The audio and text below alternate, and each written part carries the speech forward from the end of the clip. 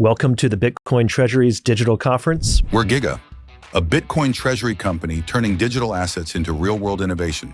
We're reshaping the U.S. building envelope market with high-performance facades and windows powered by technology, AI, and advanced manufacturing. At our core, we're a tech and AI company. We use innovation to make building faster, smarter, and better. And we see that as part of a much bigger picture. With over 30% annual growth and strong margins, our profits power operations, drive expansion, and strengthen our Bitcoin position. We see Bitcoin as the ultimate reserve asset, scarce, incorruptible, and aligned with long-term value creation. We've been stacking Bitcoin since 2021. Not as a side bet, but because we believe it's the strongest asset in the world. For us, Bitcoin is the foundation, the way we protect value and build for the long term. Every step we take, whether it's developing new AI tools, improving manufacturing, or delivering better products, feeds the same mission: to grow a company that lasts, secured by Bitcoin and driven by innovation. Our aim is clear: to stand among the top global Bitcoin companies while transforming how buildings are designed and built. The future is being shaped by technology. The future is secured in Bitcoin, and the future is what we're building. Discover what we're building next.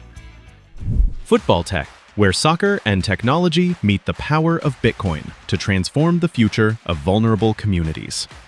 This is what Bitcoin philanthropy looks like. Soccer, technology, and Bitcoin. Join the mission. Help change the game at footballtech.org/Bitcoin.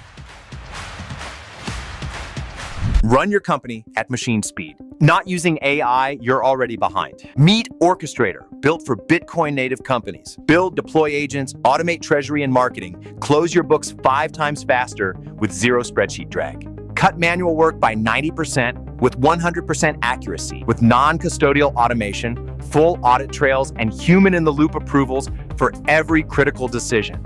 To learn more, visit bitcoinorchestrator.com to schedule a personalized walkthrough with our team. There's a new way to retire. With Bitcoin IRA, you can invest in crypto 24/7 with tax advantages, giving you more ways to diversify and grow your retirement savings. Choose a traditional IRA to defer taxes or a Roth IRA for tax-free withdrawals later. Either way, you can grow your portfolio and pay less in taxes. Setting up your account is fast and easy. It only takes 3 minutes to get started. Take control of your future with Bitcoin IRA.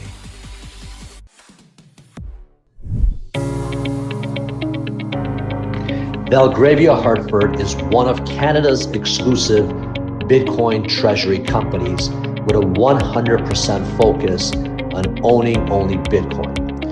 Belgravia has built a very comprehensive and transparent website which outlines its stats, its Bitcoin position, and every aspect of the company and our future goals.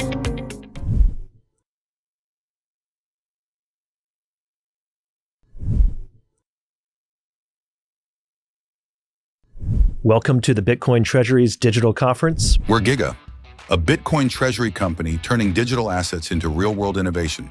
We're reshaping the U.S. building envelope market with high-performance facades and windows powered by technology, AI, and advanced manufacturing. At our core, we're a tech and AI company. We use innovation to make building faster, smarter, and better. And we see that as part of a much bigger picture.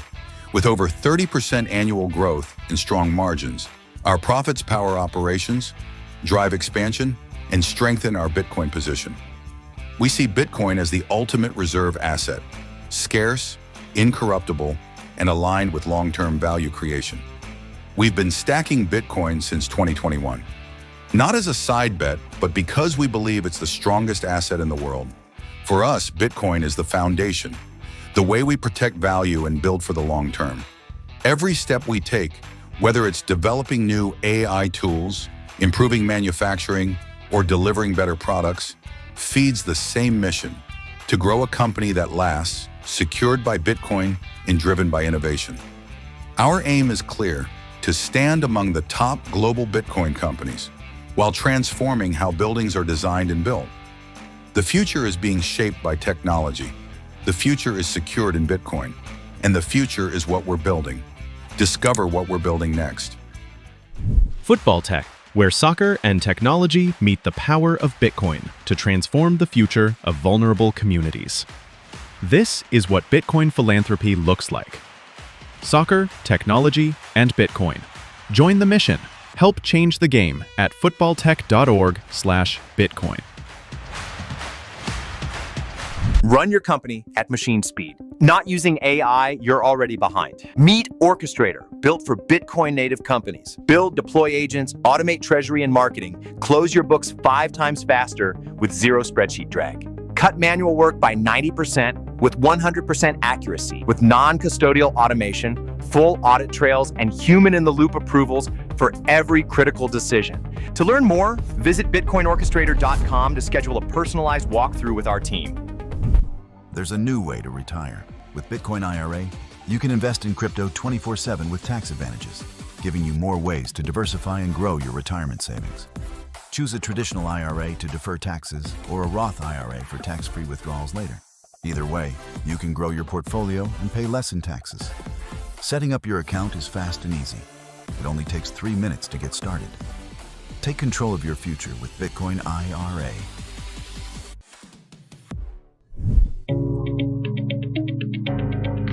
Belgravia Hartford is one of Canada's exclusive Bitcoin treasury companies with a 100% focus on owning only Bitcoin. Belgravia has built a very comprehensive and transparent website which outlines its stats, its Bitcoin position, and every aspect of the company and our future goals.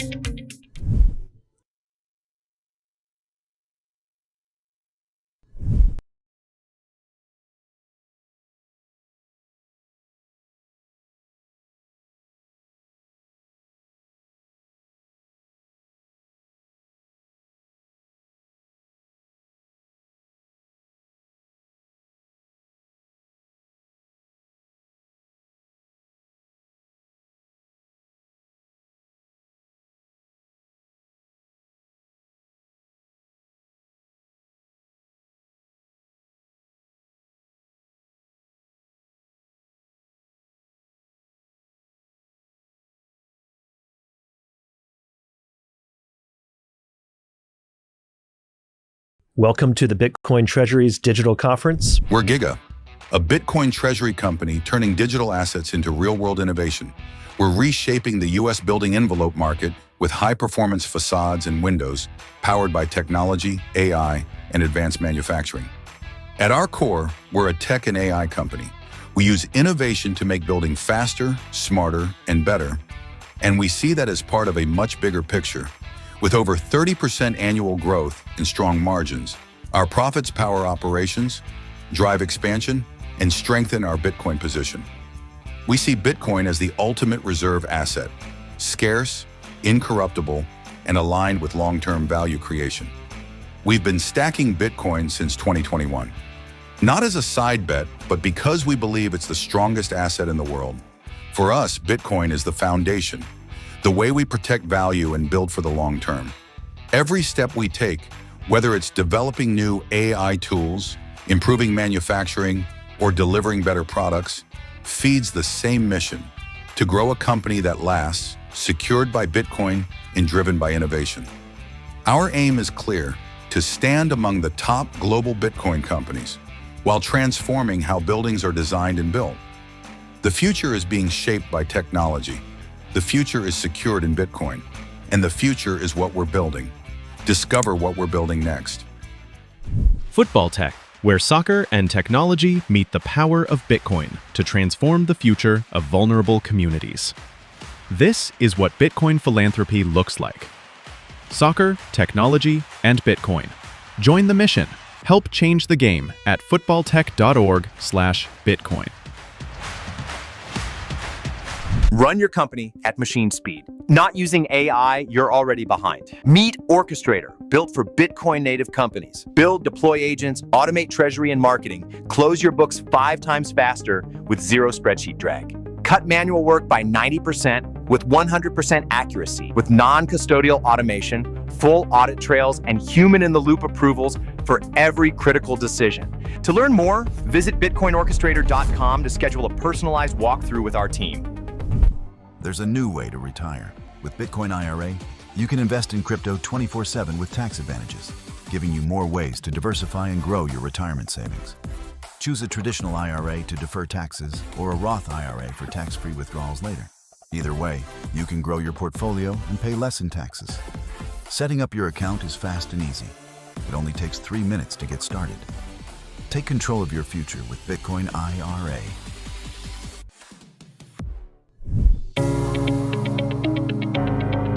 Belgravia Hartford is one of Canada's exclusive Bitcoin treasury companies with a 100% focus on owning only Bitcoin. Belgravia has built a very comprehensive and transparent website which outlines its stats, its Bitcoin position, and every aspect of the company and our future goals.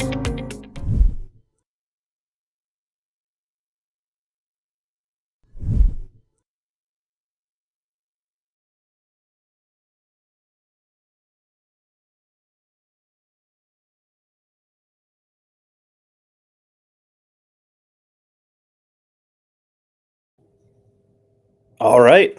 Welcome to the November 2025 Bitcoin Treasuries Digital Conference. I'm Tim Kotzman. I think I just want to dive right into it. I'd like to welcome to the stage Mike Alfred. Mike, how are you this morning? Great. How are you doing, Tim? I'm doing well. You know, there's a lot of stuff going on in the market. Sentiment has never been higher. What's your take? I mean, maybe even start with like the 4-year cycle. Is it less and less important? Was it never important? Like, why are people freaking out? Look, I'm not freaking out, so I can't really fully speak for other people. I mean, a lot of people in this market are fairly immature as investors. I would say they're relatively unserious people, to use a phrase from Succession. So yeah, I don't spend a lot of time. I mean, I notice when people are acting overly emotional, but I don't spend too much time trying to analyze it or overthinking it. Like a lot of times, it's just emotion, and then the moment that price action reverts to a more positive, constructive, path, then people all of a sudden are happy again. So I think, look, the short-term price action, I think it's saying that the Fed has been too restrictive. You see the unemployment Bitcoin numbers treasury company this is an morning. idea that's all 4.4% on unemployment. Hello, Michael Saylor. I don't know why that happened. Sorry. That's all good. Look, technology is great when it works. I think, yeah, exactly. I think that things are about to get older, and so I don't really worry too much about what's happening in the very short term. I think Bitcoin's just waiting for slightly better liquidity environment. Like if you think about crypto broadly, like over the last 4 years, like we've been in a bear market, right? So with the exception of Bitcoin, which has gone from 16 to 126 and currently sits just over 90. The exception to Bitcoin, it's basically been a bear market for 4 years since the Fed raised rates. And so anybody who thinks that like it's been a really loose environment, like that's not really entirely true. Like the assets that most require liquidity are saying that we haven't had it. So my gut says we're still early to mickle on terms of the liquidity cycle. And I think 2026 is actually going to be the year that people thought 2025 would be. The first time I interviewed Matt Cole, and it's a theme that I've kind of latched on to. He kind of mentioned 3 things: AI, Bitcoin, and energy. I am kind of like purely ignorant to the mining space. I really haven't spent a lot of time on it. Can you walk us through like how you started paying attention to it and working in that, investing in that space, and if you think those are kind of the 3 things that are just we're going to be hitting on for the next couple of years and beyond?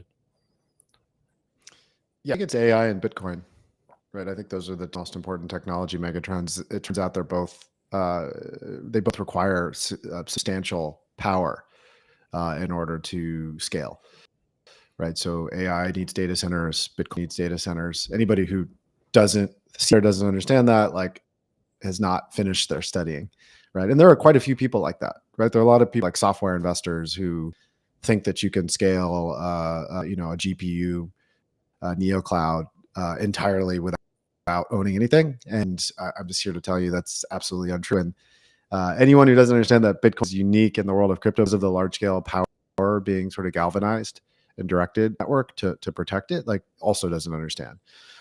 So I really think it's Bitcoin and AI with power at the base layer. And so when I'm underwriting these data center companies, like the most important thing to understand is like how good are they at taking power and turning it into compute. If you're using an ASIC, right, you're generating compute for Bitcoin. If you're using a GPU, you're generating compute for AI. And in order to be really profitable doing that, because it's a heavy duty physical business, like you have to be really good at physical stuff, right? So like this whole frictionless digital world that we all think we live in now, it's actually powered on the back end by a lot of duty physical infrastructure. And so my thesis 2-3 years ago, maybe a little further back, was that in order for these things to scale, we would need better and better and higher quality and bigger infrastructure. And I saw a lot of sort of pretender companies, primarily in the Bitcoin mining space, like had pivoted into Bitcoin mining, but were not expert at actually running infrastructure. And so I identified a handful of companies that were actually infrastructure experts, right? That knew how to build and develop and run large scale infrastructure. And the argument 3 years ago was, well, if they don't hold all their Bitcoin, then they're not going to be a good investment. And that's actually been exactly wrong. It turns out that the only way to win in physical infrastructure is to be good at physical infrastructure, right? So being bad at physical infrastructure and then holding Bitcoin doesn't absolve you of your sins. And so as much as I love Bitcoin, in certain categories, you actually need to be excellent at the business of doing that business. You can't just use Bitcoin to obfuscate the fact that you don't have a real business. And I think that's going to be an increasingly common theme. Like you're going to have to ask yourself, like, what is the real business here? If your entire business is predicated on the price of a commodity going up, and that's your only advantage, right? Then like there's going to be long periods of time where it's not fun to be an equity shareholder in that entity. If your primary business is to be excellent in the real world at delivering physical infrastructure, well, then you can win even in environments where commodity prices are low, whatever your commodity is, in this case, compute. So look, I'm long-term bullish on all this stuff. But if you think about what's really worked in the recent past, it's to own the most scarce thing, which right now is power and infrastructure that can be levered for compute. Is that a winner take most because you need to have that physical infrastructure and it's just they're not making any more? I mean, it just takes a certain amount of lead time to actually make that stuff happen. And then also, is there like a solution to like the Amazon, the Cloudflare, where all this stuff goes down and it's just like, can you guys not have stuff go down? Or am I thinking about it too simplistically? Like, Yeah. So we'd like in terms of not to go down, right? yeah, I mean, in terms of the fragmentation of the market, like I don't think there's ever going to be like one or two big winners because physical infrastructure it's really heavy capex. It's hard for one entity to control that much land and power. Like the ownership is so fragmented. I think it'll continue to be that way. I think the best scale players though will sort of suck the oxygen out of the room, such that like if you are Microsoft's preferred, if you're Meta's preferred partner, and you demonstrate consistently over a period of years that you are just so much better than the alternatives they have, they'll increasingly pull their business from those other firms and give it to you. And so that will create larger and larger players if they can demonstrate that they can actually do this. And I think that's sort of what's playing out now. Like there was a group of firms that people thought would be the winners 6 or 9 months ago. And a lot of those firms are not actually experts at infrastructure and they're starting to have issues. You know, they're reporting on their earnings calls that they're having a delivery issue and they're having a delay. So they're going to have to read guidance. And there's going to be the next thing that'll be fun is when people actually believe that, like they believe that it's just a temporary issue that'll be resolved in the next quarter. No, these are systemic issues, right? If you're not actually really, really good at infrastructure, you'll always have issues. In terms of the downtime issue, like, look, the best infrastructure operators always create like redundancy in terms of power and in terms of connectivity and fiber, right? And so in some cases, iron 3 or 4 different ways to connect to the internet at a single site, right? Like that creates a fail safe if your primary source of connectivity goes down. but ultimately, again, like some of these things are sort of outside of your control. Like there'll be situations where, like we saw with this week, where as good as these companies purportedly are, like stuff goes down. I'm not sure that'll ever change. But one cool business model I saw, Tim, a couple of days ago, someone sent me an email. They're building nuclear submarine technology to run AI cloud, right? So like basically you'd have your compute in a nuclear submarine floating around in the ocean, right? And you'd have a bunch of them, such that even if there was an EMP that wiped out a lot of your terrestrial compute, you would actually have under the ocean in a sub, right? And like Cool. kind of an interesting model, like because as a sort of national security asset at some point, right? Like you'd want to have multiple ways to maintain that connectivity. You can imagine like your drone defense, right? Your missile defense system is attacked, it goes down or whatever, and somebody's launching a massive drone swarm attack against you. Like you'd want to be able to turn back on your AI enabled defenses using that kind of backup power and compute, right? If they're able to attack successfully your primary power source. How important is it to like actually go meet some of these firms in person to actually really understand what you're thinking about investing in? Or is it like, no, we're in the digital age, I just DM people and jump on calls and it's all good? I mean, look, I think you can learn a lot from being in front of the CEO, being in front of the boards, the teams. I think people have to, because sometimes people get too close, right? Where they like the people too much that they don't see the truth and the reality for what it is. And so I think it's a balance, right? Like if you're not getting any FaceTime with the companies you're investing in, you're probably not going to be able to assess fully all of the opportunities and risk factors.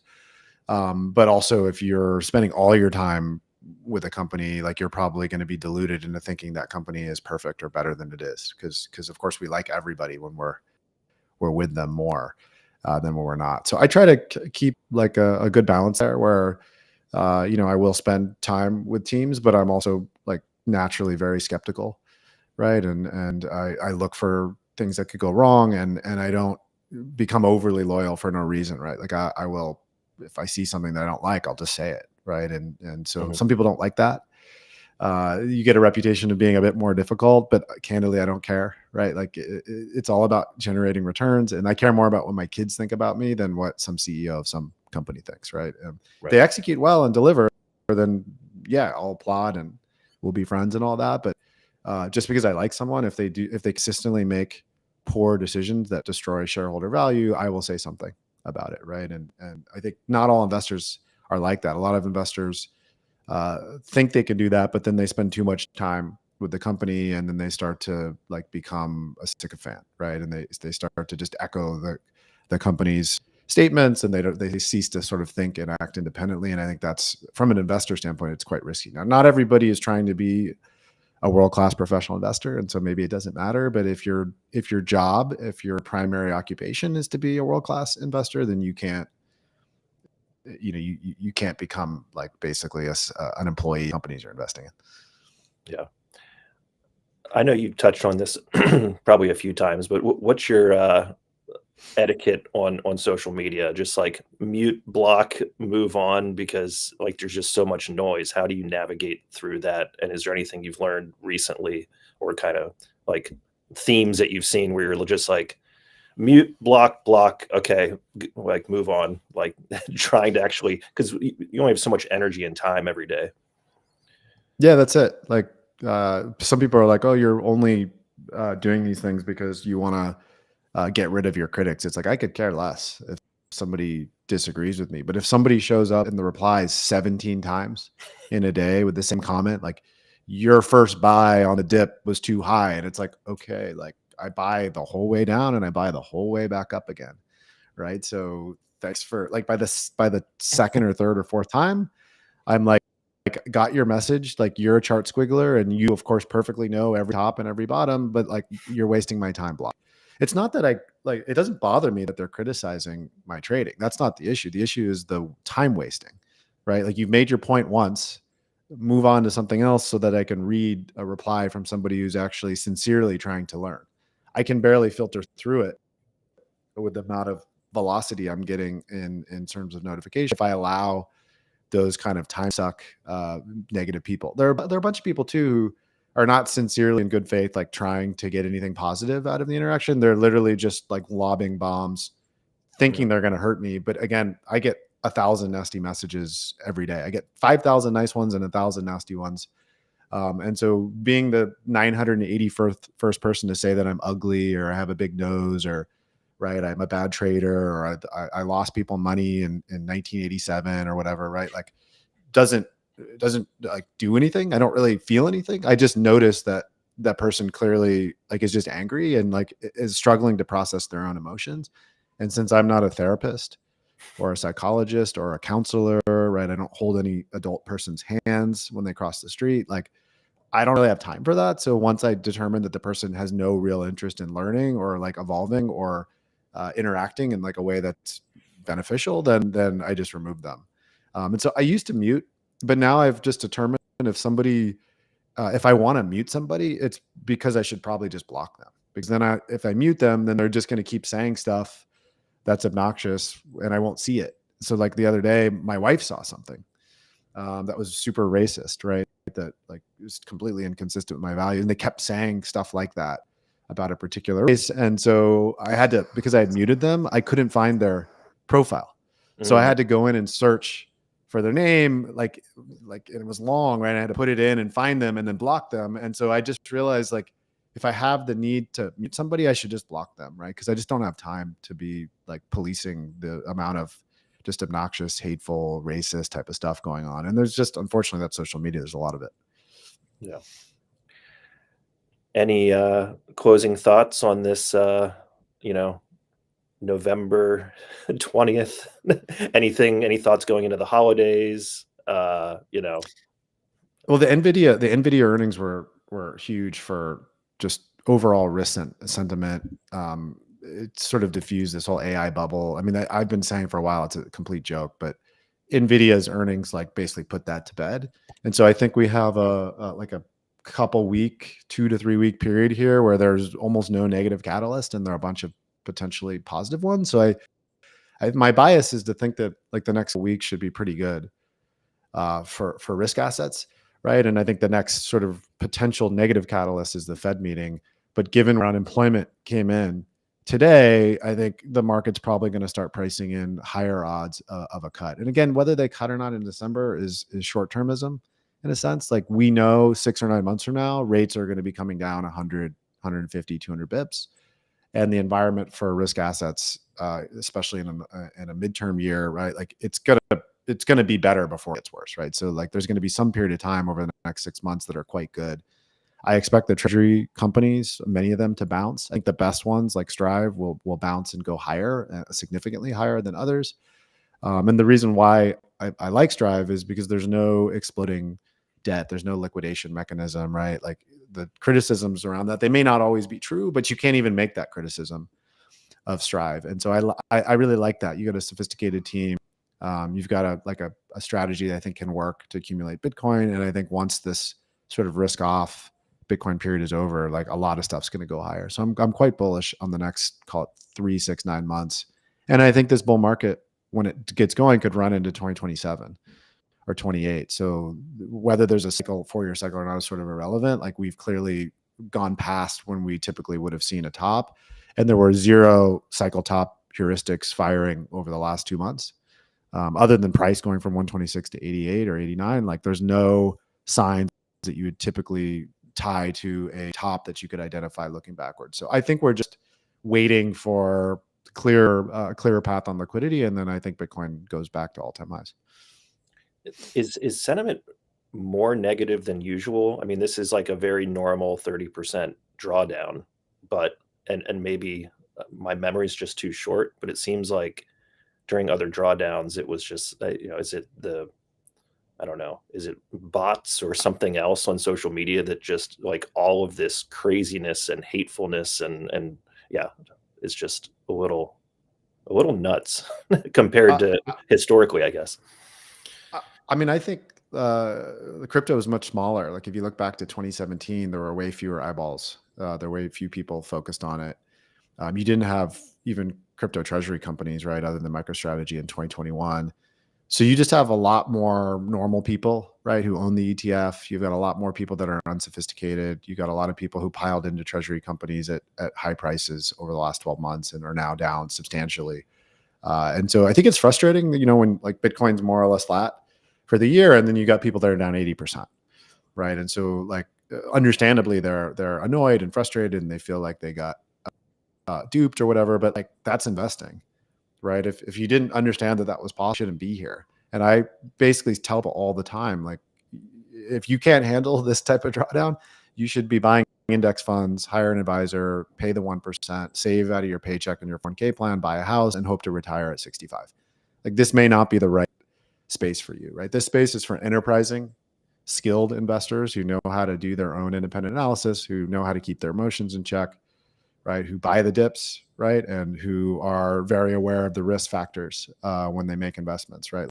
Like I am aware I could lose money. And I also understand that like mark to market on per losses don't necessarily have to be materialized unless, you're in a bad position, right? So if you're not using margin, you're not using options, and you're just holding high quality companies and you buy them at reasonable prices, then you should be able to ride through stuff like this. And Bitcoin is probably the high quality, large scale asset in the world. So if you're buying it at almost any price, in some period of time in the coming 12, 18, 24, 36 months, the price will be higher unless the government stop printing money.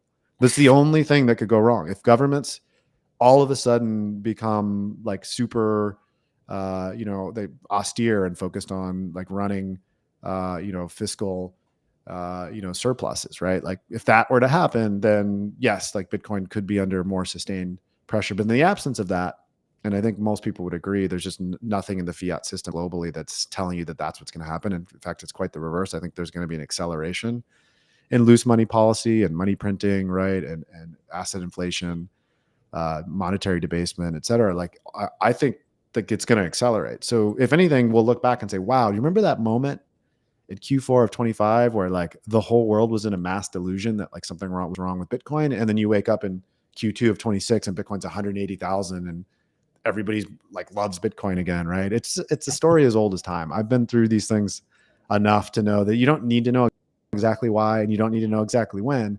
You just need to be able to recognize the pattern and understand that anytime it feels like this, it's almost always a buy opportunity, right? So when it goes back to 126 is sort of anybody's guess. Will it go back to 126? Absolutely, right? As I said, unless the government stop printing money, it's eventually going to go to $1 million, $2 million, $3 million a coin. It's literally just math. Yeah.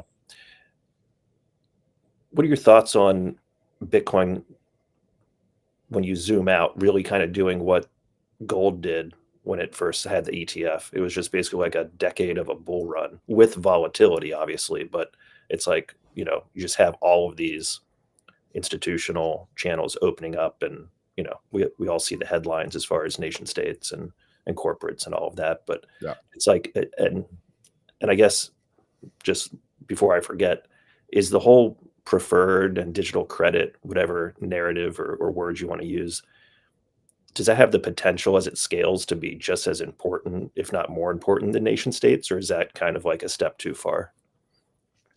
I think As they're far as related. okay.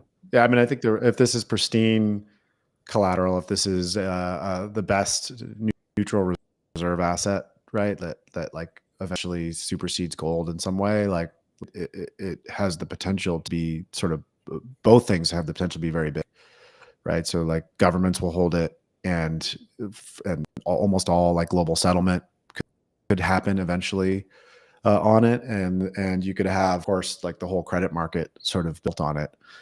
That seems far away now, but look, we could be going into, there's a plausible scenario where we don't have these like 20x, 30x moves up and then an 80% drawdown. Instead, maybe we just can see go up 100, 200,000 like every couple years, and then a 50K or 75K drawdown, and then another 100 to 150K up. We've seen that with other assets, right? Like as you said, you alluded to the gold ETF. Like that would be the way that we get to $1 million. That doesn't involve us like just shooting way up and then falling, 85%. I think it's going to be hard to fall 85% because there's a structural bid now. It's not quite like the S&P 500 yet, but that's sort of the direction I think we're headed, where S&P 500 gets all the dumb money in the world, right? Like basically all the naive, indexed, like people who are not thinking, they're not discerning investors, they're not enterprising investors, right? It gets those flows every day from just people's paychecks, right? And Bitcoin hasn't had that, but the more Bitcoin gets embedded into the system via the credit market, via nation state global reserves, via things like the ETF going into target date funds, so they show up in American retirement accounts. Like if those things happen, then you could see a scenario where Bitcoin just goes from here to 1 million without like even a 50% drawdown. That's plausible. Now, am I saying that's likely? Probably not today. Like, still feels like we could have a 60 or 80% drawdown at some point, but I also would not rule it out, right? That we could just sort of march higher over the next 7-8 years. What's your take on the Nvidia memes where it's like Atlas just holding up the whole world, like the earnings call is everything? Is that just like kind of silly? And it's like, yeah, it matters for like 5 minutes to 5 hours or 5 days, or is there a world in which like you just have a couple of companies' earnings where you're just like, I really hope this goes well? I mean, it just goes to show you how much sentiment narratives are running the market in a vacuum where you don't have them in data, right? The government's closed for 45 days and you're not getting the regular releases. You fill it with whatever you want to, right? So like the bears and the quants and these market makers that were out of position, they filled it with false narratives on CNBC, triggered off of Michael Burry and Jim Chanos, two like failed hedge fund managers, right, who are famous but unclear why, because they haven't made money in 18 to 5 years. But like they're out saying, Bitcoin sucks and AI sucks and everything's overvalued and blah blah blah blah blah. And so all it took was Nvidia just to remind people that, hey, this is the biggest company in the world and their demand is off the charts. Like it's literally not on the chart, and we are seeing that, right, at IREN. Like, we are seeing that.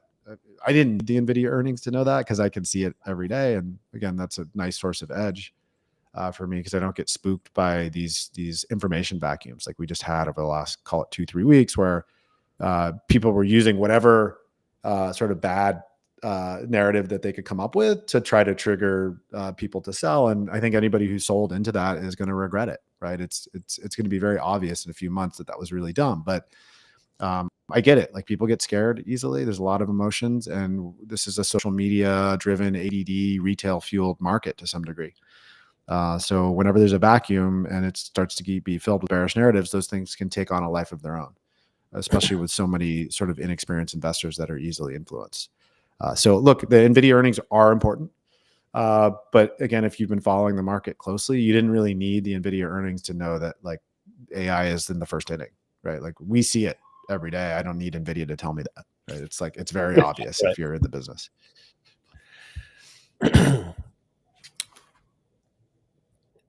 Is there anything, I guess, what's the dynamic for yourself and when people are actually in these meetings?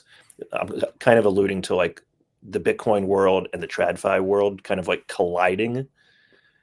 And when some of these treasury companies are being offered $1, $2, $3, $4, $500 million, but might be hot money or predatory, or you could at least characterize it as that, or you just have pipe unlocks and you just have to like turn over that shareholder base. Like, are there better like obvious solutions, or is it just part of the process? Or I'm just trying to like wrap my head around that.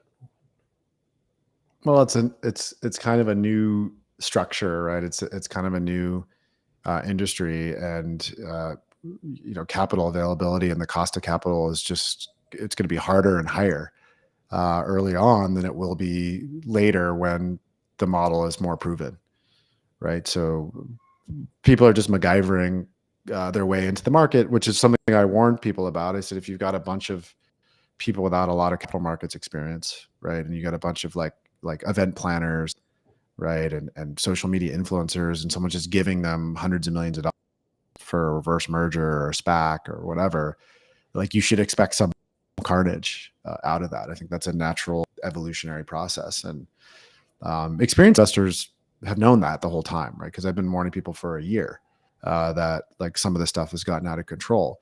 The issue though is some of that behavior will obfuscate like real innovation and real opportunity with teams that actually have experience in capital markets and can structure the right securities to actually deliver value in this context. So that's what I'm trying to do, like is dig through. I wasn't as interested when people were really excited and sort of hyping it, but now that the sheen is sort of off the rose and people are bearish and the sentiment is negative, now I'm picking through the rubble and trying to find the stuff that's actually interesting.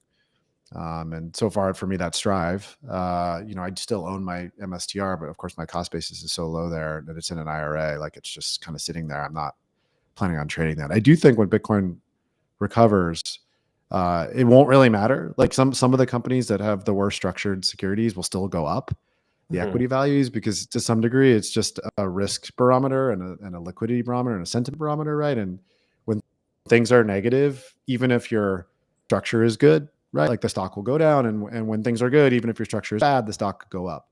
And so I think people should look for the highest quality things, but also realize that there's a certain amount of beta here, right? And there's a certain amount of just like it'll go up because Bitcoin's going up. It'll go up because people are bullish again and sentiment is positive.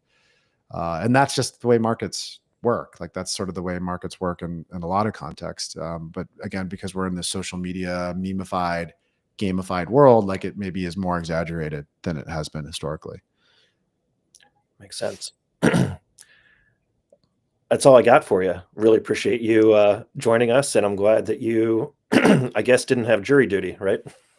Yeah. I got they'll probably call me again in 18 months because I got a waiver this time. I just got an email saying you don't have to go. So it's great. Yeah. Awesome. Well, thanks, Mike, and we'll look forward to following along and keeping up with you from time to time. Sounds good. Thanks for having me, Tim. Bye-bye. Thanks.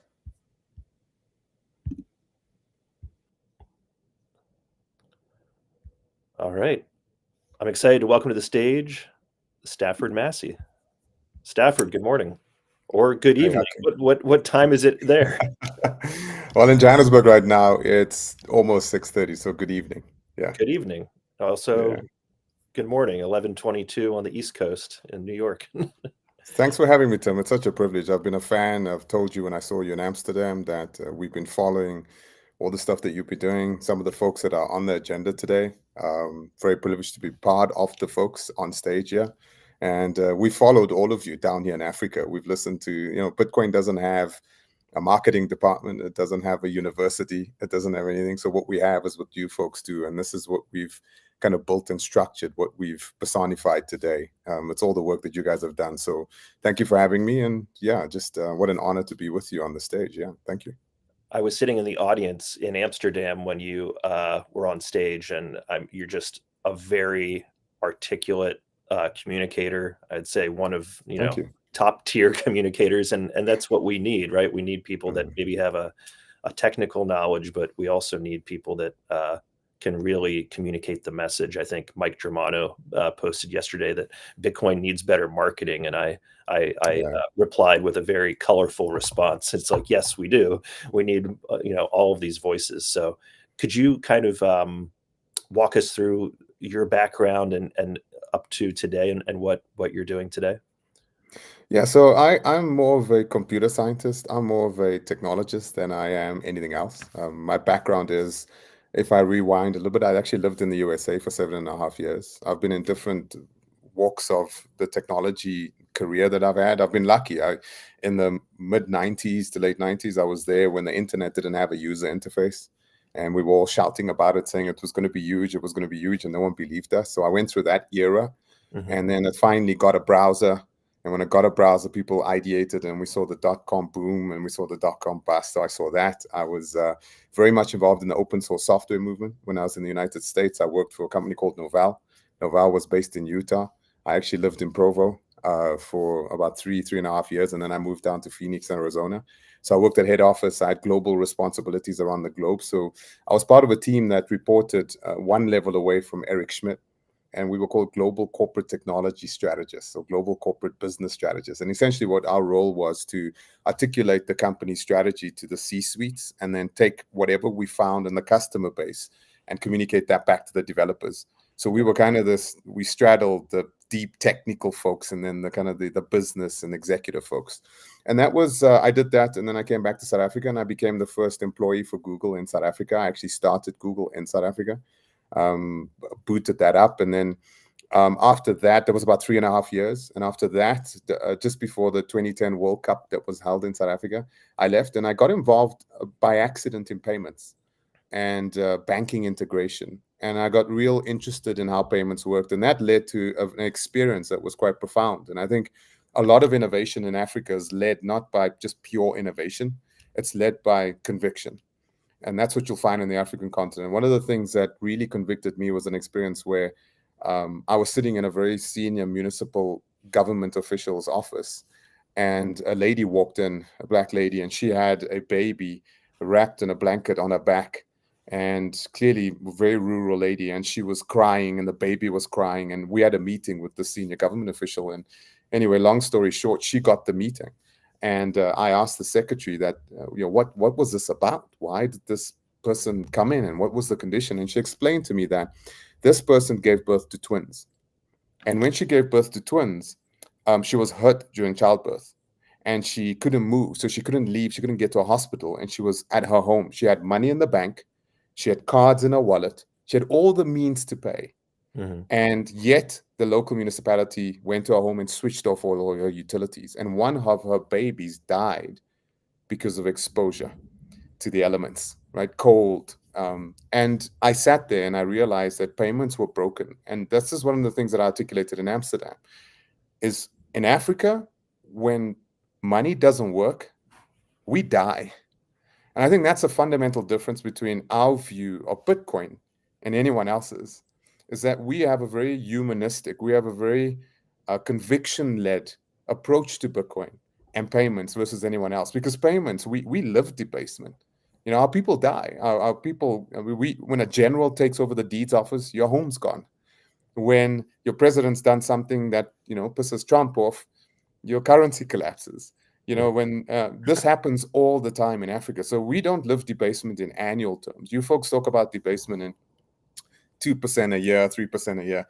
In some African countries, debasement's 2 to 3% a day, right? That's kind of the live. So when I bumped into Bitcoin, I was building a piece of technology that looked very similar to Square. I was actually the same time Jack Dorsey launched Square, I launched a company called Thumbs Up. And we had built a little device that plugged into a phone, into the audio jack, the stereo jack, and converted the phone into a card acceptance machine. The difference between Jack Dorsey and ourselves at that time was we had EMV, chip and pin. You guys in the United States didn't adopt EMV yet. You had mag swipe cards.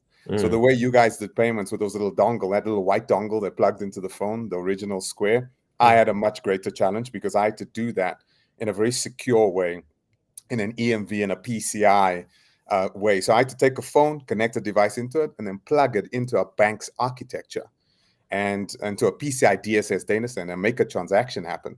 And that was very unique, right? So we did it. It was one of the world's first. We had lots of patents associated with it. And this was the time I bumped into Bitcoin. One of my engineers told me about Bitcoin. So this was in 2014. And I looked at Bitcoin and I was a guy building payment rails. They were real complex. I knew how, when a card gets inserted, into a little device, what happens with the keys that unlock it, the secure channel, all the way into the banking fabric, the acquirer, the issuer, how the card switching happens. And suddenly someone showed me this thing that could convey value without an intermediary more securely than we've ever done in the history of humanity. And it was just too simple for me. I was a card guy, and I approached it in a very skeuomorphic way because I was like, okay, but what about this? What about the counterparty risk? I just couldn't get it. And it took me about 12 months to get Bitcoin. And then it took me another 12 months to climb on the ETH bandwagon and the blockchain bandwagon, and then come all the way back to Bitcoin again. And that's how I landed up in the Bitcoin world. So yeah, after Google, I built that company, and I've been a technology investor and a spokesperson for technology pretty much across the African continent, and an advisor in C-suites and governmental offices. I normally get pulled in and to speak to them about the stuff behind the curtain. And they can ask me kind of the dumb questions, and that's how I interface. So yeah, in South Africa, I'm quite prominent on the ICT and the technology scene. But I've served on quite a few boards. I started serving on publicly listed companies. And I did that because an advisor or mentor said to me, you need to, one of the things that you haven't done, you haven't served on a board of a publicly traded company, and you should. And I wish I'd actually done it in the beginning of my career. I think I would have navigated my career in a lot different. I would have built companies with all the nuances and understanding of how a board operates and what a board's value proposition is to a business. And I served as a non-executive director in several boards. And then last year, I climbed off a board of a bank. It's Discovery Bank. It's one of the emerging banks in South Africa. And I decided to take a more deeper role in a company called Altwest Capital. And Altwest Capital originated as a company that really interested me because it's a company that was focused on private credit, and it raises money from the private markets and deploys that money into SMMEs, but specifically focused on Black female SMMEs. They get higher points, and so there's a great empowerment story there. And we took that business called Altwest Capital, and we've converted that business that trades on the Johannesburg Stock Exchange into the Africa Bitcoin Corporation that you see today. And that took a lot of work. That took us about 2 years of regulatory engagement. We had to talk to the South African Reserve Bank. We actually had to change and lobby to have some of the clauses changed on the regulatory guidelines, because we had guidelines that stipulated that no company could issue out an equity that was exposed in any way or form to any crypto on the Johannesburg Stock Exchange. And we lobbied, we educated, and we had to actually explain to our regulators that there's crypto and then there's Bitcoin. There's the digital commodity, there's the immaculate conception, there's the asset without an issuer, and this thing you can list, and this is how you can, and they understood that. The clause was removed, and long story short, we changed the name of the business, and I think we're one of the few treasury companies that actually has Bitcoin in our name. And because we were very adamant about that, because we believe and we're so convicted by it that it has to be in our name. So we are the Africa Bitcoin Corporation, listed on the Johannesburg Stock Exchange today. We do listing across Africa. We've just done the Namibia Stock Exchange. We'll be doing this on most of the bourses going up in probably the next 10 countries over the next 6 months to a year in Africa. So our play is a little bit different too from anyone else, i.e. we will be representing the continent, not just South Africa. So us, our Bitcoin treasury play is a play that is Pan-African. And the only reason for that is that there is no liquidity on the other markets or trust that you can have in the other markets, like the Johannesburg Stock Exchange. I mean, the Johannesburg Stock Exchange is one of the best performing in the world this year. It is tightly integrated from a technology perspective with most of the bourses in the world. So that's quite exciting for us. Great liquidity. And because of the Pan-African nature of this, we're very excited about what we potentially could unlock here. So yeah, that's kind of me getting in, and I was chairman of Altwest Capital. I changed my role when we changed into a Bitcoin treasury company to become an executive chairman, and I head up the Bitcoin strategy for the company and work very closely with our CEO Warren. And hello world. So we're here. We went to Amsterdam. We've bought Bitcoin. We started our accretive dilution play to show that we're capable of doing it. We had to bring our board along, make sure that the board understood. What people don't understand is the governance and the board dynamics of a Bitcoin treasury company. Taking a traditional board and converting that board into a board that understands this asset and understands what is that process. Yeah, what is that process like? It's I'm sure it's it helps when it helps when your chairman is a Bitcoin maxi. Okay. So when I came in, I was the Bitcoin maxi, the crazy Bitcoin maxi, and I orange pulled our CEO. He got it, and it took him a few years, a couple of years, but he's orange pulled now. And then we had to bring the board along to make them understand that this wasn't like a DAT. This is not a crypto play. This is a Bitcoin treasury company, and why that was different. So the process there is education. So you're always lobbying, right? You're always explaining to folks what this asset is. You're always explaining to them why we're doing it, and why is it not gold?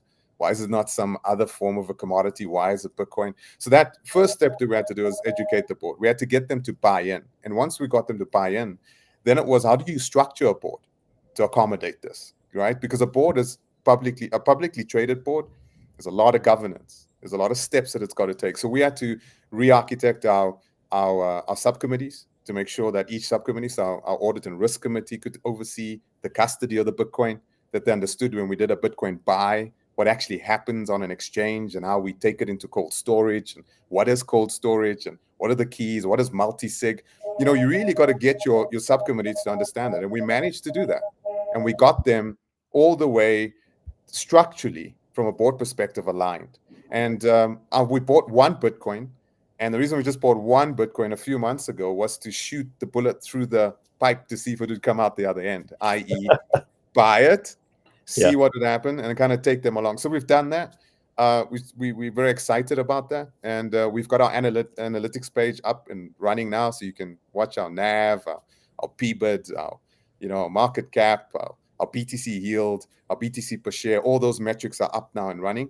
So, and that's what we unveiled in Amsterdam last week. So the company is executing. We've got an announcement to make tonight. From tomorrow, we are now trading on OTCQB.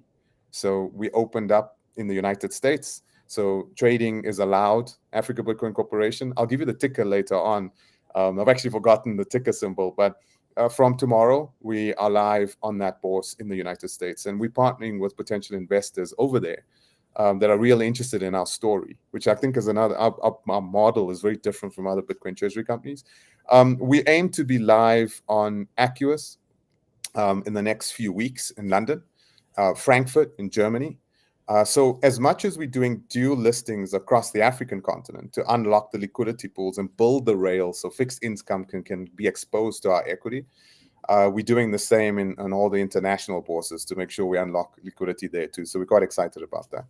Yeah, it's a long story. You asked me like, that's the journey all the way to where Congratulations. It's, it almost seems like you started by saying it took a few years to orange pill a few people, but now it's boom, boom, boom, so a little bit and then all at once. Yeah, totally. And I think our play is different, Tim. I think what makes us different, and I think you saw me on stage with some of the other Bitcoin treasury companies when I was in Amsterdam, and I was listening to them, and it was a privilege to be with them and to not just have them on YouTube, but actually be with them and ask them questions. Right. And I think they're all double downing on this pure play. And I think what the market's actually looking for is more than just the pure play Bitcoin treasury company story, right? There's got to be more. Where's the cash flow?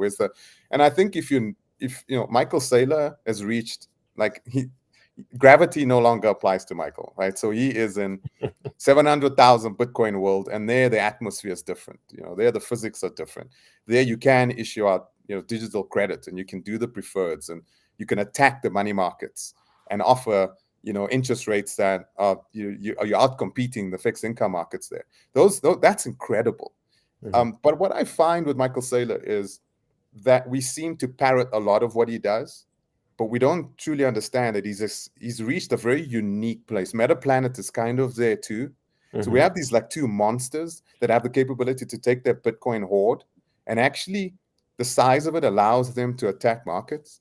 I think what's different for us is that we need to do this very, very carefully, which we are going to do. The difference between us and everyone else is we actually have an engine that sits underneath our Bitcoin treasury play, powered by Bitcoin. So Saylor says, you take Bitcoin, this thermonuclear engine, this fire, and then you plug it into something, and it kind of redefines that thing completely. And that's what we've done. So we've taken a private credit business, and we've taken Bitcoin, this nuclear weapon, and we've shoved it into the private credit business. And it's starting to do things that we never could do before, i.e., building up a Bitcoin treasury gives us the ability to collateralize that business to get fiat loans in Switzerland, in the United States, in Japan. And we can get loans between 6 and 9%, even 12%. And we can deploy that capital in Africa through our private credit capability anywhere between 18 and 24%. In some markets, even higher, up to 35% into SMMEs. So Bitcoin is this muscular engine that allows us to go lend against it. And finally, we have collateral that is recognized. The South African rand, no one cares about the South African rand. I can't go to Switzerland with the South African rand. But when I go and show my Bitcoin, capital allocators are willing to utilize, especially JP Morgan coming out and making the noise that they're making. We're finding that large capital allocators are willing to consider Bitcoin as collateral that allows us to boot up fiat loans that we can take into our private credit business and deploy in Africa. So We believe Bitcoin is the engine that drives SMME development in Africa, which is a huge need. And what's different from us and anyone else is we've got that motor running at the moment. We got the engine running. So Michael Saylor collateralizes for private credit in the capital markets. I collateralize Bitcoin in Africa to impact economic development on the ground through private credit. And what I have is not just BTC yield. What I have is very different, is human yield. Right. So I've actually got a number on my dashboard that doesn't just show BTC per share, but we actually show human yield. And what that is, we've estimated that 1 Bitcoin raised equals 5 jobs in Africa. It allows me to raise enough capital, fiat, to deploy and incur 5 jobs. And 5 jobs in Africa is 5 lives changed. And I mean, this is hugely impactful. So we've already done it for up to 50 SMMEs, over 2,000 jobs. And we're going to keep doing this throughout the African continent. And pension funds love this, because their mandate for capital deployment is not into Bitcoin, right? Yes, they want to get exposed to it, but they want to see impact on the other end. And that's what we're seeing from our pension funds and our fixed income folks across the African continent. They don't just want to get exposed to Bitcoin. They want to see exposure have human impact. And I think our story is quite unique in that regard, that we actually have a human yield metric. And we're so excited to see that keep building as we move along. Can you expand a little bit on what exactly Pan Africa means? Like what that includes, like what population we're talking? Because when you first mentioned it to me, the numbers just seemed like, wow, this is a huge segment of the human global population.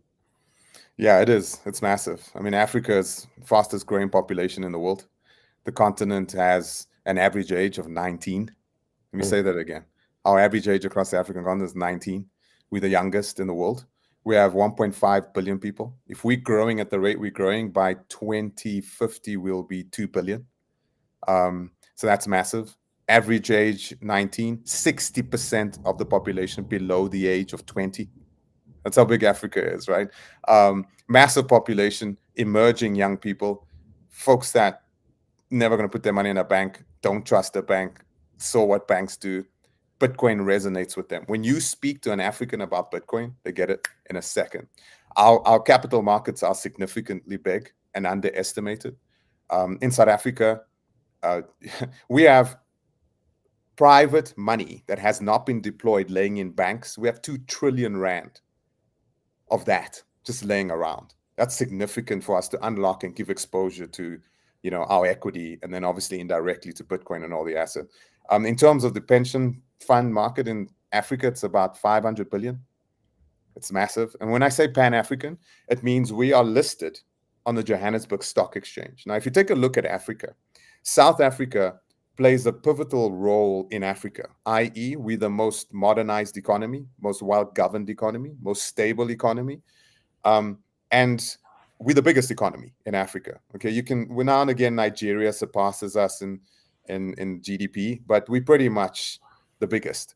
And if you take a look at the markets in South Africa, mining throughout Africa, it's usually headquartered in South Africa. Telecommunications throughout Africa, usually headquartered in South Africa. Banking, usually headquartered. So when I talk about Pan-African, I'm talking about us listed on the Johannesburg Stock Exchange and then due listing. We just did it in Namibia.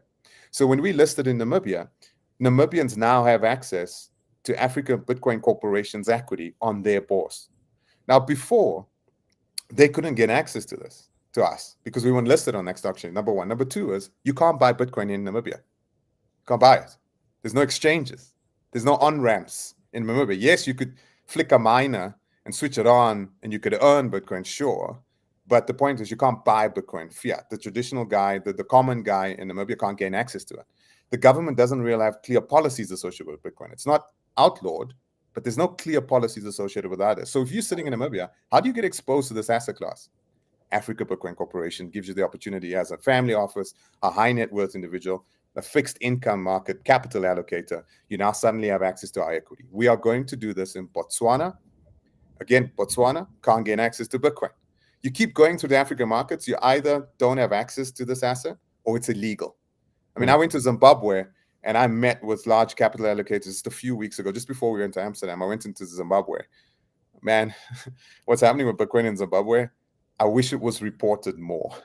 What's happening with Bitcoin in our continent, I wish more people would speak about it. We are a continent where it's already a medium of exchange. We have communities where it's already a unit of account. So you guys talk about Bitcoin like you're waiting for it to be money, you're waiting for it to be unit. We live that already. We've got communities with 5,000 people, 8,000, 200,000 people, circular economies in Africa where people only use Bitcoin, nothing else. When you go into that community, you can't even pay with US dollars. They won't take your US dollars. They won't take any other currency. They only accept sats. And they don't speak Bitcoin. And that's what's quite interesting. You know what? Let me get to that phenomenon in a second, the circular economies in Africa. I'll get to that. But let me complete the question around answering the question on Pan-African. We are going to dual list across the African continent and give every relevant African market, based upon our judgment of the economy size, the locked up fixed income, the openness of the regulator in that market, we're going to give every one of those countries an opportunity to get exposed to our business and to Bitcoin through our equity. How many markets are we talking? There's 54 countries. We reckon we will, in the next year, probably unlock between 10 and 12. And that's large. I mean, you're talking Kenya, Nigeria, Mauritius, Ghana, Botswana, Zimbabwe, Mozambique. We've already done Namibia. We did Namibia to prove that we could actually do it, because it is quite tricky from a governance perspective to list on a dual list on another exchange in Africa. But the reception has been extraordinary. Every door that we've knocked on, they're so happy to find us. They're so happy to meet us, and they really want to do this. So the demand for this is quite significant, and we're very excited about it. But you've got to go through the proper governance. We've got to do it responsibly because we are a JSE listed company. And governance, we were in the top 5 from a governance perspective in the world. So we really apply a lot of governance, and we need to do that across the market. So that's what we mean by Pan-African, is that we're going to represent Africa. We're not the South Africa, we're the Africa Bitcoin Corporation. And that means a Pan-African play. Could you go and try this on a Ghana exchange? Good luck. In Egypt, Bitcoin, you can get killed for owning Bitcoin in Egypt. You keep going through some of the markets. If you go through Africa, it's quite dangerous to have Bitcoin. There's some people that feel it's not religiously right to have it, all the way through to superstitions in Africa, that you got to deal with. Yet people want it. And we're seeing the demand. And let me speak a little bit about kind of it being a medium of exchange, Tim. That's quite extraordinary in Africa. We're seeing circular economies. And we talk about Bitcoin Ikasi.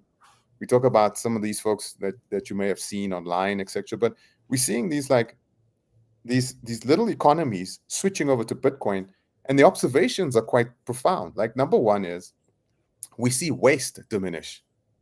You see a significant diminishment of waste, because when people have pristine capital, they don't spend it on Temu and Shein and all that plastic shit, right? They don't go buy that stuff. So what happens suddenly is the amount of waste that you traditionally would see coming out of a township diminishes dramatically. The services that are delivered in that township, the quality of those services dramatically increase, right? Because people have to impart with their sats. And when you have pristine capital, all the Austrian economic principles start kicking in and they start getting personified, right? You have a little kid that gets paid in sats that's surfing in the ocean. That kid can suddenly compete on a global scale with a kid from Australia and America because of Bitcoin.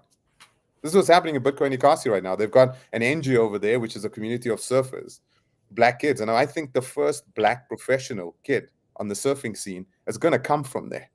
And the reason they can is because before they couldn't because of broken money. The Rand just wouldn't allow that kid to compete economically, afford the tickets to all the competitions. Because every time the Rand keeps going down, the devaluation of the Rand, since 1994, when our country transitioned to today, we've lost 98% of the value of the Rand. 98%. That's in about 30 years. We've lost 98% of our buying power. So that kid is disadvantaged with our currency. But with sats, he's not. Every year, his sats grows by 30%, which gives him the opportunity to buy the tickets and to compete at that level. And that's what we see happening in these economies, which are quite profound. It's inspiring. Yeah. It's awesome.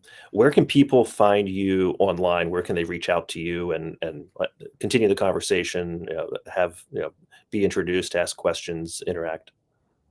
Well, I mean, it's African Bitcoin Corporation. You can Google it, africanbitcoincorporation.com. Me, Stafford Macy, I'm on X. That's where I'm most active. I'm on LinkedIn, but I'm not really active on LinkedIn. I'm more of a voyeur on LinkedIn. On X, I'll post stuff on X. Yeah, so that's where you can find me, Stafford Macy, at Stafford Macy on X. African Bitcoin Corporation keeps posting stuff up, and yeah, watch us. We here, we trying to do the Bitcoin treasury play in a different way. We're very excited because to us, it is life or death. Warren and I grew up in a South African township. We grew up in a black township. Mm-hmm. The gangsterism, the crime is because of broken money. We've lived broken money. We know what broken money does to people. And that's the conviction that has led us to do what we've done. We're not just orange pilled and we think Bitcoin's going to go to the moon. Mm-hmm. That's all great. We're not number go up, number go down. That's why you guys are panicking about a 30% drawdown in Bitcoin. We're not. In Africa, we okay. 30% drawdown. Man, we have that in one day. You guys are panicking about it happening now. What we care about is the core basics of what Bitcoin means. And what we want to do is highlight that to the rest of the world, that I think we should not lose our way. Bitcoin treasury companies can't just be about BTC yield, PBIT, BTC per share, number go up, instrumentation, prefs, digital capital, that's all good. But what we're trying to do is to tell everyone that Bitcoin was made for Africa, it's made for humanity, and we're going to try and personify it through our business in a very human way. And I think that's going to be unique. Awesome. Stafford, thank you so much for joining the digital conference today, and we look forward to following along and having you back. Thank you, Tim. Appreciate the opportunity. Stay right there. We'll be back in just a few minutes with Pete Rizzo. Welcome to the Bitcoin Treasuries digital conference. We're Giga, a Bitcoin treasury company turning digital assets into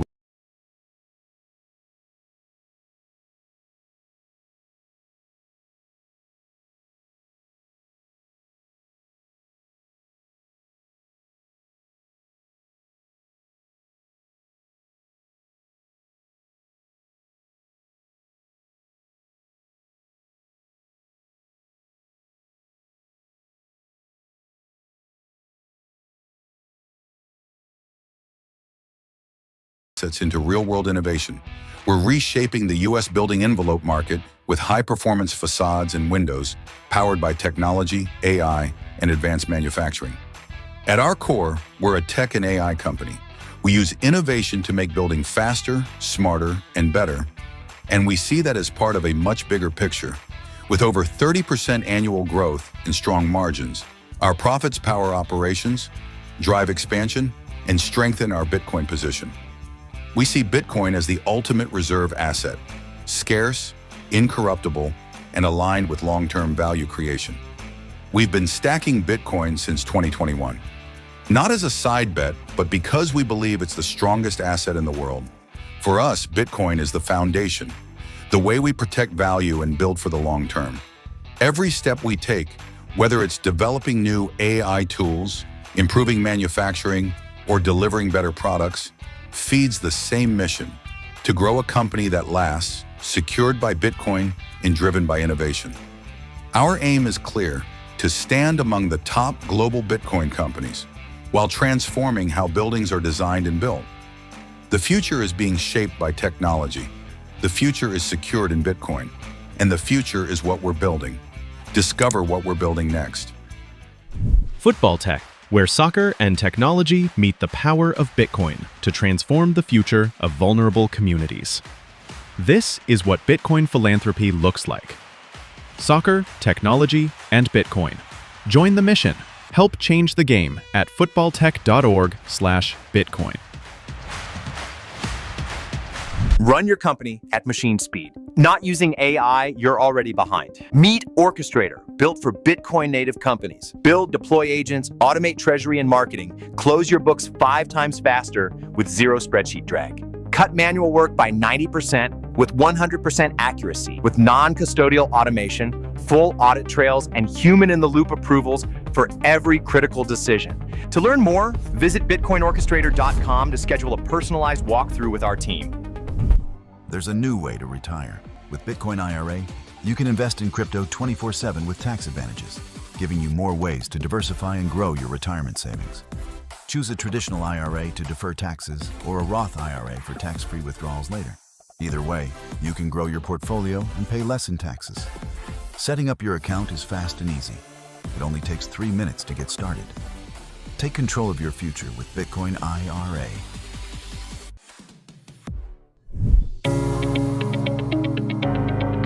Belgravia Hartford is one of Canada's exclusive Bitcoin treasury companies with a 100% focus on owning only Bitcoin. Belgravia has built a very comprehensive and transparent website which outlines its stats, its Bitcoin position, and every aspect of the company and our future goals.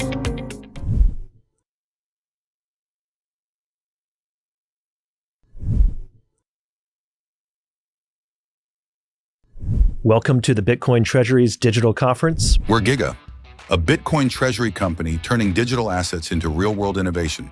We're reshaping the U.S. building envelope market with high-performance facades and windows powered by technology, AI, and advanced manufacturing.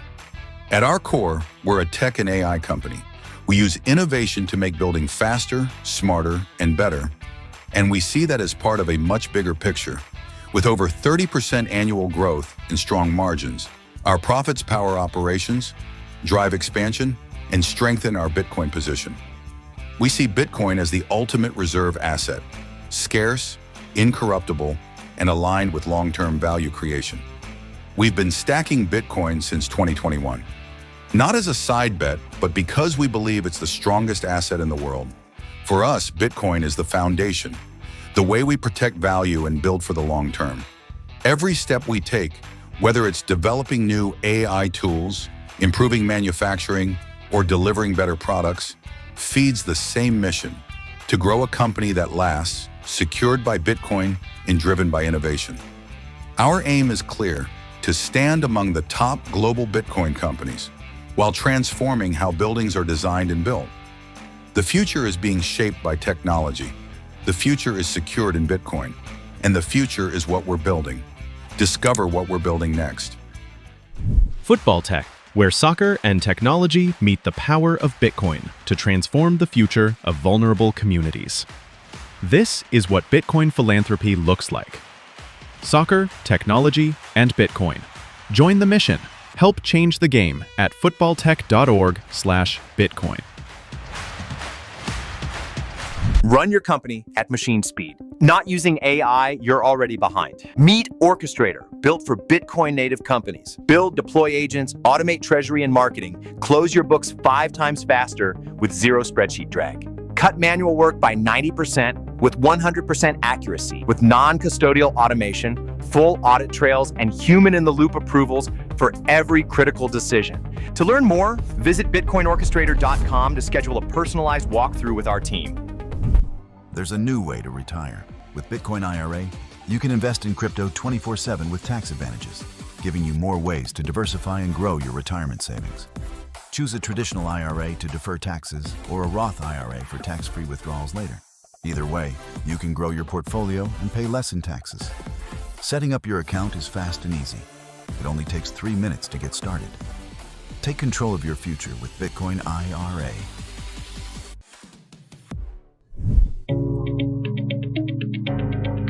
Belgravia Hartford is one of Canada's exclusive Bitcoin treasury companies with a 100% focus on owning only Bitcoin. Belgravia has built a very comprehensive and transparent website which outlines its stats, its Bitcoin position, and every aspect of the company and our future goals.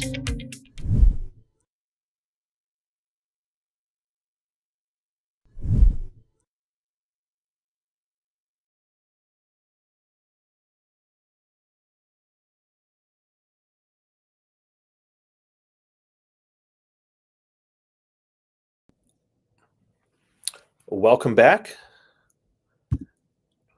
Ed Julien, how are you? I think you're on mute. Yeah, I was on mute. Oh, How are you? Good morning. Good morning. Sitting here in the control room, getting the word out. You, of course, started a few minutes early, which threw me all off. But that's Tim Kotzman for you. Yeah, and no, Mike and Stafford were both great, and Yeah, that Stafford story it reminds us of why we're doing this, right? We're about to bring Pete on. We got Roy from Falcon Edge, Scott from XC coming up, and then 1:09 p.m. Jack Mallers. You want to be here for that. Scott Melker at 2 o'clock from the Wolf of All Streets. He's going to blow our minds, of course. Natalie's going to be on with us at 2:24 to talk about her new book. And then close up strong, 3:40, Adam Livingston and David Bailey at 4:30. So basically, you just want to keep this open in your browser all day long. You do not want to be tuning away from us until after 5 o'clock. I've got a dinner date with my wife at 5:30. So if we don't finish, you're on your own. But with that being said, why don't we bring Pete up? Yeah. Pete Rizzo. Rizzo, how in the world are you?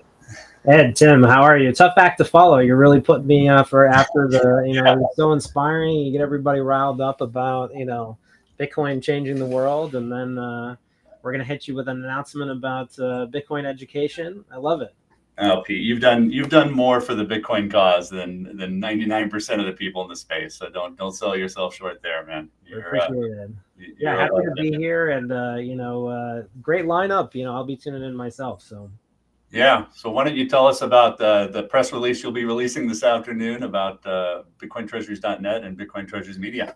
Yeah, hot off the press, BitcoinTreasuries.net, BitcoinTreasuries.media, strategic partnership to accelerate corporate Bitcoin education and adoption. And look, I don't think it's a secret that, both of our products are things that people in this sector touch every day, right? On the BitcoinTreasuries.net side, we're pushing news 24/7 on Twitter. We're pushing monthly reports. And of course, everybody's coming for that great data, every day to kind of check their portfolios. Maybe not as much as they were during the height of paper Bitcoin summer, but, certainly really love our community. And it's been really great to see them empowered with tools to really understand this market. Really excited to unlock the synergies with what you all have built, on the event side. And I think, when you think about media, research, and events, right, these are things that go so well together. And yeah, it'd be exciting to go to the market with offerings that allow folks, Bitcoin treasury companies and Bitcoin treasury company service providers to get the best of both worlds here, right? Both kind of the, in-person events that you guys are doing and these digital conferences with, some of the additional media products that I mentioned that we're building around BitcoinTreasuries.net. And I think you'll see more in the press release, but I think there'll be a lot for businesses to like who are seeking to get, visibility, exposure, and to help the educational cause. Yeah, shameless plug. So you could either argue that sentiment is horrible right now, or this is the kind of sentiment that Bitcoiners thrive on, right? Where it's like, it's so funny because I've had to go to a total contrarian X investment mode where it's like I just look at X and I go the other way. But just seeing a few things this morning about people saying that hey, this is the time where we all get back together and go from here. Well, I'm a news guy, right? So I'm here for the story. I'm here to follow the development of the space, right? And so I think, I honestly think this has been the more interesting period. We've come out of this kind of paper Bitcoin summer where it was up only, everybody was winning. And so a bit as a, spectator or someone who's, looking to communicate to the audience and the public about what's going on, we've got some exciting narratives, right?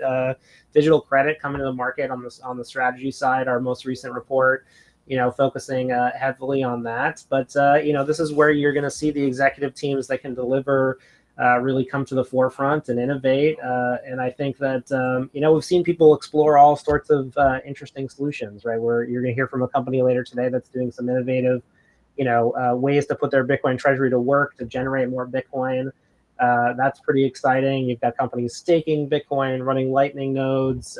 It really feels like now you're, I sort of say that the risk board has been set up, and now you're going to see some companies start to get into expansion mode, right? There's going to be winners and there's going to be losers. From a spectator's point, covering, the sector, right? What more could you ask for than to have that kind of show lined up for yourself? So if you're a Bitcoin treasury company out there watching us, private or public, I think it's been shown quite well that you need to have a story and you need to tell that story, right? The ones that have done a better job at telling the story have seemed to be a little more resilient. If you're a service provider to these companies, you need to get yourself in front of them. They're not going to find you on their own. They're not, even if you were to go to Google and say, search for this, it's just not in SEO yet, and ChatGPT doesn't really understand it. So if you're a treasury company, if you're a service provider and you're in this space and you need trusted partners, reach out to any of the three of us. You can go to bitcointreasuries.media, bitcointreasuries.net, and reach out to us. We've got Media Kit for 2026, which includes all the fantastic services that Pete and bitcointreasuries.net provides, as well as Tim's podcast and all of our events, which we seem to be planning 2 or 3 more per week lately. But we're going to be that trusted source when you need to know about which of these companies can you trust, which of these companies are good investments, which of these service providers are going to provide you with the tools you need. I was on a call this morning with a accounting firm, and it turns out they've got about a dozen private treasury companies, and I'm like, well, why aren't we getting that story out? Why aren't we telling treasury companies about you, that you already know how to do this, instead of going back to your accountant and your accountant going, what the hell is this? So shameless plug, but if you're a treasury company, if you're a service provider, you need to be in touch with us. We need to tell you how we're going to help you. Yeah, I'll add one more note on that. If you want to see some of these stories, we've got a blog on bitcointreasuries.net. It's blog.bitcointreasuries.net. I know people are kind of coming for the headlines and are kind of seeing who's flipping who, but if you go look at the blog, you'll see some of our most recent announcements of partnerships. Most recent just last week with Secure Digital Markets and Exchange. That's going to help us integrate all sorts of pricing data into bitcointreasuries.net. So excited for this partnership, excited to see what we can do together. And I think you're right. I think now's the time when brands, I think, are gonna come and meet companies and do interesting things, right? Nobody knows, maybe other than Tim, where this market is headed, and the rest of us are just following along and here for the show. Yeah, and for those of you out there watching that are lazy, there's always Bitwise's own B. OWNB is just a lazy way to get into this space, and it is a fantastic ETF for just getting into the Bitcoin standard space. With that, I am going to jump off and let you two go at it. We got Aldana coming on after Pete for a minute to talk to us about Mad Bitcoin Summit, and then on with the rest of the programming. Don't tune out. Jack Mallers, David Bailey, Scott Melker. This is going to be a wild 5 hours. Boom. Did you want to share your screen to roll through a few things, or? Let me see if I can. I'm that sophisticated. Let me see. Let's brief. Are you seeing something? Yep. I'm saying, okay, excellent. Yeah. Well, I did want to share a little bit about, give people a peek behind the scenes, right? I've sort of described bitcointreasuries.net. Today we're a data website, right? Where you go to see kind of the leaderboard snapshot of the top companies. But, there's a lot we're doing to push editorial products into the market. I mentioned 24/7 news on Twitter. I mentioned the research reports, and here we're going to kind of dig in. This is our most recent October report, already working on the November report, and this is exciting to be a part of. If you're out there and you want to get in touch around this product, bitcointreasuries.net, we do a lot of media education, right? So when the sector was really exploding earlier this year, think about bitcointreasuries.net, the leader in search. Media was kind of reaching out with questions, asking for charts, asking with graphs. Just today, Forbes requests come in. We're writing a story about the sector in this way. How can you help? We're keen to develop a product that one, kind of contextualize the space for folks, but two, that helped educate media, right? Get them to see beyond the headlines, which can be a bit unfriendly, right? Bitcoin, a new and innovative product, not always well understood. And so, the monthly bitcointreasuries.net corporate adoption report is something that we're really proud of. I think it showcases, the best of our editorial abilities and where we're going in terms of kind of making these same features available for companies and clients as we think about creating great content for the sector, also with you guys. And so, this one was just wanted to roll through some highlights here and kind of showcase what we covered, but talked about that digital credit expansion, right? This idea that, you've got companies like Strategy, Strive, and Metaplanet buying Bitcoin in new ways, right? We saw a strategy come to market and make a purchase without diluting shareholders, a 0 to 1 moment, really something we wanted to get across to media. But some of the other headlines, we were able to kind of help with the press and help sort of push out there. Strategies dominance declining as part of the sector. Great sign for sector health, right? We're really seeing the broader Bitcoin treasury space take a broader share of buying. Also seeing some, treasury equities outperform right against the S&P and other benchmarks. So the narrative that the whole industry is sort of in this free fall also contextualized here with some interesting data. Talking also a little bit about the contextualizing the broadening into digital assets, right? We have seen some firms kind of go out on the risk curve, try to see if they can be the next Michael Saylor with another network.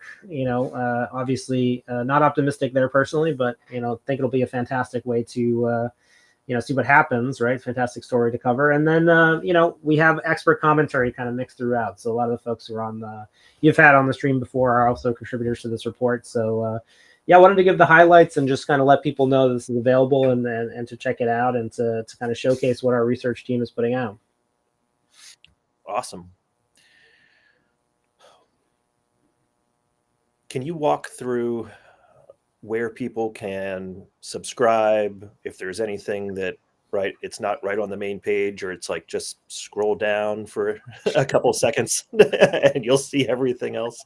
Yeah, there's a lot hitting in the top nav, right? So if you go to bitcointreasuries.net every day, which we know a lot of people do, I'd really encourage people to look at the margins. It's where we put some of our most interesting beta products and new stuff. So if you look at the navigation, you'll see under resources, you'll see that blog, that I was talking about where a lot of our announcements come out. But you'll also see a newsletter subscription tool, right? So have about 10 to 15,000 people, reading our emails that are coming out twice a week. You'll also get original content there. But yeah, I think this is really just what we're trying to do in the space is be the sort of media for the Bitcoin treasury sector, or really just the Bitcoin business sector, right? I think, my view as someone who's been in crypto media for a long time is that the sector is, broadly B2C, right? It's a lot of the founding publications like a CoinDesk or a Cointelegraph, they see themselves as sort of consumer tech websites, right? They kind of expect a broad retail audience.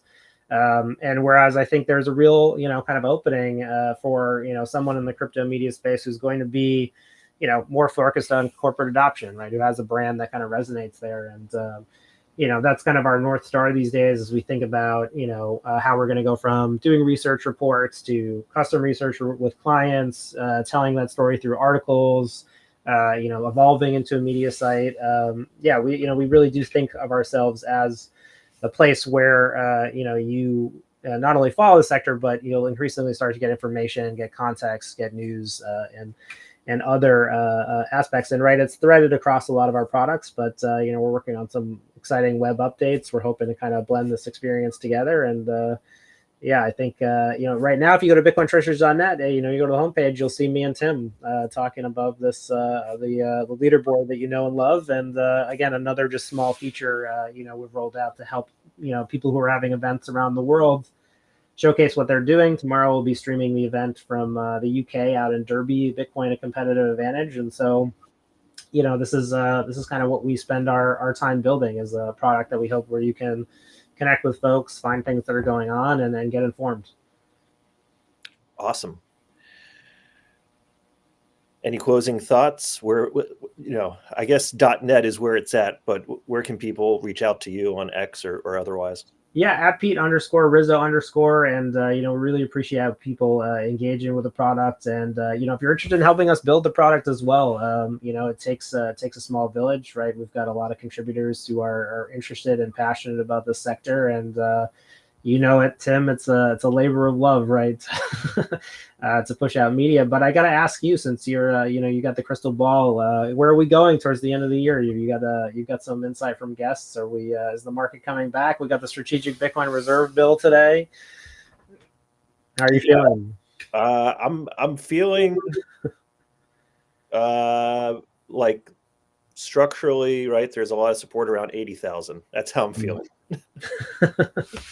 Yeah. Okay. I don't have a crystal ball. I think that, I think Q1 and Q2 are going to be fun. My theory for a while has been that, Wall Street is sort of having its fun with the Bitcoin sector right now, right? And I think you had Mike Alfred on, and sort of he was talking about the emotions earlier of investors in the space.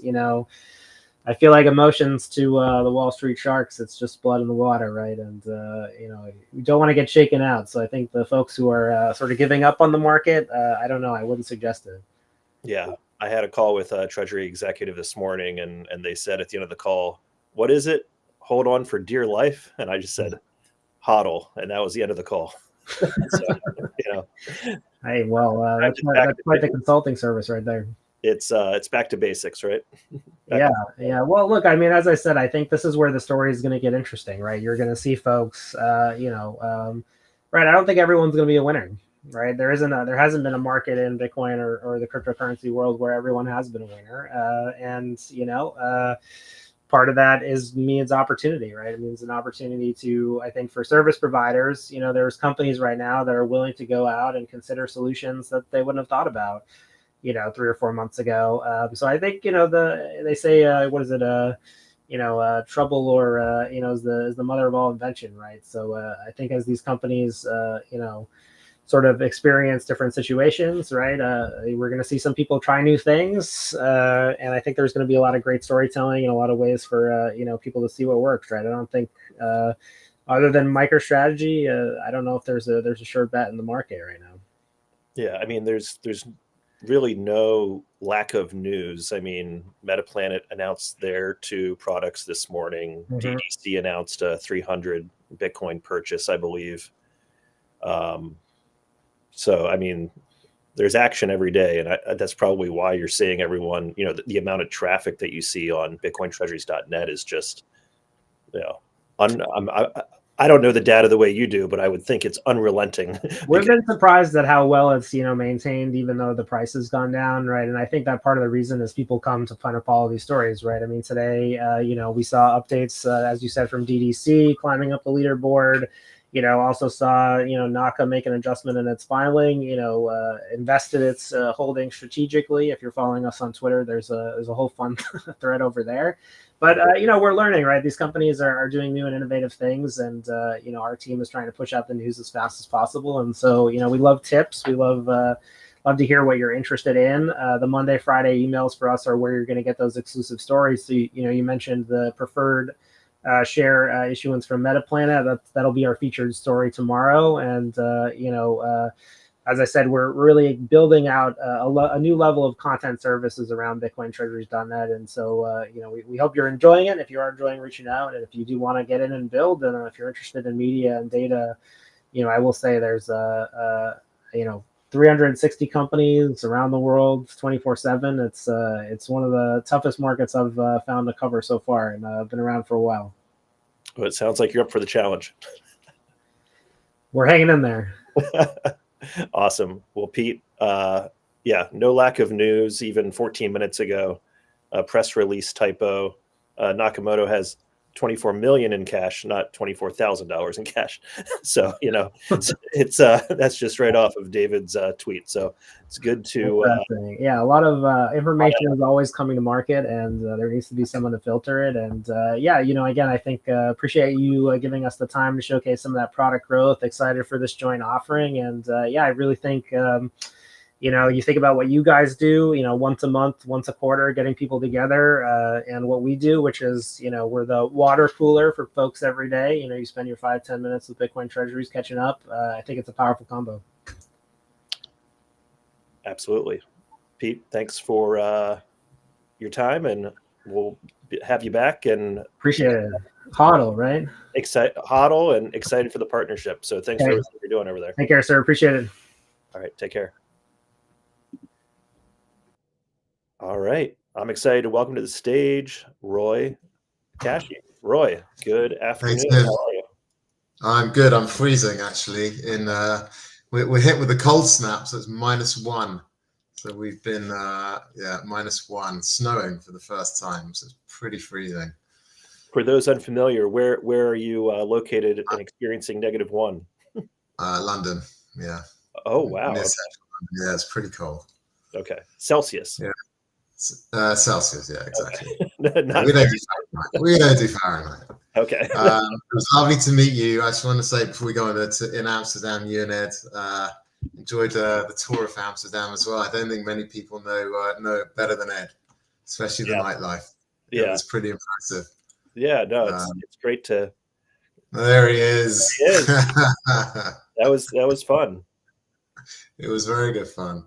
Next year, I'm charging a lot more. It was worth it. That's good seeing you again. Well, thanks for having me on, and it was good following Pete. I've spoken to Pete many a time, and it's a great product he's got there as well. We'll probably be using them in the future. So he's a good guy. He's always at the end of the phone as well.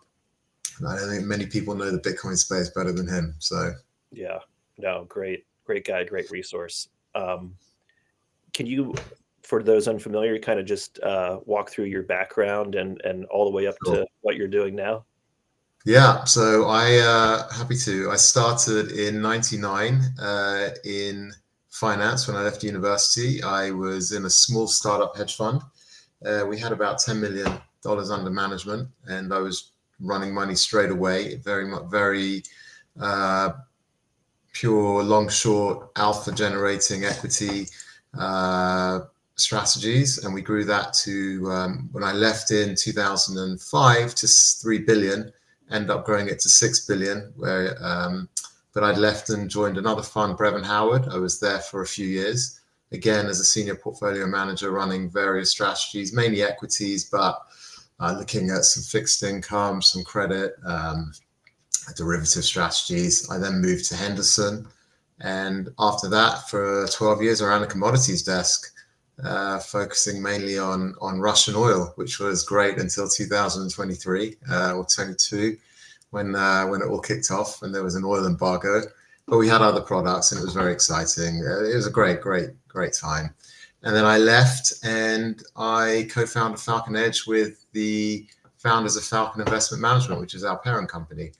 So that brings me to where I am today. So background in traditional finance, but commodities, and obviously trade Bitcoin.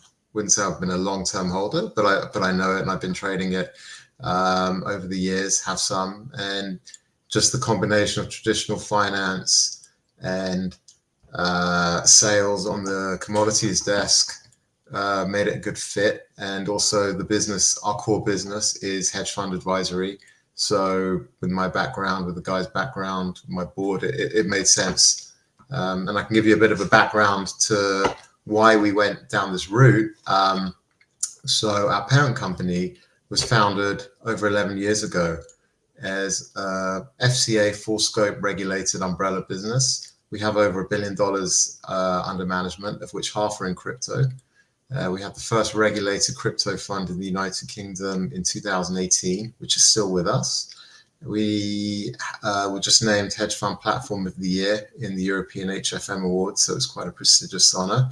And we have our own in-house fund, which is not a trading fund. It's a seeding fund for multi-managers. So they'll come with their capital, and it goes through our whole analytics department and due diligence, and we will seed them with capital as well. And we can give them leverage, and their performance is all amalgamated into one fund, but it's called the first loss fund. So the first loss they use is their loss, not ours, but they keep 80% of the profits and we keep 20, and we give them all the support and infrastructure they need. So that fund's been going for almost 5 years, and it's been very successful. It's never had a down month. It's made money every single month since inception, and runs at a Sharpe ratio of 4.4, which for maybe traditional finance people, that's exceptionally high for any return for a fund. So annualizes around 13.5% a year after fees. So that's the reason I talk about that, is that's going to be the precursor and one of the things we're going to be doing in Falcon Edge on our treasury management policy. So I know a lot of funds are saying they're doing things differently, but I really believe what we're doing hasn't been done before. We started this process in May on the IPO process, and we said, if we're going to do this, I think, I guess as it's been said before, the Michael Saylor model is you can't get there doing the same thing he did for the last 3-4 years. It's just on another level. And I think just having a pure ATM, using the equity markets to raise capital, I think those days are gone unless Bitcoin goes up to through the roof, and though that kind of flywheel gets kicked into action again. So for us, we said, if we're going to do this, let's use our strengths, let's use our background. What's our USP? And that was getting yield, getting a return on from self-generating. So what we'll be doing, or aim to do, which I'm very confident we can, is get a double-digit yield on our Bitcoin holdings, and that's going to give us the optionality to either use the equity markets to raise capital, via an ATM, via follow-on offers, private placements, or when at different times when it calls for it, depending on share price, depending on the opportunities that present themselves, to use the debt markets to create structured products. So that's where we're going to have a compounding yield that will be able to service any leverage we take, and also add value onto the balance sheet and come in as pure profit onto the bottom line. And that's going to complement our core business, which is the hedge fund advisory side. We currently have 5 funds signed up. Each one's paying, so it gives us current revenues of $300,000, so around $400,000, of which we have a 75% profit margin. And by Q2 next year, we're aiming to have close to $2 million in revenues. So we'll have the core business functioning and being fully self-sustainable, while the treasury side will be pure growth via getting a double-digit yield on our Bitcoin. So that's how we kind of see it differently. When someone asks you, where does the yield come from, what's like the short or medium answer to that? Yeah, I mean, we've had many investor meetings where we've tried to explain it. And one is that fund, as I explained. So it's all in-house. There's no third-party yield management. We would never do that. So for us, it all stays under our control. So we will take our Bitcoin, and we've created a share class in our funds where we can put the Bitcoin, and the returns that fund makes will be the return on our Bitcoin. The other thing we do is, having been in the crypto ecosystem for 9 years, we're also a liquidity provider in the crypto space, and I'd say one of the largest in Europe, from what we've been told. So we're an automated market maker. So we'll write the smart contracts on the blockchain, which will get between an 18 and 24% yield annually, and that can also contribute to our yield. So we've got different mechanisms we can use, which is completely under our control and managed fully by ourselves, which puts us in a very good, comfortable space. And I think just with the evolution of where treasury companies have been and what's happening in the markets now, obviously it's a tale as old as time. We've seen it. I've seen it when I started in the equity markets in '99. I started in the dot-com boom, where every company became a dot-com overnight, and their share price went up 1,000%. And I started trading in that time, so I caught the last 3-4 months of that, and I thought I was a genius. Everything I bought was up 1,000%. I said, "This is easy." Oh wow! And then the crash happened. Thankfully, we were small enough and nimble enough to navigate that. However, what was interesting is every single company that was a tech company was down 90 to 95%. Doesn't matter who they were, doesn't matter what the business was. Amazon was included in that, Google, eBay, and it's obviously a very well-known Jeff Bezos quote. He said a few years ago, he said our share price was getting decimated. We were down 90%, and everyone thought overnight we're a crap company. We don't know what we're doing. But he said, I knew what we were doing. We were building our revenues. We were increasing our development internally. And we knew behind the scenes, we were going to do this. It didn't matter what the share price is doing. And I think the same thing's happening with these treasury companies. I think there are some very good ones out there. Obviously, Strategy's in a league of its own. Metaplanet aren't too far behind. But I think there's a lot of, I'll be honest, there's a lot of companies there that just try to jump on the Saylor flywheel. They probably benefited in April, May, June from the 30, 40 times MNAVs, and they've raised capital. But I think that model as I said earlier, unless Bitcoin's going to double from here, I think that model is a little bit archaic. And for us, almost looking at MNAV as a valuation, the more I've been researching into it and understanding the mechanisms and dynamics of how these work, it's becoming a KPI that may have been used for Treasury 1.0, but I don't think it's a fair measurement of companies now. It kind of seems to lump all the companies in one basket.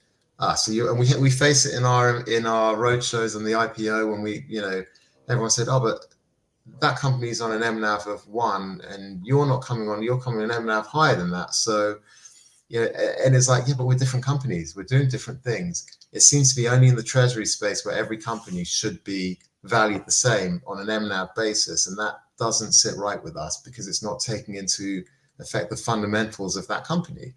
That's like saying every tech stock should be valued at 240 times PE like Tesla is. But you don't do that. You look at companies individually. So that's very much how I look at things and think things have to be, and this is because it's so early and companies and people and the market doesn't know how to value these companies. It's very hard to get research on Treasury companies. It's not like you can go to Goldman Sachs and Morgan Stanley and you have all the different research reports where they're getting valued differently. And that will come.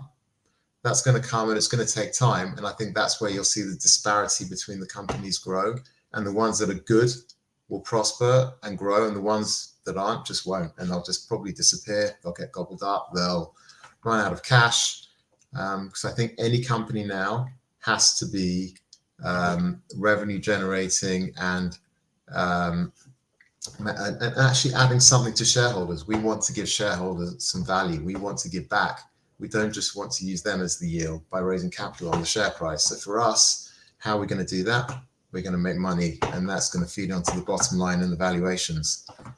So I think that's how the market has to be educated over time, and it will be, but it will take time. And I think Bitcoin, where it is now, and the sentiment is not helping. Yeah. Which markets are you currently in? Which ones are you maybe looking at? Like, who can kind of reach out to you and work with you jurisdictionally, I guess, right now? Yeah, sure. So we are on Aquis, which is the market for choice for UK smaller companies, especially in the growth tech sector. I think that's where you saw Smarter Web do it very successfully, and you've seen a few other companies follow suit and more coming on. We've done it. It's either you go onto the full listing, which I think has its issues for companies our size, or you go into Aquis. So we're on Aquis. We will have a listing with Frank on the Frankfurt Exchange, which will open us up to a different investor base and different trading platforms. And we'll be on the OTC QB market as well, hopefully by mid-January. So we're continually having talks with investors behind the scenes in the US and the UK. And the US is obviously one of the most, if not the most important market where the areas of growth are. So we are speaking to lots of, working a lot of things in the background, both on the equity and the debt side. So it should be very exciting going forward. Obviously, as a public company, I can't say too much on what we're doing, but that's the things we're looking at. Awesome. Where can people reach out to you or reach out to the firm to learn more and start a conversation? Yeah, I'm on X. It's Roy Kashi FE, so ROYKASHI FE for Falcon Edge. We've got our website, falconedge.co.uk. I'm very active on X. I'm on LinkedIn. I'm still quite active on LinkedIn as well, but I'm always there for a conversation. I haven't been as active, but I've been trying to get more active over the last few weeks. It's been more important, and going to the conferences and speaking at different events. It's been very helpful to meet people, and I'm always there available for a call or a chat, email. I'm happy to share ideas about things, how this industry can grow, because I think everyone needs to kind of help each other, and especially in times where it feels like things are quite bleak, especially for treasury companies and even Bitcoin. I'm watching it now. at $86,000. It's people need to be there to talk to each other and understand what's going on, because everyone's got a different view, and it can be quite helpful. Yes, everyone has a different view. I'm literally getting text messages from people saying it's going to go to 60,000. So we'll see. We'll see. We have to get to first.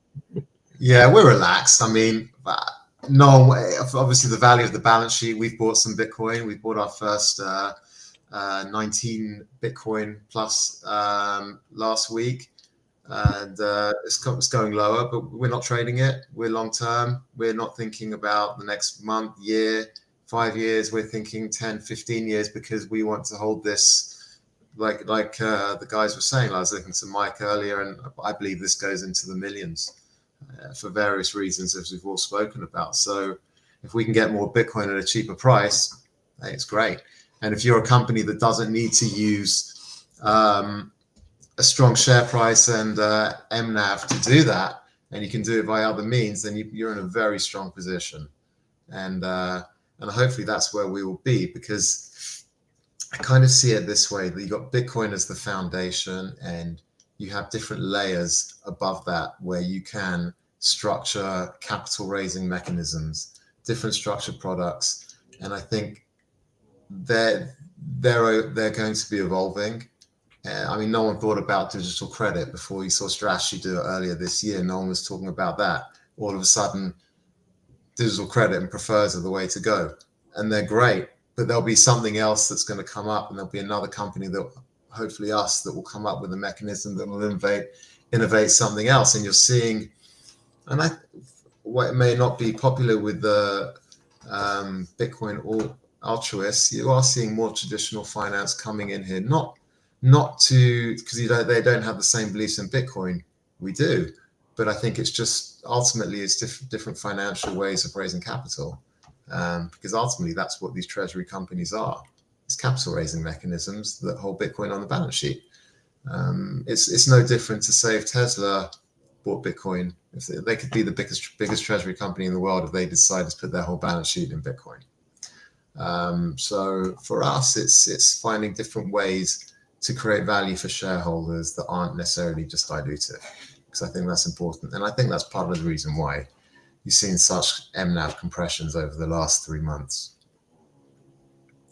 Does Bitcoin taking the next leg higher like cover a lot of this stuff up and everybody's back to being excited, or is it more nuanced? I think so. No, I actually don't think it's that nuanced. I think it's exactly. I think there are some treasury companies now just sitting there with a wing and a prayer, hoping Bitcoin breaks up over 120,000, makes new highs, and it kind of bails them out. And I think, as we've heard in the earlier discussions, I think Mike said it as well, which I very much agree with. It's such an emotional asset, more than anything I think there is in the world. It's the best asset in the world, but it's also the most emotional. Well, so the volatility has definitely decreased over the last 2 years. Even now, when we've seen it go from 126 to 86, it's 25, 30%. It's not the same but it's not the same volatility. The daily volatility has gone down, and that's because of the adoption. It's because of the ETFs. It's institutionalized. It's not seen as this dirty, murky, black market payment system to cover illicit activities. People realize now, you've got government adoption. This is the best asset in the world to own, and it's going to be the most pristine asset, if it isn't already, to own. But it also brings out the emotions. I still have my parents-in-law saying, "Oh no, I wouldn't touch Bitcoin because it could go to nothing," and it's never going to happen. And there's still that, which is also why it's going to go a lot higher, because there are so many people that just don't own it or believe in it or understand it. So that's why it's a more emotional asset, and it's still not got the maturity of investor that say the S&P has, or the more established markets.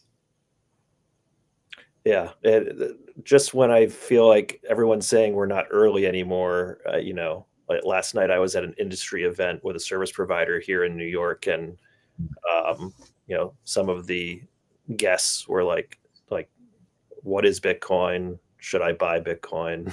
It's just Exactly. statistically, right? 99% of people are just like, they're may or may not be open to the conversation. They're not already in. So No, they're not there. we're But they're in- more comfortable to buy gold, even though that's, it's less useful. You're not going to lump around like a big lump of gold as you walk. But they're more comfortable saying, "Oh, it's gold. I wear it. I see it. It's visible." So the mindset still isn't there yet, but it will be there. But that's also why it's got so much growth. Why we are early. Why the move hasn't even started. I do think in 2 years we'll be looking back and thinking, God, I can't believe Bitcoin was 86,000. God, why didn't I buy it? I almost bought it at 86. The same way we do it. Oh, I can't believe it was at $20 and I didn't buy it. And and it's going to be the same conversation, and it's going to happen, and we're all going to look back and think, well, we won't, but others might. Yeah, the lesson continues until the lesson is learned, I guess. So you're saying there's a little more upside to this, Roy? A little more upside, just a tad to Bitcoin. Yeah, just a little. I think so. And I think right. and I think a lot of these treasury companies, which obviously my area I'm looking at, I think I do think a lot of them, even the ones that are not revenue generating or yield generating, they bottomed out. I don't really see them going much lower than it. Even if Bitcoin would have to halve for these guys to really go low. I do think there's so much value in these companies, because even if they can raise capital, other companies can't. Your average individual just can't. They have the access to the capital markets. They can do things others can't. So it feels wrong. Even on the MNAVs of one, they should be trading a lot higher. Even the smaller ones without a business model, they need to. This is the wrong level down here. But maybe I'm biased, and I want to see people do well. I want to see all these companies prosper. Absolutely. Can you remind us one more time where to find you and any closing thoughts, and we'll wrap it up. Appreciate you joining us today. Yeah, no, sure. So you can find us. We're on X, Falcon Edge PLC at Falcon Edge PLC. I'm on X, as I said, Roy Kashi FE. We're on LinkedIn, and we're on Aquis. If anyone wants to, find us on the exchange there. We will be on OTC. We will be on the Frankfurt Exchange, and I'm on LinkedIn, and I'm always available for a chat. Anyone can reach out to me. You guys know where I am, and we've got an open line now, and it's anyone needs to get hold of me if they want to do it by you, please do. I'm always happy to share thoughts and see where things go. And where do I think it's going to go? I think it's really important to reiterate, I think the companies with an exciting, and it's not just us, there will be others. And, even in Bitcoin Amsterdam, as I was there, the more conversations I had with people, potential treasury companies, they're mining companies, they've got other business models, and then they say, actually, we're going to have a treasury and we're going to get a yield. I kept seeing that pop up more and more as a business plan of theirs, which for me was great, because it shows that people are actually starting to think the same way. And I would ask them, how are you going to get the yield? What are you looking to do? And they're like 3-4%, and it's going to be staking or DeFi, and I think, okay, they're all using third parties, and that's great. And I think getting a yield is fantastic as well. But I think for us, when we're going to be getting at least 10 to 15, we can probably look to get even 15. So for us, it's going to be quite exciting times as a Falcon Edge shareholder. And the things that we're going to have planned, I think, are going to be quite groundbreaking. Exciting times. Thanks, Tim. Roy. I hope so. I don't like disappointing. Thank you for joining us. Really appreciate the time, and we'll look forward to following along and touch back with you and have you back on. Thanks very much, and thanks so much for your time. It's great meeting you again. Speak soon. Okay. Bye. Well, normally Tim does not take breaks. He just goes straight through, but I'm going to give you a 5-minute break, Tim. Okay. So I'm out of here. Yeah, but before I do that real quick, before I bring Aldana on here, let me just look real quick our chat here.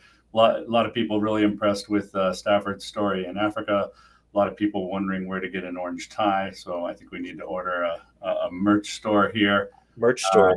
I know we need a merch store, but yeah, keep those comments going. We get to see them all from YouTube and X and everywhere. But tell us whatever you feel about what we're doing here today. We love to see. No, don't put the price in the chat. Anything but the price. 2018, I got an ulcer. 2022, I had a double ulcer, and then I'm sitting here now going, okay, I think this time I can survive it. It just seems like I always need to fix something or pay for something at the time that it's like this, and that's just luck. So anyway, Tim, I'll be ready for you to come back with Scott Element in about 3-4 minutes. Great. Aldana. Hello, everyone. Hello, Ed. Buenas noches, buenas tardes. Buenas noches. Buenas noches. Aquí ya buenas noches. As we announced on the last digital conference, Bitcoin Treasuries Media will be co-producing Mad Bitcoin with Aldana in Madrid. It's May 9th, 10th pre-side events, and the 11th and 12th we'll be doing the conference. But before you give us a little more excitement about the event coming up in May, I forget about people that are coming to their first big event, and I've done so many of them, I forget about the excitement. But what did you think about Amsterdam, your first big event? Well, the second, actually. Well, the first one was Prague. This is sorry. This is the second one, the same year. Well, I loved it. I really loved it. The energy was incredible. The number of people was incredible. The venue was full. I didn't find a seat, like free seat for any panel. I was almost all the time standing. So yeah, it was a huge success. I think that for organizers, you're gonna need the bigger venue next time, I guess, because it was huge success. Yeah. Fantastic. Well, for our audience, go ahead and for the ones who weren't here last time and any new developments, tell us about Mad Bitcoin and what we're going to be doing. Yes, Mad Bitcoin. It's going to be a smaller event. We're going to focus on the newcomers, on the retail, but also on what you are commenting here on the institutional side of Bitcoin. I think there are already lots of great conferences that are focused on IT, on everything related to blockchain, but there are very few. More and more, but still very few of those that are related to the institutions. So what we are thinking of doing is, of course, bring all the newcomers, all the retail, but also the institutions like Bitcoin treasury companies, of course, but also banks. I want them to learn how Bitcoin can be used as the collateral, and also all the energy sector. I want everyone in Spain to find out about Bitcoin and its possibility in mining Bitcoin and how it can impact positively what is the energy sector in Spain. Many of you for sure know that we had the huge blackout in Spain this year, last April. It was terrible. It was like a horror movie. So this is the idea where it comes from. I decided if I do this conference, I also need to bring the part of the energy and to find out between the experts that will come, between the energy sector that will come, the regulators, how we can fix it and how we can fix it thanks to Bitcoin. So yes, we are very excited. You know that I'm very excited. I'm not talking about anything else. I'm not thinking about anything else but my event and Bitcoin, which is giving us a lot of energy. And I hope everyone will come. I see it's a huge success already. This conference, we've got like more than 4,000 or maybe there are already 5,000 visitors connected. So I'm starting to worry because our venue is only 1,500 we're going to have to look for a better venue and bigger one.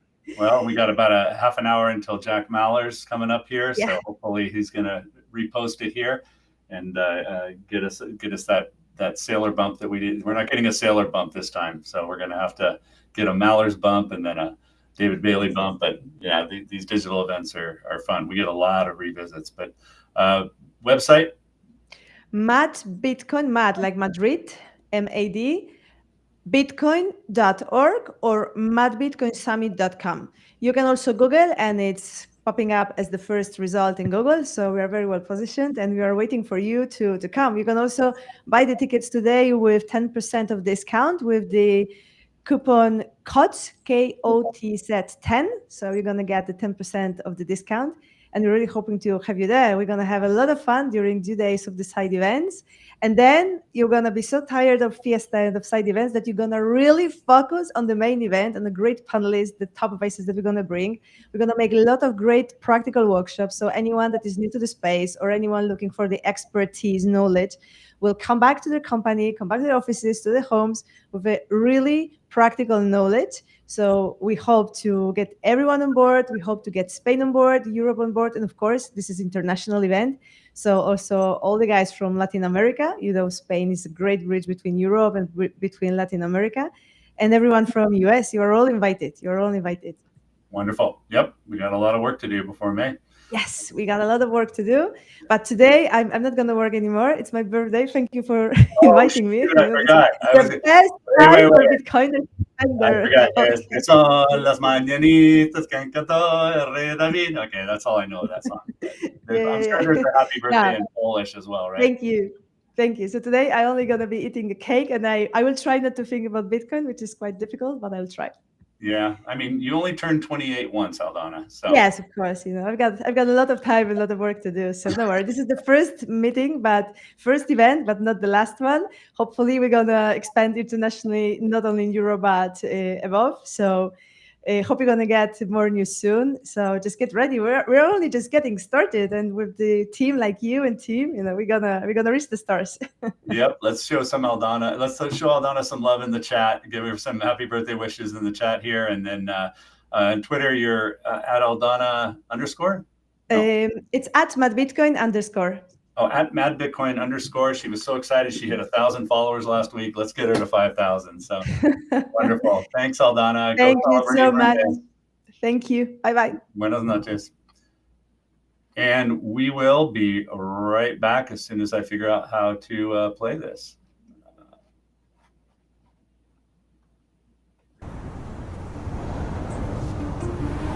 Everyone should be able to save and protect their wealth across generations. We built this company so billions of people around the world can take control of their financial lives. We've reimagined savings and protection from the ground up with digital money and modern technology. We're the world's first Bitcoin life insurer. For the first time, people can save, protect, and pass on their wealth entirely in Bitcoin. 4 years ago, we started working directly with individuals. Today, as the Bitcoin economy has grown, some of the world's largest and most conservative institutions are joining us in our vision. Every economy is built on patient, long-term capital. Bitcoin is the foundation of the next phase of global finance. We're not just building a Bitcoin company. Meanwhile is the backbone of how everyone will save in the future.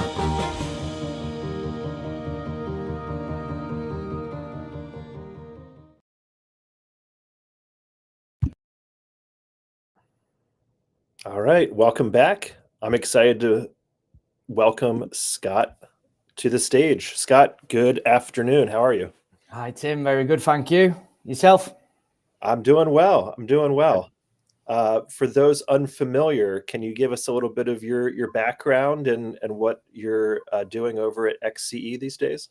Yeah, sure. So my background, probably just over a decade ago, I set up Spencer Riley, which is an international executive recruitment company, working across a number of different sectors and working across a number of different regions. So 70% of our revenue is from the USA, Europe, Middle East. And recently, we formed a group, XCE, Connecting Excellence Group, and that will be the first Bitcoin-powered executive recruitment group. So as I've grown the business and as we've developed the business, in 2021, as the significant or only shareholder in the business, I was able to quickly make the decision to implement a Bitcoin treasury in October 2021. So we started accumulating Bitcoin as our primary reserve asset. Now, you might remember the price was probably, if you had a drawdown after 2021, which I think everybody who was a Bitcoin at the time will remember. So we've bought for 4 years throughout that drawdown. The revenues of the business have grown and developed agnostically to the Bitcoin. So we've accumulated Bitcoin over that 4 year period. We hold just under 10 at an average purchase price of 37,500.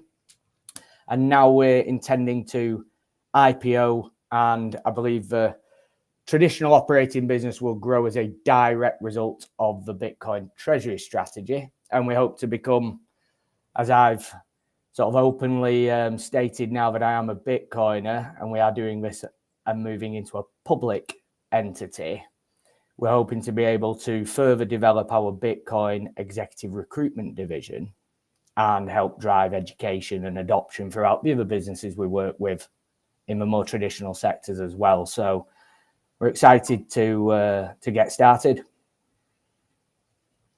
Awesome. What jurisdiction are you in and initially going to be operating in? Yeah, so we're based in the UK and we operate internationally. So we do a lot of work in North America, across the United States. We do a lot of work in Europe and we do a lot of work in the Middle East. So jurisdictionally, we are agnostic, which is a purposeful endeavor in that it protects us against downturns in regional specific markets. So if the UK environment's not as fruitful as the US environment, which, being straightforward, the salaries tend to be higher in the US, the speed of decision making tends to be faster in the US. So it's a more productive environment for us to work in as an international executive recruitment firm. But we can adapt that and we are regionally agnostic. Can you walk us through a little bit more of the operating side of the business, the recruitment side, for those that might be just, while we're here, right? Yeah, unfamiliar with the business model. So as a headhunting business is probably the term that a lot of people will understand a little bit better. So we work with senior level individuals who are looking for a new position within their own industry, or we're working with clients around the world who are looking to develop their leadership teams. So the business is mandated to speak to people at mid, senior and executive level. And we have 100,000 connections between the consultants in the business, and we're making as many calls as possible throughout the week. So quality calls, obviously. But if I give you an example of the sort of clients that we work with professional services companies. So we work with KPMG, we work with PwC, we work with Deloitte, we work with BDO. But then you've got business advisory, where we're working with leaders in that sector, logistics, where we've worked with UPS and companies people recognize the name of, gaming, new technology, engineering, and working with those businesses. The business model would be, if they're looking for a new vice president of sales, we'll speak to vice presidents of sales who have the right experience for their business, confidentially, generate interest, understand their experience, understand whether the opportunity aligns with their future career goals, and then manage the process until completion. So companies will provide us a payment upfront that's, let's say, a third of the estimated completion fee, and then a payment at the end of the process. And typically we're paid between 15,000 up to £100,000 per placement. Last week we placed somebody in the US and it was, funnily enough, $96,600. And I said on the Monday, that nearly buys a Bitcoin, and we buy 1.1. So we increase Bitcoin per share regardless of the circumstances, and we are counter-cyclical to Bitcoin as a business and uncorrelated to Bitcoin where we need to be in our main core operating business. So the mandate is to increase Bitcoin per share with the operating business, and we also have a strategy to grow the operating business as a direct result of our Bitcoin treasury strategy. So I'm happy to talk through a little bit of detail on that if you need to. Yeah. I was also curious about, on the capital markets side, what you think has worked or not worked, or what you might be open to as far as, anything that you can share or want to share, as far as maybe even just more general thoughts, maybe not specific to what you might do in the future. Yeah, I mean, if you're referring to the capital markets in the broader sense, or capital markets in relation to the Bitcoin treasury company sense, I think that's an extremely important aspect to it. And as a business who are connecting excellence, if you like, it's important to build the right team and get as many of them expert opinions into the process as you possibly can to be able to use that experience that you can generate through your network to put the business in the best possible position to benefit from capital markets experience. So Richard Byworth's involved in the business, and Richard's obviously experienced in working with a Swiss alternative investment fund. He's set up a Bitcoin Alpha fund, which is holding circa 4,000 Bitcoin. So we get a lot of quality conversations about our plans for the capital markets post IPO from the team that we're building as we look to build XC's team. And we've got Adam back as a key strategic investor, and Adam's obviously very in tune with the capital markets and preparing for the BSTR NASDAQ SPAC. So I think there's a lot of opportunity in the capital markets, and they tend to work as much as there's opportunity and there's engineering or financial engineering that we plan to put in place post IPO. I can maybe talk about the convertible bonds that we're discussing and considering. But the experience there is quality, but the reality is, if you look at the capital markets today, there's a lot of emotionally driven decisions from capital market experts in the traditional sectors.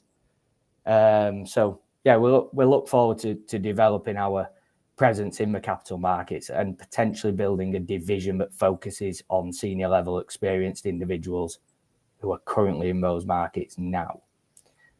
Give me an example of that. We've recently been retained by a Bitcoin investment fund to secure a chief investment officer for that Bitcoin investment fund. So we're in tune with the capital markets, and we have a mandate to make sure that we're aware and growing our understanding and expertise and network within those markets consistently.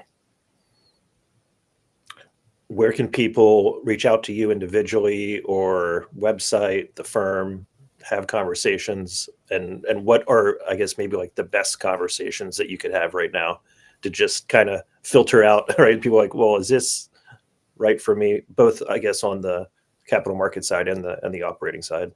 Yeah, capital markets and operating businesses, the synergies between them are very important, and there may be a couple of different reasons why someone would want to speak directly to me or speak directly to one of our team. Mm-hmm. So from a capital markets perspective, we're coming towards the point where we are about to, we're intending to IPO, and we will make the announcements and we'll set the timescale. So from an investment point of view, I'm open to speaking to high net worth individuals, and I'm open to speaking to institutions who understand the Bitcoin thesis and understand the Bitcoin treasury space, who can speak to me. I'm on LinkedIn at Scott Ellum. I'm on X as Bitcoin only Scott, BTC only Scott, that is spelled. But from a business point of view, I think an area that a lot of people will be interested in, and we've seen a lot of drive in activity in this in our business, is if you're a candidate working in the traditional markets, especially the capital markets, but you're a Bitcoiner and you're at a senior level, whether that's chief investment officer level or whether that's vice president of marketing level, there are opportunities in the Bitcoin space, and they might not want to proactively state to the marketplace that they're open to looking at a position within the Bitcoin arena, and they can confidentially reach out to any of the consultants from our business and have a conversation where we understand what their experience is, what their future plans are, and what criteria would need to meet for them to leave that traditional role and find their position within Bitcoin. And there's a lot of people who would like to have that conversation confidential, and we want to build that bridge for people to move from their traditional roles into their Bitcoin roles. So we're working with Bitcoin native businesses, Bitcoin investment businesses, Bitcoin treasury businesses we're open to working with. And ultimately, over a 3, 5, 7, 10-year time period, we want to build a reputation where people come to us, whether it's a client looking for Bitcoin expertise or a candidate confidentially looking for a role in the Bitcoin space. So they can reach out to me directly on LinkedIn, they can reach out to me on X, and they can go to our website, xce.io, where they will see the holding page for the future company, but they'll also see the links through to the main operating business, which is Spencer Riley and has been operating since 2014. So they can go and have a look through that site and reach out to us directly. Awesome. Well, Scott, appreciate your time. Appreciate you joining us today. Yeah, great to be here, Tim. Thanks for your time. Thank you. Speak soon. Bye. Bye.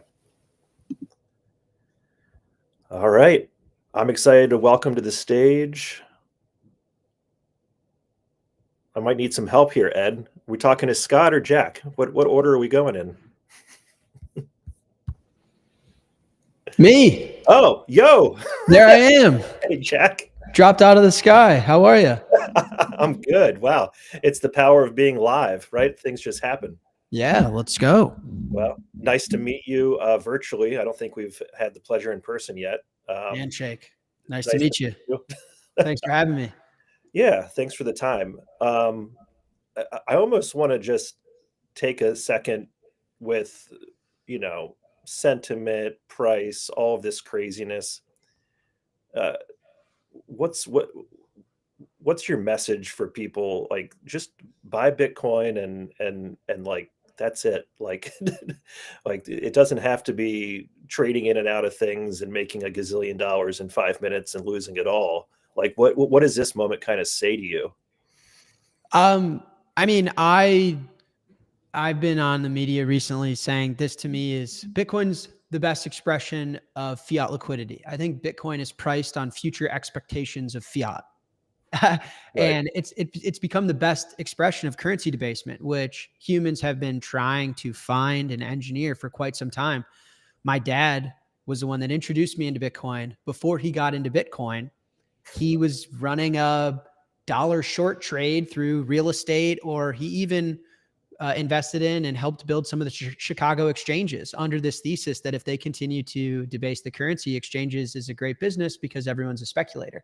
So all that to say, I think that Bitcoin has become the best expression of fiat debasement because it's the antithesis to fiat. Fiat has no supply cap. Bitcoin is finite. Fiat can't be audited. Anyone can audit Bitcoin. Fiat can be censored. Bitcoin can't. Fiat is not global. Bitcoin is. And so we're living through a liquidity crunch. I mean, the US government had a $200 billion trade surplus in September, which would imply we run a $2 trillion surplus annually. In fact, we run a $2 trillion deficit. So we had a unique trade surplus in September. Then October, we were shut down. There's a liquidity crunch going on, but the liquidity cycle is bottoming out. I mean, QT ends December 1st. QE is going to begin. Rate cuts are happening. So I consider this a buy the dip moment. It's no stress, no sweat off my back. And, I'm adding through as many businesses as I'm allowed to. What did Bitcoin kind of mean to you when you first heard about it, discovered it, and then appreciated it? And then what does it mean to you now? And, oh, wow. and just to like kind of like when you look back, can you walk us through, are there a couple of moments that really stand out to you as like, this was one of those 2 or 3 moments from the beginning to now of like, okay, we're like something significant happened. We're making a difference. We're making progress, something in that direction. Sure. Yeah. Wow. Philosophical, this show. So I got into Bitcoin when I was 18. I'm 31 now. The 18-year-old me was a college dropout, depressed and lost. And, you could say I was introduced to Bitcoin. I found Bitcoin. I like to think I almost caught Bitcoin and its worldview through my father. Actually, I've referenced him twice now, but my dad was the one that introduced me to Bitcoin in a very unique time in my life where, I wasn't as good at reading Shakespeare as the guy or girl to the left or right of me. I wasn't as good at math homework as the guy or girl to the left or right of me. And I didn't understand why that made me a failure, why that made me a loser. and why I couldn't have as good a life because I didn't understand modern day education and building on top of resumes that built on top of resumes. And my dad introduced me to Bitcoin at the time, which to me was greater than just a new technology or an investment. It was a greater purpose for an 18-year-old kid that needed to find something that was something bigger than me and allowed me to be a part of something that was going to last far longer than I would, contributing to something morally just and ethically sound. And it was the first time I felt like I had purpose and I had unbounded amounts of energy to give to something that could always allow for more. And that was my introduction to Bitcoin. It was like the first truth-bearing idea that I'd ever experienced as a child. You grow up and modern day media is dubious at best. News on the TV, dubious at best. And as part of the younger generation, I think, we're sick of politicians, man. Nobody wants like an old executive in a blue suit and brown sneakers saying all the things that they're paid to say. And no one wants another politician lying to your face. And Bitcoin was the first piercing truth that allowed me to believe and be hopeful about something. And so that was my introduction. And it was through my father as well, which made it all the more special. Some of the moments, my favorite Bitcoin moment was 2017, the block size wars. For those that don't know or aren't familiar, I'll give you a 10-second summary, which obviously is going to be oversimplified, but there was a lot of corporate interest to change Bitcoin, put it simply. And Bitcoin survived and refuted all of the largest corporate interests in the world at that time because it worked. At the time, Bitcoin theoretically worked. If you read the code, it worked. If you ask your technical buddy, it should work. But put to the fire in practice, does it actually work? And it worked. And the entire network was able to protect the integrity of the network and actually protect the rules. And so that was the biggest moment where I was like, wow, this thing does empower the individual. It does speak for the people. And it works, and we can withstand corporate overthrow and overtaking us. So that was my favorite moment outside of, obviously, there's more recent ones, but I think that's what you wanted me to say. I think that's what you were asking. I was just purely curious. I was at my first Bitcoin conference was Miami 2021. Sure. Right. So that was kind of a moment on stage. That's what I think of. I wasn't clued in back in 2017. So no. Yeah. How did everything actually come together in conversations with Cantor and all of these names are huge. Mm-hmm. Strike, SoftBank, like just in their own rights, it's like powerhouses. So yeah. I struggle in a positive way to just wrap my mind around what it could be possible when you put two or more like huge names or forces in the same room. So just so yeah. The real story, I don't know how much time we have, but the real story is I co-founded the business with Tether. So just to kind of understand the participants at hand here, because it gets confusing, I co-founded the business with Tether. SoftBank is our largest outside investor. So they have a significant stake, but it's a minority stake. And then Cantor is our SPAC partner. So they've been a great partner. I've loved working with Cantor, but they're not on the board. They aren't necessarily part of the team per se. The Financial Times has misreported that, Brandon was the CEO of 21 or whatever. And they actually have acted sometimes as our investment bank, or in this particular case, as our SPAC partner. So that's kind of the lay of the land. And so co-founding the business with Tether, I've known the Tether guys for a long time. There's not that many people that have been around in Bitcoin for over a decade and are still around and active today. And so, we chat about all sorts of stuff. Like Paulo and I were early Lightning pioneers, and Bitfinex was the first major exchange to integrate Lightning. I had built the first Lightning Network wallet. So through the years, there's just been conversation. And I think obviously what Saylor sparked within this industry is tremendous. And we were like, wow, there is serious institutional demand and appetite within the capital markets for Bitcoin exposure. And we were just interested in following it and kind of, having group chats as if we're sitting around a campfire, talking about it, asking each other questions like any other Bitcoiners would. And then it got to the point where, the spectrum that we view this industry as is Coinbase is on one far side of the spectrum, which is a operating business that produces cash flows, and the capital markets look to Coinbase to get crypto exposure. But they're not a Bitcoin company, in our opinion. And Tether and I, we're Bitcoiners. We think Bitcoin is, seeing the forest through the trees. We don't have that interest in shit coins or altcoins, whatever you call them. And then on the other side of the spectrum was Michael and Strategy. And Strategy was entirely financial engineering, as self-described by Michael. That's not a diss. No interest in an operating business.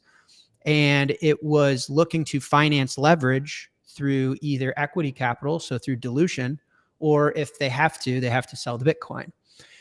And the more the industry matured, we figured, well, hold on a second. We think that there's room in the middle there. Why is nobody doing a combination of the both? Like, why wouldn't you want to, why isn't Coinbase using their cash flows to finance leverage to go all in on Bitcoin on their balance sheet? It doesn't make any sense. How are they not the largest holders of Bitcoin in the world? That's what people say and think. And I think they're righteous in that opinion. And then for Strategy, it's like, well, why isn't Michael building massive Bitcoin business lines and optimizing his lead and his brand in the space to generate all sorts of cash flow that can help finance the preferred dividends or help finance any type of leverage so that it's not putting so much pressure on the common stock? And eventually it got to the point where me and Tether were like, let's just do it. Be the change you want to see. To be totally honest with you, they called me and said, come on, man, like, we got to do it. No one, like, we've been watching this market for years now. No one's filling this void that we think, how Bitcoin should be represented in the capital markets.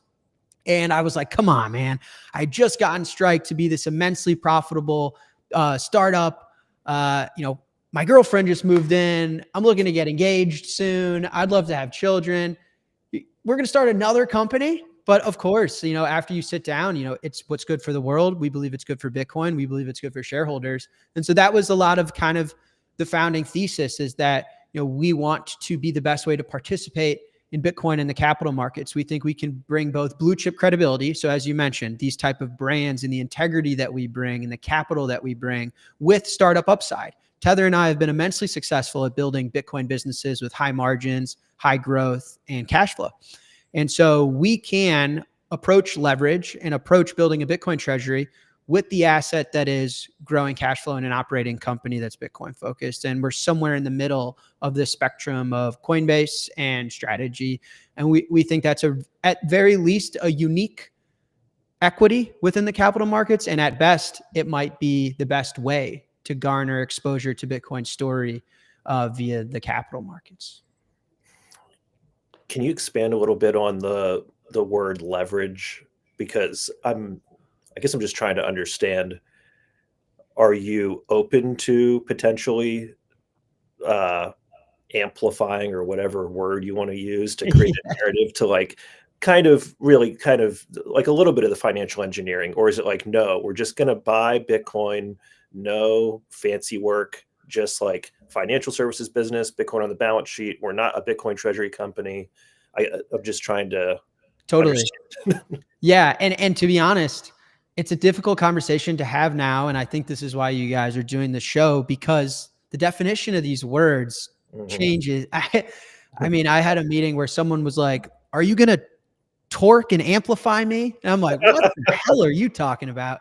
So it gets a little confusing. So when I say we're not a treasury company, what I mean by that is, when I got into Bitcoin, Satoshi had invented the first decentralized digital currency. Vitalik then minted a bunch of ETH tokens, put them in his pocket, and then came out and said, I also invented a decentralized digital currency. We're like, well, now you've ruined the word decentralized for the rest of us, man, because now you've convoluted it so much that it carries no real definition. Yeah. And so for treasury company, to me, it seems to imply you're not building an operating business. You're seeking out leverage. And now, whether we now have different terms of leverage, but you're finding a way to borrow money. You have an expectation of, payments, fiat obligations in the future that you need to finance. And that is, it's optimizing around this Bitcoin per share. We are substantially different than that, because we are going to also have a Bitcoin operating business and we've been very public that we have interest in financial services specifically. And, the combination of Tether and I's background is very likely where we'll pursue our products and where we'll seek out cash flow. And so that marks this big difference. Like what I said recently in the media is, if Strategy has these dividend payments that they need to make, which again, this is not a bad thing. We just have a different strategy. If they have these dividend payments they need to make, how are you going to pay them? In many ways, you're adding leverage to your MNAV because you're implying that the premium on your common equity will be high enough to fulfill the obligations to pay out preferred investors. So your new investors, what you're implying is your new investors are carrying the responsibility to pay out preferred investors. If that's not the case, then you need to sell the Bitcoin. But there is no other option. And our approach at 21 is, if we go pursue these opportunities, which we're absolutely interested in, we've already raised a convert. There are all sorts of ways we can leverage the capital markets and market structures to garner Bitcoin exposure. But we plan to have a third option, which is we have equity capital, we have Bitcoin on our balance sheet, and we have cash flow. And imagine if Strategy had enough cash flow from an operating business to finance its dividend payments. I think the market would like that. I think the market would be really excited about that. Imagine if Coinbase, with the billions of dollars of top line revenue or hundreds of millions of dollars of positive EBITDA, if they use that cash to finance preferreds or to finance some form of leverage or borrowing cheap capital. So we want to innovate there and show that there's a place for that in the market. Does that make sense or answer your question? Yeah, no, absolutely. I appreciate that. Can you speak about the financial services part of it? And maybe it's Strike, maybe it's Tether, maybe it's something that is just an idea or a thought at this point. But I feel like with your ethos, it's more like banking the unbanked and bringing like let's get more equality in the world. Yeah, I think that comes with Bitcoin's success. Hopefully we can contribute to that directly, and then hopefully we can contribute to that indirectly by supporting Bitcoin.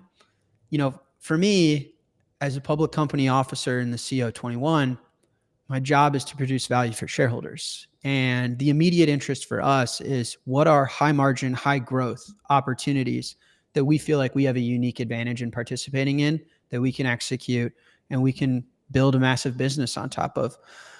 Unfortunately, I was telling Ed, I've got a shareholder vote on the 3rd of December.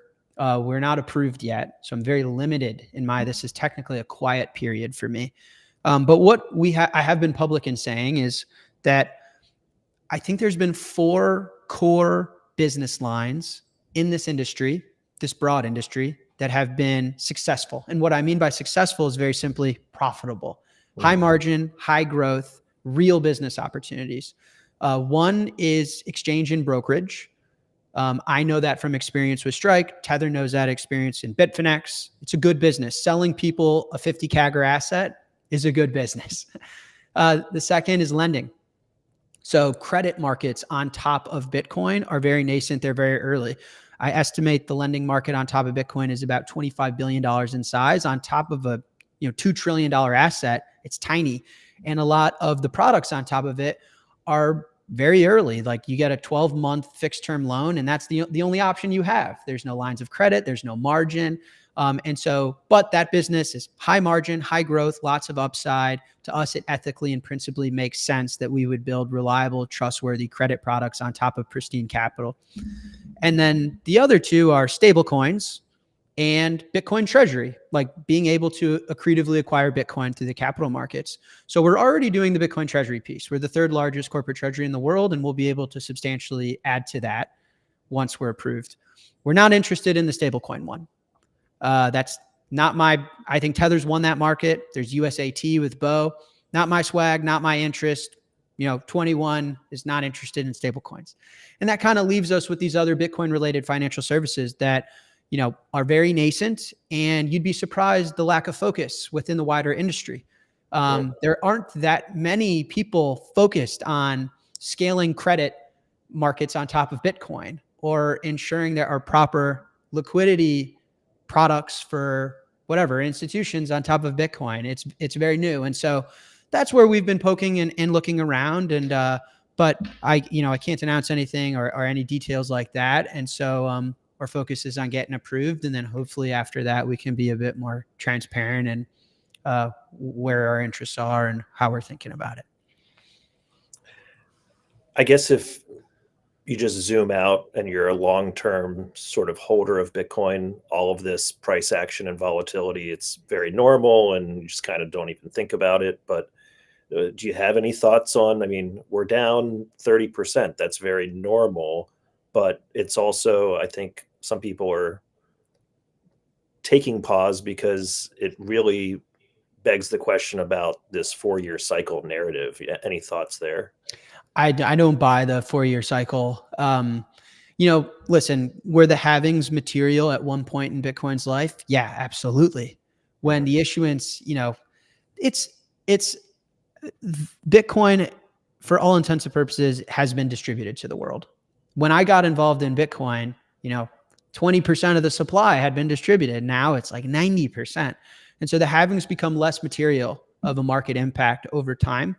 And then I also think that, again, Bitcoin is designed to be the best expression of fiat debasement. It's designed to be the antithesis, the opposite of fiat currency. It's what it was built to achieve, in my opinion. That's my interpretation.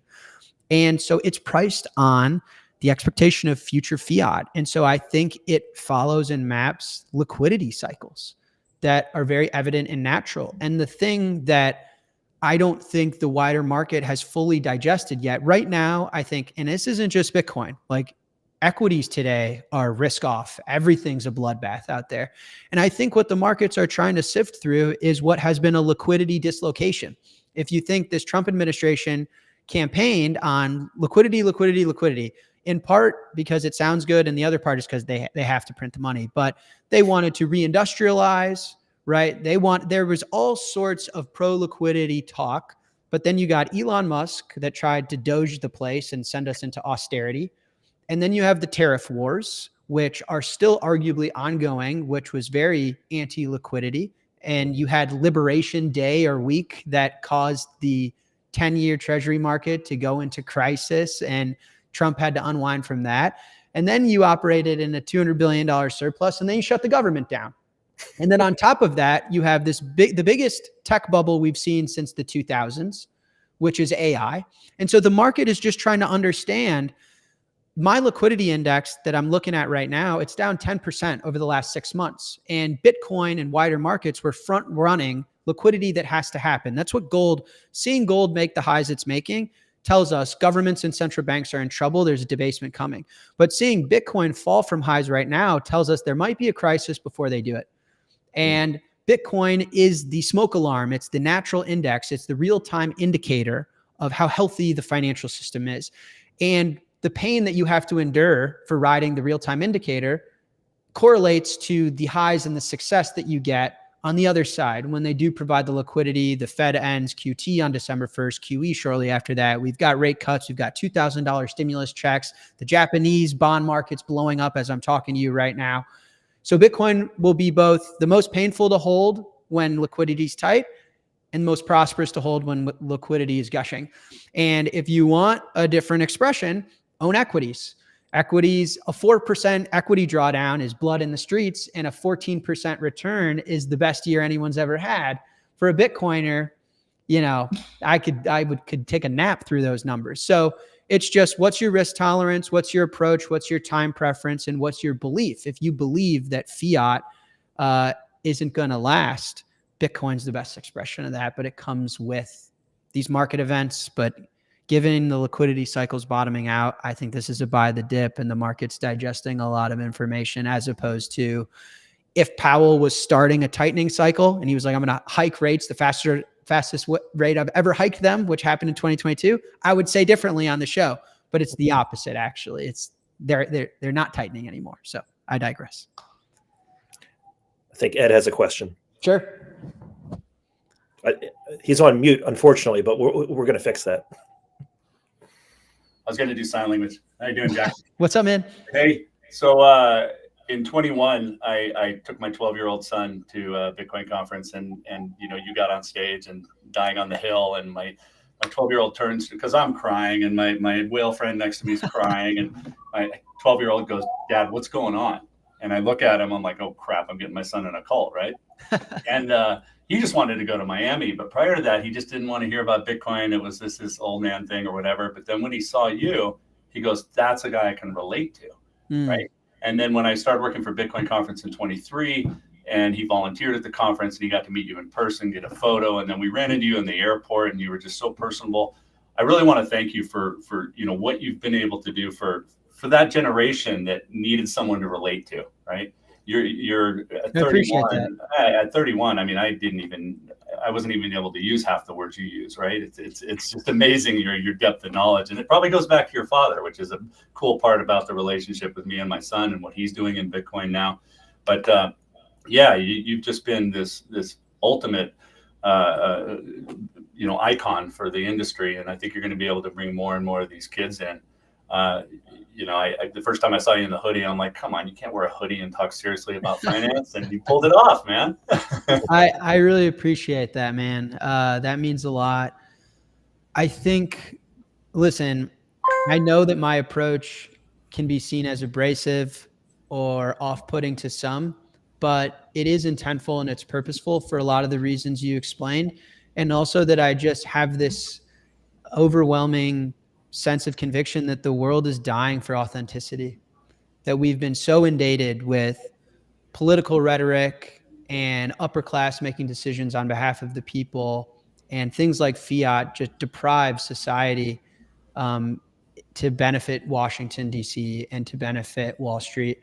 And I think people just want a normal dude. And at the end of the day, we're all born the same.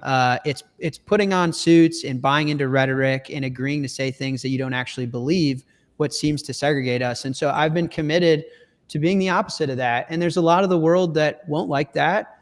But I'm willing to wear those bullets for the people that you mentioned that do relate to that and see that things are possible. There is hope. The world isn't as evil and convoluted and sick as it's made to be seen. We can do this, and normal people can do this, and we can achieve it. And listen, I'm a college dropout. The fancy words I use, I got from people on Twitter. All you need is a Twitter account. So I appreciate that. And that's why the closet's empty, right? When I moved into this place, everyone thought I was going to fill it, and is that a kid trying to change money out of an empty women's wardrobe? And it's like, honestly, that's the perfect meme, because this hyper financialized, over consuming society that would fill this with Louis bags and Gucci shoes. Now I'm going to sit right in the heart of fiat currency and make everyone question everything they've ever been taught, and stand for what's right. And so, yeah, thank you. Yeah. Well, I don't know your fiance, but just wait until you're married, man. That closet will fill up quick.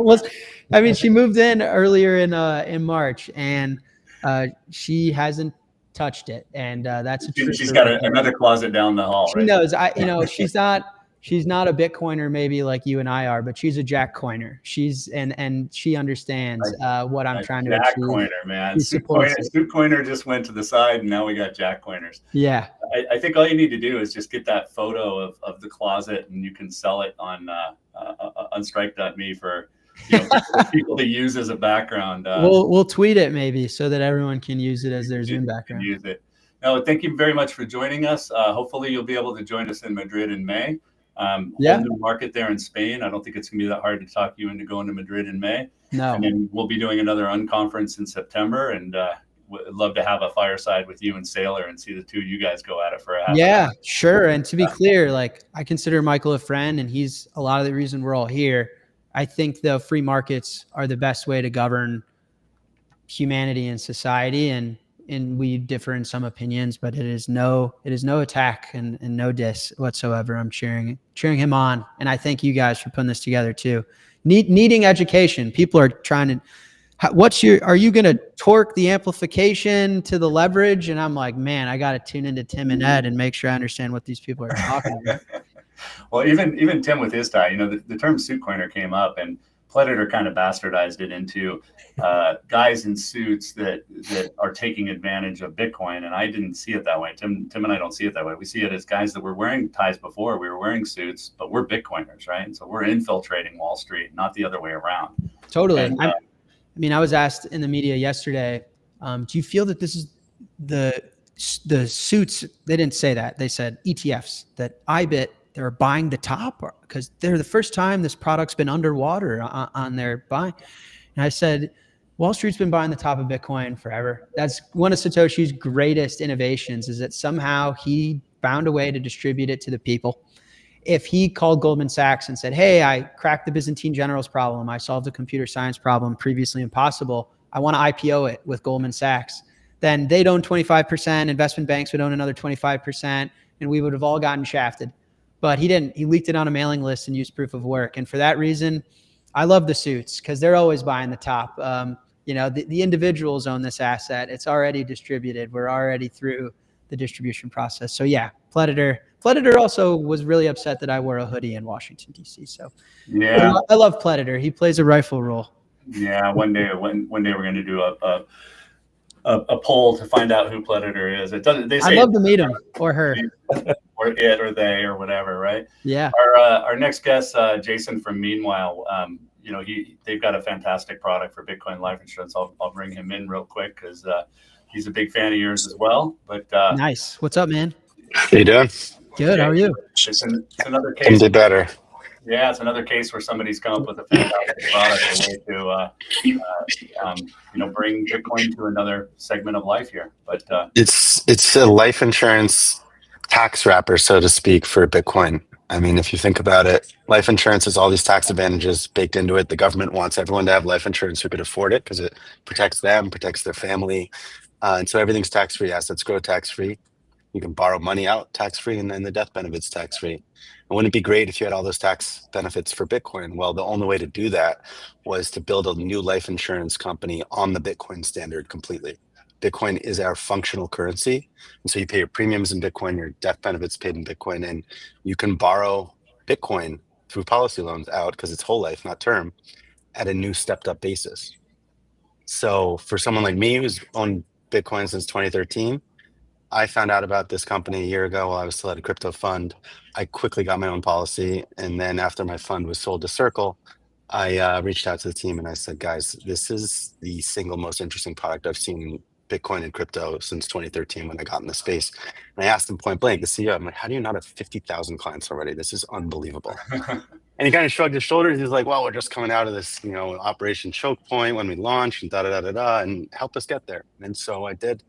And here we are. And it's, what's interesting about our company, though, is because we're on the Bitcoin standard, everyone always asks, what about volatility? You borrow, get a policy loan, and then Bitcoin crashes. One Bitcoin's one Bitcoin. It always is and always will be. And it's so like any Bitcoin product, right, Jason, where you just gotta take a few minutes to understand it. While this is on, I got a text from my best friend from high school. He's like, when I buy a Bitcoin, what exactly am I buying? And I'm like, yeah, I can't do this right now. But, we'll let you go, Jack. Thank you very much for your time. Yeah, sounds good. We'll see you soon. And I will jump off as well, Tim, and let you jump into it with Jason. Thanks, Jack. Take care, guys. Good stuff. All right. Jason, good afternoon. Likewise. How you doing? Good. For those not familiar, can you tell us a little bit about your background? You mentioned it very briefly, but sometimes the journey's just as important, if not more important, than the destination. Yes, absolutely. So I've been in crypto since 2013, traditional Wall Street prior to that. And it's been quite the journey. When I discovered Bitcoin, it was a couple $100. It was an experiment, but it was just about to get turbocharged. It was a month or two before it spiked up to 1,200 in 2013 and then subsequently crashed right before Mt. Gox imploded and the Silk Road was shut down and U.S. Marshals Service seized all those Silk Road Bitcoins. And basically, while they were all used for illicit purposes, washed them clean, gave them a stamp of legitimacy, and auctioned them off to the highest bidder of accredited investors in 2014. And I was instantly hooked. I launched a crypto fund in 2014. I joined Credit Suisse in 2016 to build out their blockchain and digital asset team, and realized on the heels of a lot of high net worth and family office clients of this global Swiss bank asking for help getting exposure to the crypto asset class, and the bank's not willing to help them, that this was a business opportunity. So I left Credit Suisse in January of 2020 to start my own company. Happened to be right before the COVID lockdown, but my company specifically was structured to help high net worth individuals and family offices allocate from traditional capital markets asset classes into the crypto space safely and securely. Prime brokerage type of liquidity, always with post-trade settle, so no pre-funding and having undue counterparty risk, but getting onboarded, proving source of funds, and then when you're ready, pull the trigger, buy Bitcoin, ETH, whatever you're going to buy, and then settle the trade within 24 hours of locking in your price to minimize counterparty risk. And then custody was whatever the clients wanted. Someone in custody, someone in self-custody. It was a great time to launch the business. I mean, the first few months were rough because it was COVID and the world was shutting down. But obviously, the COVID markets were really good for crypto and all risk assets. It's sort of the, economic response to the pandemic, and MMT was great for Bitcoin. And then you had MicroStrategy and Tesla and all these companies starting to acquire crypto, Bitcoin specifically. And so grew that business and ultimately sold it to a crypto fund that was then acquired by Circle, and that was January this year. And here I am, part of Meanwhile, which, as I was saying and explaining to Jack earlier, coolest company I've seen in Bitcoin. I mean, all those tax advantages of life insurance wrapped around your Bitcoin is an unbelievable unlock for anyone. It's whether you're a low cost basis Bitcoiner like myself, whether you have a family and kids and you want to leave them Bitcoin legacy, maybe you want to leave them more Bitcoin than you had to begin with. That's how life insurance works. Or maybe you're just scared that you cross the street, get hit by a bus, and your private keys and Bitcoin die with you, and that it's not there. It's not easily accessible for your loved ones to figure out because you're the crypto savvy guy and not your family. And life insurance solves that. So many problems that are solved in Bitcoin life insurance. And when you see the life insurance industry enter the room of crypto, the adults have arrived. I mean, we're a bunch of TradFi long-term thinkers. I'm one of the few crypto guys in the company. You need a couple of those when you're doing a Bitcoin life insurance company. But the adults have absolutely entered the room. I think that there's this element of maturity that has been transpiring since Trump was elected, and the regulators are now more in favor of embracing crypto and Bitcoin. Sovereign wealth funds, central banks are acquiring crypto.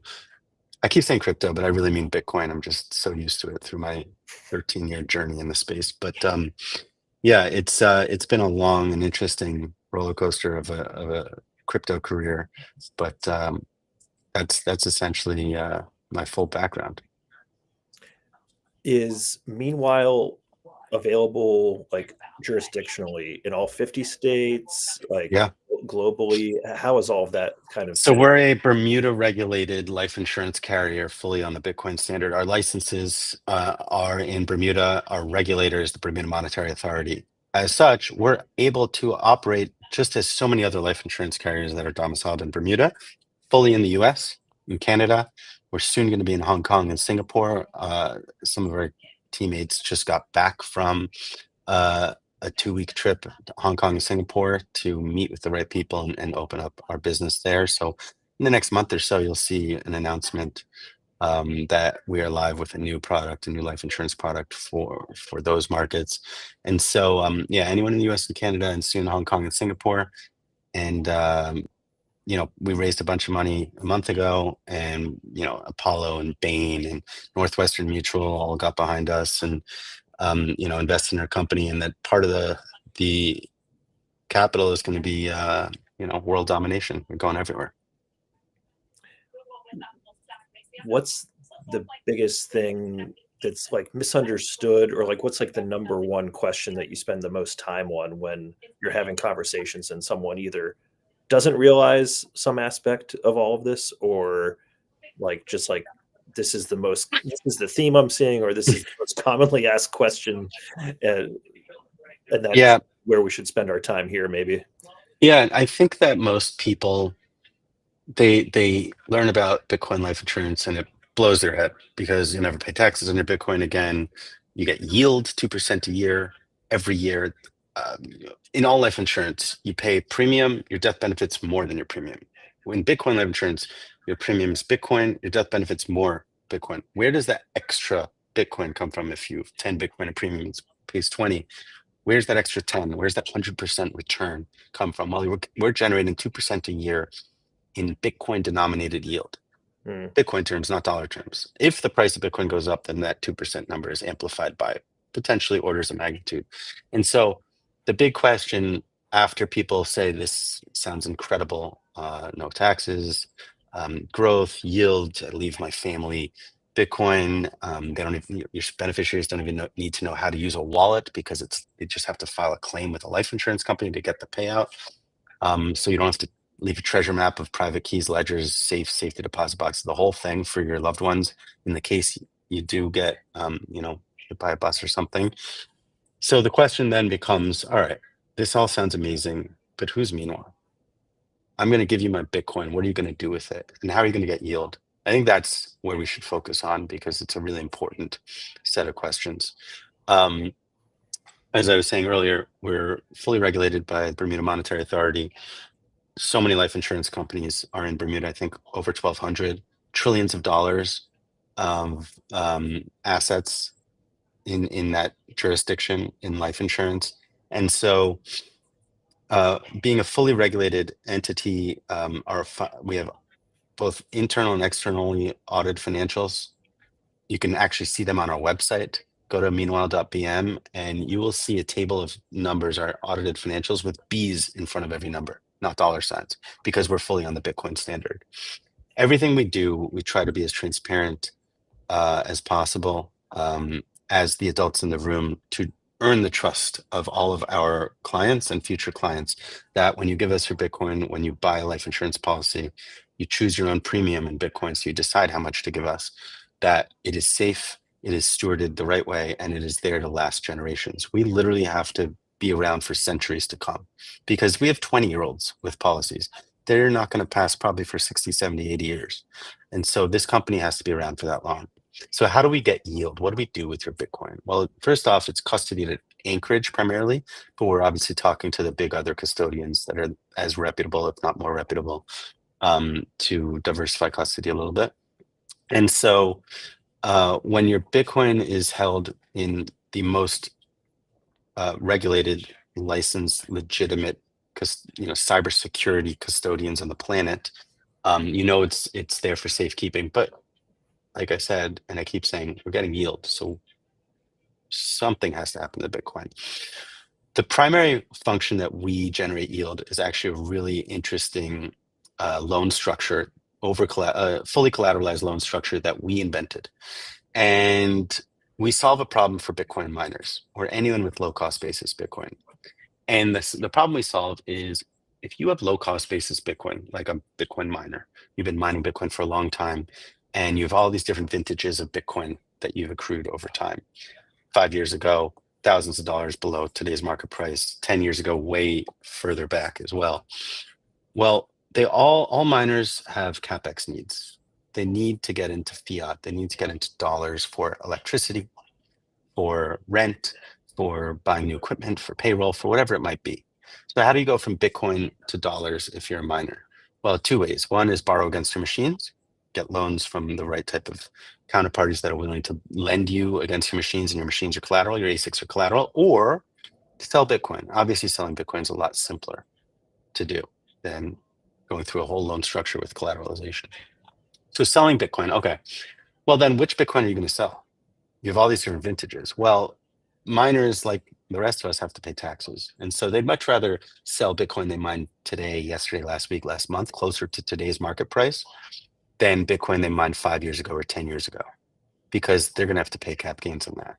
And so what do they do with all that Bitcoin that they mined so long ago, where it's literally not economic to trigger a taxable event because the price of Bitcoin has gone up so much in such a short period of time? Well, the answer is nothing, because your CFO will have your head if you trigger taxable events at a miner north of 20% in corporate tax rate. And so what happens to all that Bitcoin? Nothing. They're the original DATs. They're the original digital asset treasury companies. They have Bitcoin on their balance sheet and they're doing nothing with it. It's collecting dust. And they wish they probably sold or did something with the Bitcoin years ago, but now the price has gone up so much in such a short period of time that it's not economic for them to do it for fear of triggering a taxable event. Well, until Meanwhile rolled around. Being a life insurance company where our liabilities are so long dated, we're willing to take long-term loans with the right counterparties. We're duration seeking. And so one such loan that we created is in the form of a 1-year repo. We call it a repo parity loan, repurchase agreement. And what we do is we allow low cost basis Bitcoiners to swap their low cost basis Bitcoin with high cost basis Bitcoin in the form of a 1-year repo. So you're a miner with all this low cost basis Bitcoin. You can lend us 100 low cost basis Bitcoin. And we'll lend you back 100 Bitcoin that assumes today's cost basis because that's how a 1-year repo is structured. And you pay us 3.5% upfront. So really, you're going to send us 100 low cost basis Bitcoin. We're going to send you 96.5 Bitcoin back that assumes today's cost basis. That's the 3.5%. And you can instantly sell that 96.5 Bitcoin for cash for CapEx purposes, for electricity, for rent, whatever it might be. At the end of the year, now we're at term because it's a 1-year term, you can either repurchase the loan, meaning get your original 96.5 low cost basis Bitcoin back, or just roll to the next year for another 3.5% paid to Meanwhile. And then roll to the next year after that, and roll to the next year after that, and you're deferring your taxes in this structure. And so what is everyone getting out of this? Well, the miner is now freeing up low cost basis Bitcoin for CapEx needs that they never thought they could move for fear of triggering taxable events. There's no tax in this situation. And Meanwhile is getting 3.5% yield in Bitcoin denominated terms paid up front with no counterparty or credit risk. Because remember, if our counterparty disappears, doesn't pay back, goes bankrupt, we have all 100 Bitcoin of theirs. They only have 96.5 of ours. So we're fully collateralized. And we give 2% of that yield to all of our policyholders. That's how you're getting yield. That's how we're growing 10 Bitcoin in premium to 20 in death benefit. And we keep the spread, the 1.5% for ourselves. So when you take a look, zoom out and look at who is Meanwhile and how do they operate? Well, we operate with very little risk because there's no risk in how we generate yield. It's a brilliant structure.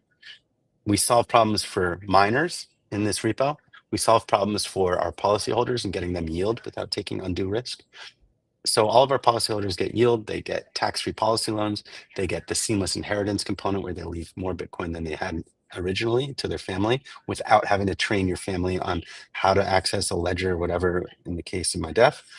And it's all packaged nicely and neatly in this tax advantage structure that happens to take the form of life insurance. Got it.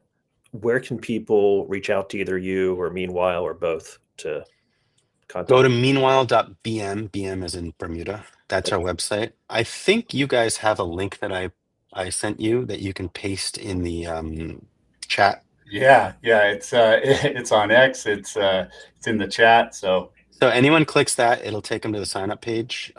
Everything in our product, by the way, is online and automated. This is life insurance where you do not have to see a doctor. You don't have to submit blood or urine samples. If you're in the US or Canada, you just sign up online. It's a 20-minute application or so online.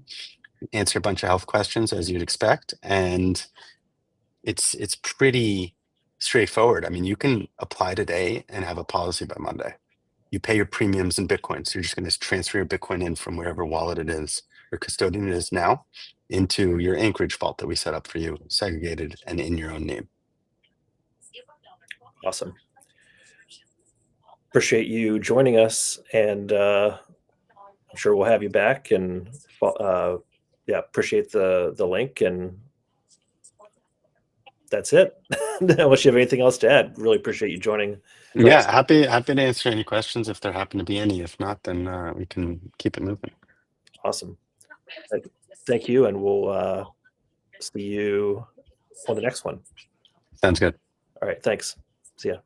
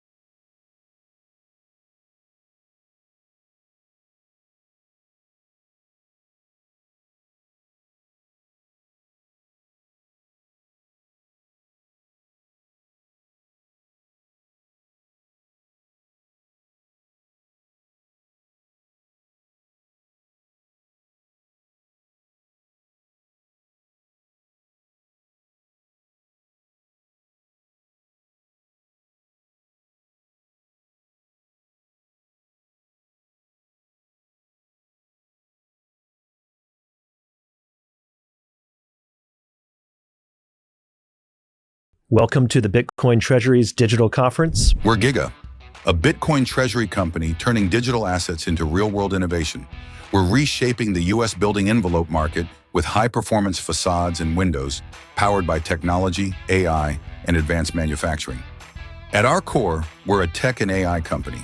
We use innovation to make building faster, smarter, and better. And we see that as part of a much bigger picture. With over 30% annual growth and strong margins, our profits power operations, drive expansion, and strengthen our Bitcoin position.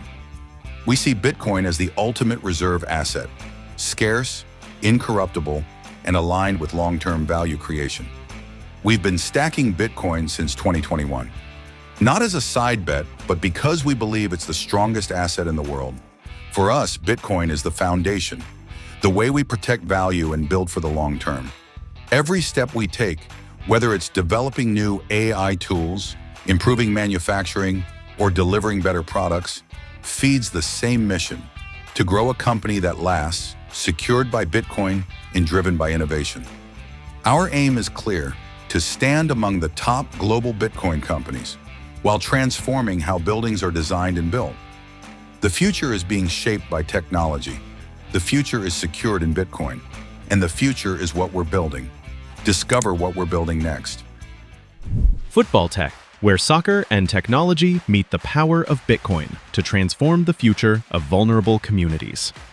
This is what Bitcoin philanthropy looks like. Soccer, technology, and Bitcoin. Join the mission. Help change the game at footballtech.org/Bitcoin. Run your company at machine speed. Not using AI, you're already behind. Meet Orchestrator, built for Bitcoin native companies. Build, deploy agents, automate treasury and marketing. Close your books 5 times faster with zero spreadsheet drag. Cut manual work by 90% with 100% accuracy, with non-custodial automation, full audit trails, and human-in-the-loop approvals for every critical decision. To learn more, visit bitcoinorchestrator.com to schedule a personalized walkthrough with our team. There's a new way to retire. With Bitcoin IRA, you can invest in crypto 24/7 with tax advantages, giving you more ways to diversify and grow your retirement savings. Choose a traditional IRA to defer taxes or a Roth IRA for tax-free withdrawals later. Either way, you can grow your portfolio and pay less in taxes. Setting up your account is fast and easy. It only takes 3 minutes to get started. Take control of your future with Bitcoin IRA.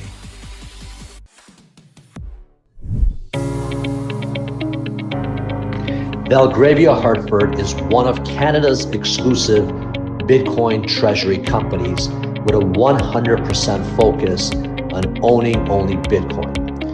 Belgravia has built a very comprehensive and transparent website which outlines its stats, its Bitcoin position, and every aspect of the company and our future goals.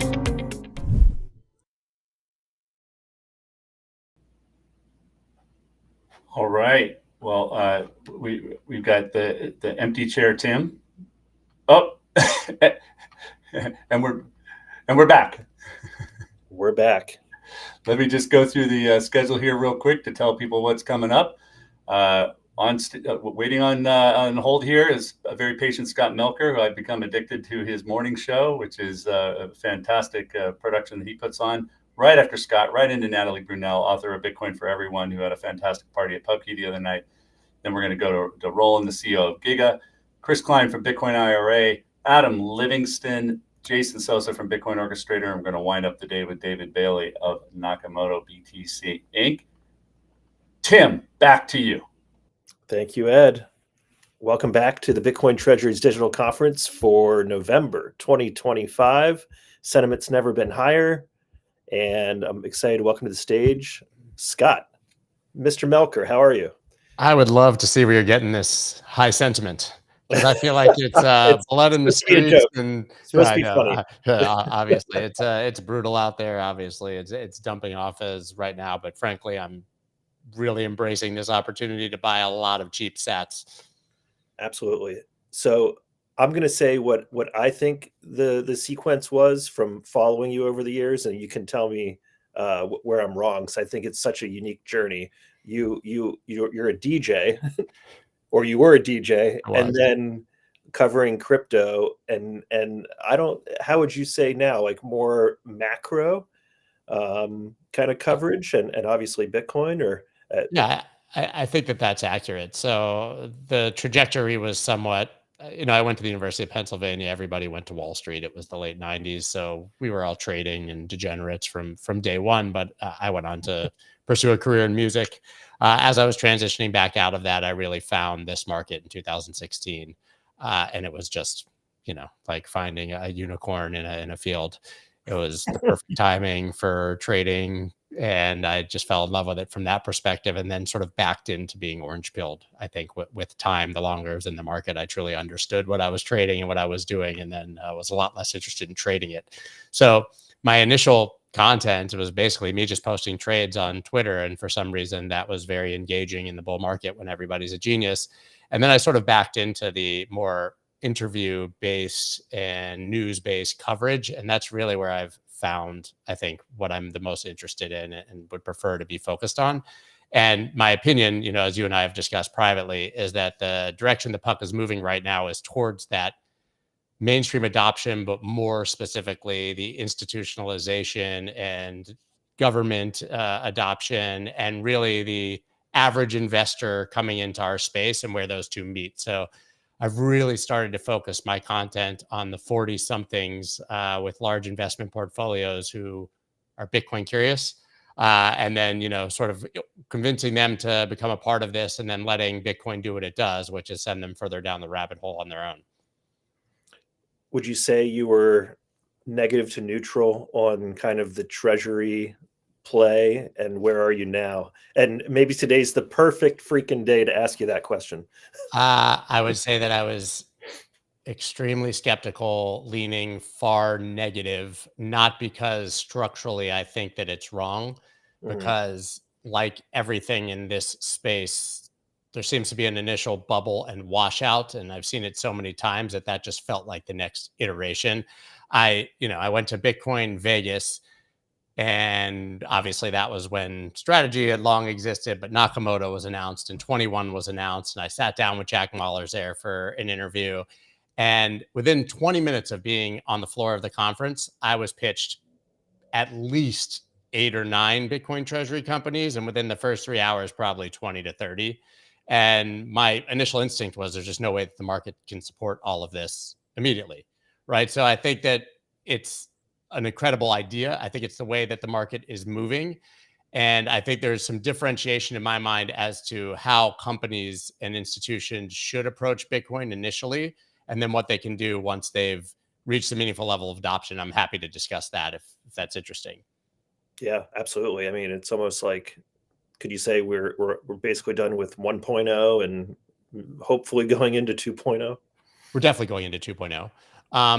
From day one, when I saw all of these, I pointed out that I think MicroStrategy has mastered the playbook. So I don't understand why you would buy financially engineered products from another Bitcoin treasury company when Saylor has done it so exceptionally well. So that left me asking, what are the rest of these going to do? And since Bitcoin doesn't naturally have any yield, you have to find a way to financially engineer that yield using Bitcoin. You can't use Bitcoin to make more Bitcoin. You have to do something, right? That's the beauty of Bitcoin. So my opinion from day one was do what Tesla did, do what Square did. Take cash flow from an existing business that's doing well and protect yourself against the debasement of your cash by buying Bitcoin. And slowly that Bitcoin stack will rise. And if you're patient enough, we all know what happens when Bitcoin is 5 or 10% of your portfolio. It becomes 50 or 60% of your portfolio, whether you intend it or not, as long as you don't sell and rebalance. So I think at that point, you've naturally accrued a massive stack of Bitcoin using actual cash and earnings from your business. And then you have endless options, right? So for me, it was just everybody kind of rushed to the finish line without running the race. And exactly what I assumed was going to happen did. And I'm certain I'm wrong about most things. So I'm not saying that I had any inside baseball, or that I'm not trying to like dunk or say that I was right. It's just when you have companies that raised a bunch of money and the expectation is to immediately deploy that capital into Bitcoin, what we ended up with was a bunch of companies effectively buying the top and then maybe helping set that top, right? And so what comes next? I think a lot of mergers and acquisitions. I think everything that trades at a discount is a great buy, right? Because who doesn't want a discount on Bitcoin? I wonder what that consolidation will look like. I've bought some of them kind of down here at the lows, and I'm hopeful. And I guess we'll see what comes next. But it's interesting, Sailor always finds a way to buy the dip. Most of these companies bought, and they're just sitting here on the sidelines watching their balance go down with no ability to do anything about it. And even your average individual investor, you need to keep dry powder on the sidelines to, buy when slower and average down. I just don't think most of them have had that ability. Yeah, it kind of surprised me, and I think Adrian Morris actually was probably the loudest voice on why would you just not save some capital to buy the dip, or leg in. I don't know, just be a little more thoughtful about it. Because nobody thinks the dip is coming, right? At 126 or 120, the natural inclination is, well, we're obviously going to 135 or we're going to 150. I can't imagine how many of these companies started and their plan was to be trading, sub 90,000 on November 20th. And that probably wasn't in the cards for most of them, but anyone who's been here before rationally knows that a 30% retracement or 35 or wherever we land here, 40, 50, even if it's a bull market, that wouldn't be strange, but you have to survive. Right. And so if they're effectively taking on any sort of leverage, you take the risk of being liquidated, even if you're right directionally about where Bitcoin ends up heading, or losing your business or falling apart, or having, in the case of many, just having your investors run for the exits. I also think that, to the credit of many of these, they were trying an experiment, right? And if the market had gone up, I think it would be a very different experiment. But the whole structure of reverse mergers and having a pipe that gets announced, which pumps the stock, but the shares haven't actually registered, and you can't actually use that money to buy Bitcoin yet, it just created a really misaligned market that, like everything, and I hate to say it, because my comparison when they were happening was like, this will probably end up like people who bought ICOs. And I know the people who are building these are deep Bitcoiners who hate ICOs and hate altcoins and hate the misaligned incentives of those. But what ends up happening is that you would make an announcement, the stocks went up 20, 30, 50x, whatever the number was. Retail bought that hype and now is 95% down. Sometimes they were 80% down before the companies were even able to buy a cent of Bitcoin. Right. And so structurally, it was just, and listen, we couldn't have known until people tried. So I give them the credit for that. I just hope that in this 2.0 environment that you described, that people are a lot smarter. To be frank, we're not really seeing that many announced at this point anyways. So I'm wondering when that will see a major uptick. Yeah. What's the favorite part of your day as far as the shows that you're doing, or anything on the horizon that you want to share? The entire day. I absolutely love this stuff, man. I live for it, to be honest. I'm a wake up at 4:30 guy. I wake up at 4:30 in the morning. I write a newsletter. I feel like it keeps me accountable for the whole day. I love my 9 a.m. live shows, especially, my Macro Monday, which seems to be very popular with guys like us. And, it just kind of just goes throughout the day, but I never get exhausted talking about this, thinking about this, taking meetings about it. It's just, to me, we're really on the cutting edge of something massive, and why wouldn't I spend my time doing that every single day? As far as what's coming next, well, because we've talked about it, and I'm trying to hopefully get Tim involved. I've built out an entire brand new studio. It's one small piece of hardware away from being completely launched. We've been running tests, but the idea for me is to kind of go all in on that idea we discussed before of that cross between sort of mainstream finance and Bitcoin, and dress up the content to make it familiar to the CNBC and Fox Business audiences. The people that we want to be buying Bitcoin, I feel like we need to go to them and not expect them to come to our YouTube channels and assume that they're going to engage with content of a guy standing in front of his bookshelf. Right. So I've built basically a full news set with LED screens, and it'll look familiar to a Fox Business or CNBC watcher. And hopefully the content will mature with the asset class. Awesome.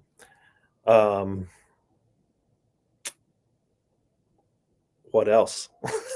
I mean, I think everybody just wants to know where price is going and nobody can Yeah. tell them, right? And I think this is one of those periods. To me, this feels like such a incredible buying opportunity, even if it goes much lower. And I want to remind people, because I have these debates with them all day. Yeah, it's $86,000. It's pretty painful if you've been buying all the way. I dollar cost average. So, I bought 125, I bought 90, I bought 5, right? And I will continue to. And I like the sailor approach, which is if you get money, you buy Bitcoin and you don't think about it too much. But if you believe that, I see people obsessing over where the bottom will be, right? Should I buy now? Should I buy at 75? Should I buy at 55? Should I buy at 35? Right? There's people who legitimately believe that's coming. 85 and 95 are the exact same to me if Bitcoin is what we believe it is, right? If Bitcoin goes to $1 million in a decade, 2 decades, whatever it is, I'm perfectly willing to be patient. And I don't think I'll look back and be like, damn, I only bought at 85 when I could have bought at 70. Yeah. So I just remind people is how important it is to just zoom out and take a deep breath and be patient, that whatever your portfolio shows on paper is not real, right? Because if you weren't planning to sell it anyways, why are you comparing it to what it was worth a month ago? Makes no difference. And really just, take the opportunity to buy Bitcoin while it's at a discount. We've got wildly oversold conditions. If you're a technical analyst, we've got historically high fear or low fear on the fear and greed index. We've got people already talking about $10,000 Bitcoin. To me, we're starting to see all of the kind of same signals of fear and doom that we saw at 126 of euphoria and greed. So, I personally think we could be in the process of bottoming here, even if it goes lower. That will be much higher in the not so distant future, and we'll all be very, very happy with the buys we put in now. What are you seeing, or what's your thought on how AI is intersecting with Bitcoin and everything else that's a theme here, whether it's miners, energy, infrastructure, et cetera? I think that we're in a rare period where there's not enough infrastructure for what is needed, and that's going to be a huge boon for miners and those who are smart enough. I know you had Mike Alfred, my buddy, on this morning. Those who are smart enough to see the trend early that Bitcoin miners weren't just going to be Bitcoin miners, were brilliant and really ahead of the curve.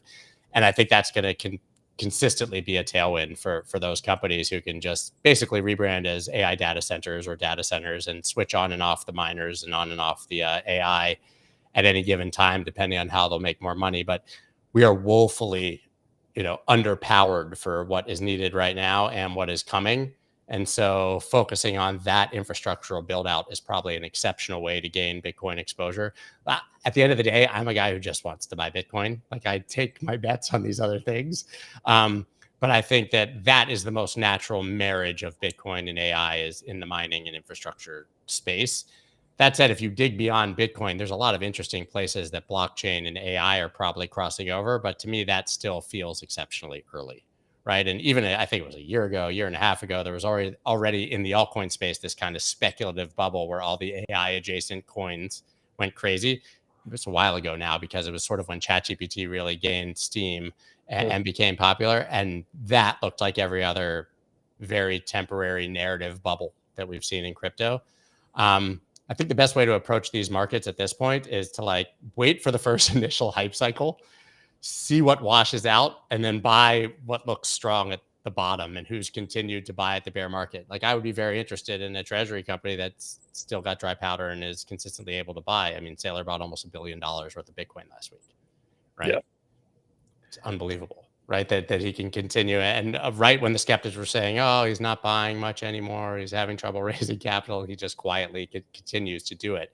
But, it reminds me of the late 90s and early 2000s. You had this massive bubble with the internet, and people always point out that was this huge washout and how terrible it was. But the biggest companies of the next 20 years were the ones who succeeded and rose out of that quote unquote bubble. Right. And I think that's a lesson that we see repeated over and over and over again, but accelerated in crypto markets. So just wait until the washout and choose the winner that's coming out of it. And I think that's probably the best way to play the cycles moving forward.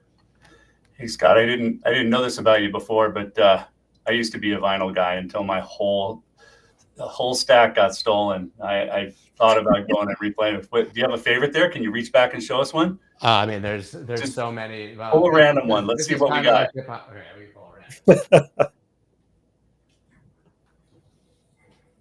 And we'll be right back. Yeah. Paul Simon, still crazy after all these years. That's what I pulled out randomly. That's your random vinyl. Yeah. Well, see, I've got it like this. The side over here is the random like classics, a lot of which were my parents, and then it goes through all the hip hop records I had. There was a point when I had 10,000 records in a small New York City apartment, and I literally slept on a bed that was propped up on records.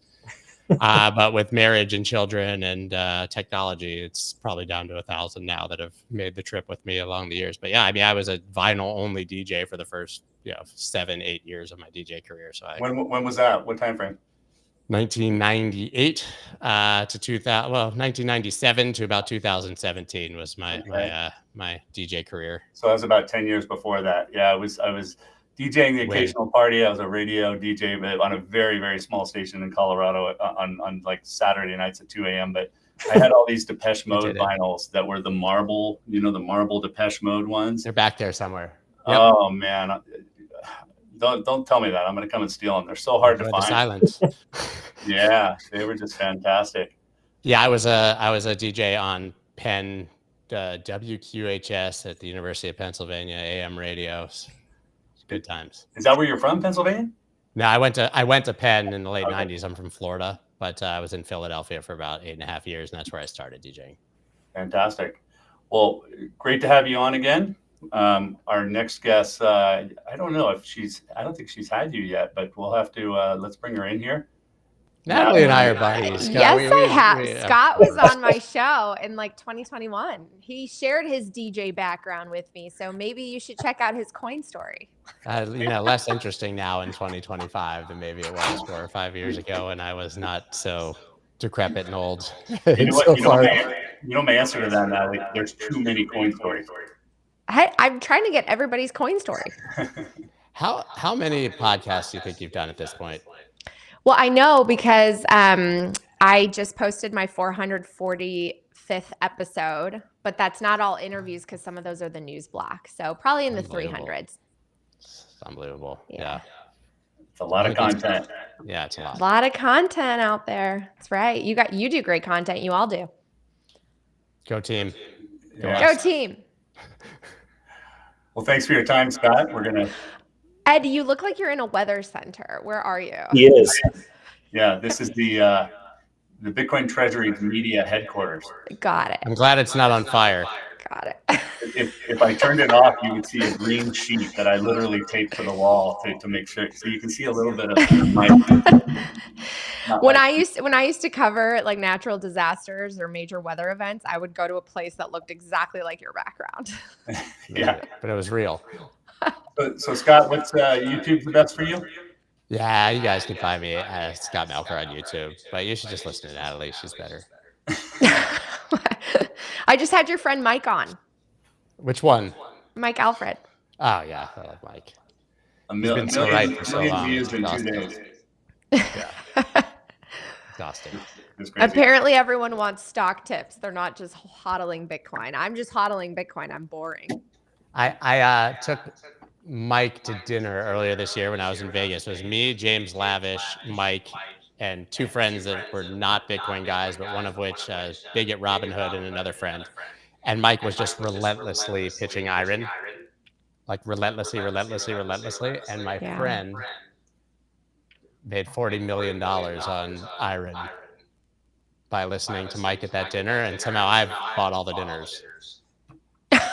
Feels like, and Mike just orders Wagyu and like the most expensive wine on the menu, so it's exhausting. And like, I'm buying, and everybody else is making money. So, oh man, that's too good. Well, thanks for your time, Scott. Thank you guys. And, great to see you. Bye, Natalie. You're not going to believe we're getting an echo on you, Natalie. You are? Yeah. I don't know. Let's see, what can we do here? Mute, come back maybe. Do you hear it? Yep. You're on your Zoom P4 audio. That's weird. Check. It says echo cancellation's on. It's just me and you then. Tim, say something. Something. Something.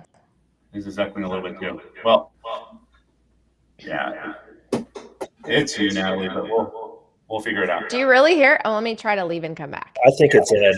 It's all Ed's fault. Just blame it on him. I'll leave and come back. Okay. Finally, some peace and quiet, Ed. How you doing? We're doing good, man. I've already had 2 requests for the shirt. Oh, okay. You gonna put it on the swag store? I know. Well, it's a little store in Knoxville that does these, and so okay. The tie wasn't orange enough, but it looks orange here. It's you're very orange today. Yeah, I know. Maybe we need to start wearing green. So we can that would be classic, right? Get the green hat and the green shirt and everything. Yeah, going good so far. Everybody who's tuned in right now, just a reminder that we've got Natalie, and then we've got Adam Livingston, we got David Bailey, we got a whole bunch still coming here. So stay tuned. Let's bring her back. Does it work? Yeah, we got rid of it. Woo!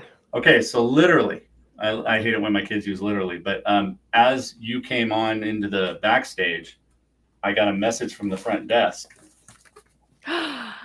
Oh crap! The green screen. You're disappearing. Yeah, there we go. It's a box from Barnes and Noble. We're live. Yeah, we're doing unboxing videos now. And I now have the proud owner of 10 copies of. There we go. Bitcoin is for everyone. Woo! I love it. You're getting 100 copies, Ed. 100. Yeah, we'll start with 10. But this weekend, my son and I are going to go put these in those little leave a book, take a book things. I love it. Around the neighborhood, right? That's great. I know. I don't know what to write on the inside so that they, know where it came from. But who cares? As long as somebody takes one. Right by the dip. Yeah. Carla heard that you bought a lot, so she beat you. She had to order more. So thank you, Carla, for taking it as a challenge when Ed ordered a bunch. Yeah, well, there'll be more, but I just got it, so I haven't even read it yet because you wouldn't send me the PDF ahead. But oh well. I didn't. I'm sorry. That's okay. Really holding out there. It was really exclusive. No, I would have just posted it to X and linked it. But, Tim was at your book launch the other night at Bubkey. It was awesome. Yeah, thanks for coming. I really appreciate it. I was so grateful because I had about 18 people fly in from out of town, about 16 of my closest girlfriends, and it was just the most incredible week in New York, but book launch, it was just, I feel so blessed. And I just hope that this book just makes a difference and helps someone get into Bitcoin that was maybe sitting on the sidelines. The price action is actually really good to get into Bitcoin. The upside's better. So I know people are stressed about the price, but I hope that they forget the volatility and remember that this is a journey. It's not a sprint, it's a marathon. I just got a text an hour ago from my best friend from high school who said, hey, 90 seems like a good price. And I'm like, no, dude, 600 was a good price when I told you 13 years ago. But whatever, everybody gets it at the price they deserve, right? Yeah. Well, I have a funny story. I don't want to reveal who it is, but I have a very popular guest who's on my podcast. People can try to guess, but I'm not going to reveal. But he told me that he sold all of his Bitcoin at 90 when it was at 90, like at the beginning of this year or late last year. And he's like, I'm going to buy it back at 70. And I'm like, I don't know if it's going to go back to 70. And he goes, it will. Don't worry. And now it looks like it's heading there. So maybe he was right. I was a little worried for him when Bitcoin was 120, that thinking he'd have to buy it back much higher. But it's what Bitcoin does surprises us to the downside sometimes. Tim, did you get a copy of Natalie's book the other night? I have ordered many, many copies, so they're on the way. No, I was just wondering because I did just come in, but tell us about it, Natalie. What was the inspiration? Why did you decide to write a book? And I guess in Amazon, there's only a few copies left, which you took a totally different path. I talked to a guy just the other day. He's like, I'm going to write a book about Bitcoin and real estate. And I'm like, okay, take a breath, right? There's self-publishing, there's the Natalie path, there's all this stuff. So give us the whole rundown on, why you decided to do this and how it happened. Well, it's been years in the making. I didn't really set out to write a book. I read all the books and I thought everything that we need is kind of out there. But when you're encouraged to do something, sometimes you kind of think twice and say, maybe my reluctance is not right, and maybe I should do something that someone is offering. So yeah, I had an editor reach out from a publishing company called Harriman House. And at the same time, I had also been talking to a book agent, and she's fantastic, Maura Phelan. And she really wanted there to be a Bitcoin book for the masses that was published by a mainstream publisher. And she wanted it to be done by a female voice. And so she was really pushing me. And then I got reached out to by Harriman House. And the editor that reached out to me, he actually found Morgan Housel. If you guys are familiar with him, Psychology of Money. And I loved that book. James Lavish actually recommended that book to me a couple of years ago, and I read it and I thought it was fantastic. It's a book about investing and markets, nothing obviously about Bitcoin, but I thought, wow, okay, well, this guy clearly knows his stuff, and he allowed me to write the kind of book that I really wanted to write, which was a 101 kind of introduction to what's wrong with our current system and how Bitcoin is the best solution. And so then I set off on a many years journey. It's been like 2+ years that this has been in progress, and it was very challenging, but in the most amazing ways. My background is television writing, so script writing, and television writing is very short. Like, you get 20 seconds, 90 seconds, 2 minutes if you're lucky to tell a full story. So having the chance to write 200 pages was both a luxury, but also a little bit difficult, because you have to really think about, every way that you describe the topics and analogies. And so it was an amazing process. I loved every moment of it, and it's finally out. I can't believe it. It's finally out there for people to purchase. And basically what it is I say to the reader at the beginning, like, hey, there's a problem. We know that there's a problem. Life's becoming more unaffordable for the average person. The American dream feels like it's out of reach. What happened? Let's break down how the financial system works in a very simple, approachable way. I don't get political. This book is not, burn down the central bank. We don't need government. It's a very neutral, apolitical, friendly introduction to how our financial system works, how money works, and then it introduces Bitcoin and highlights the great properties that Bitcoin has, talks about Bitcoin mining, energy use, the human rights impact, and then it leaves you at the end kind of thinking about your own life and feeling empowered about how to really take back your time. So that's sort of the story arc that I take you on, and I'm really, really proud of it. So yeah, fantastic. And I see that you got who did the forward? I think I know, right? I don't have a forward. You don't have a forward. Okay. No. I was betting there was a Polymarket bet on that Saylor would do the forward for you. No, he did offer one of the endorsement quotes, which I'm grateful. I had a couple of early readers, and they included Michael Saylor, Lynn Alden, and Jeff Booth. And I'm so grateful that they all endorsed the book and shared their feedback. And it was really helpful too, because they all come from very different perspectives. And I think they all add something really unique to the Bitcoin story and how Bitcoin is explained. And the fact that they all shared such positive feedback meant the world to me. Yeah. So where is we know about the Natalie Brunell that showed up at Bitcoin 21 and didn't know what she was getting into. And that was almost 4 years ago. Yeah. So where's the Natalie Brunell brand going? You've set the standard for Bitcoin podcast. Him and I have consulted with you, like, what do we do here? What do we do here? And you've kind of mastered it. So where are you going from here? Well, that's very kind. Thank you. I didn't set out to have a media platform, and I'm so grateful I've been able to build one just because of sharing my own interest in Bitcoin and sharing education that I thought was really important. My goal is to just kind of distill it for the average person and simplify the message.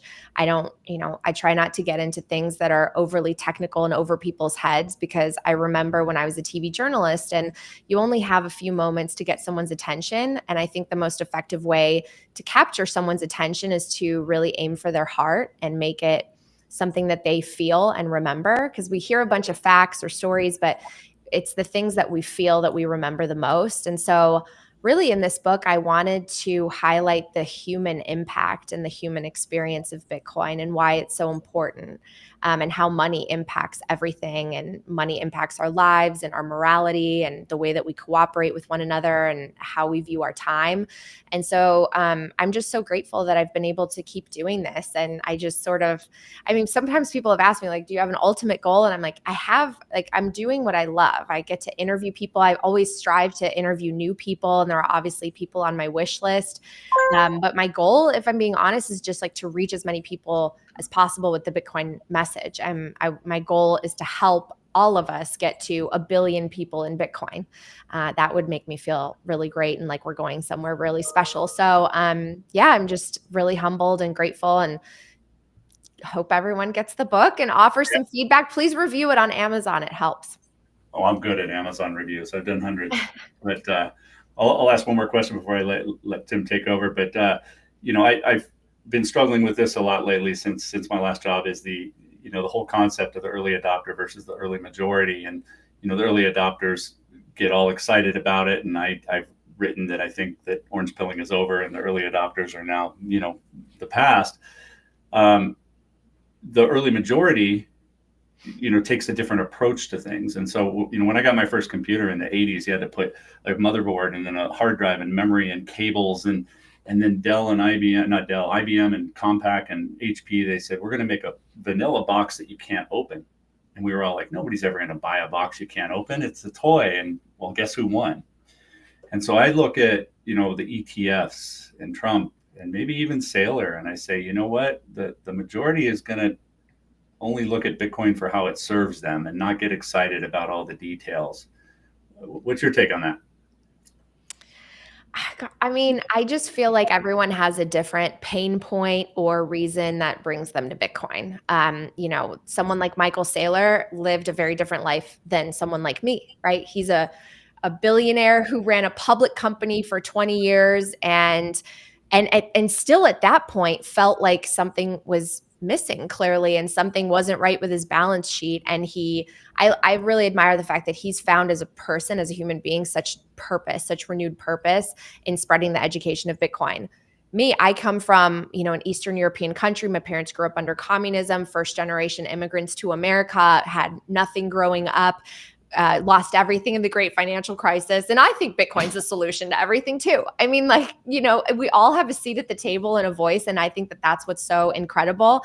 I think Bitcoin's for the average person just as much as it's for eventually nation states to adopt and hopefully move us into a more neutral reserve asset world that I think will level the playing field economically and hopefully encourage and motivate more value creation.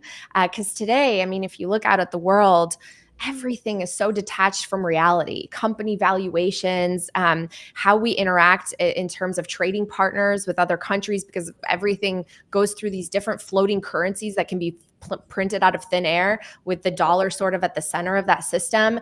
And with the dollar at the center of our system here in America, we do everything possible to protect the plumbing, even though that just means going further into debt, printing more money, and destroying the purchasing power of what everyone works so hard for. And so it's like we live in this wonky system, and the only solution that I see that can fix the core problems and the corruption that lies at the base layer is Bitcoin. And not enough people understand it and know about it. And so many people are skeptical, and people focus on the price volatility. And it's like, this is the one thing that I think everyone needs most, to be economically empowered and start saving in something that no one can debase and no one can corrupt. I think it's just so critical. So I love that there are so many different perspectives and voices. And, we've got the institutional voices, we've got the retail voices, we've got policymakers that are embracing Bitcoin. I just think it's incredible because it truly is for everyone. That's why I called my book that. Yeah. I just like to come in and railroad Tim and tell him I'm going to let him talk, but then I don't.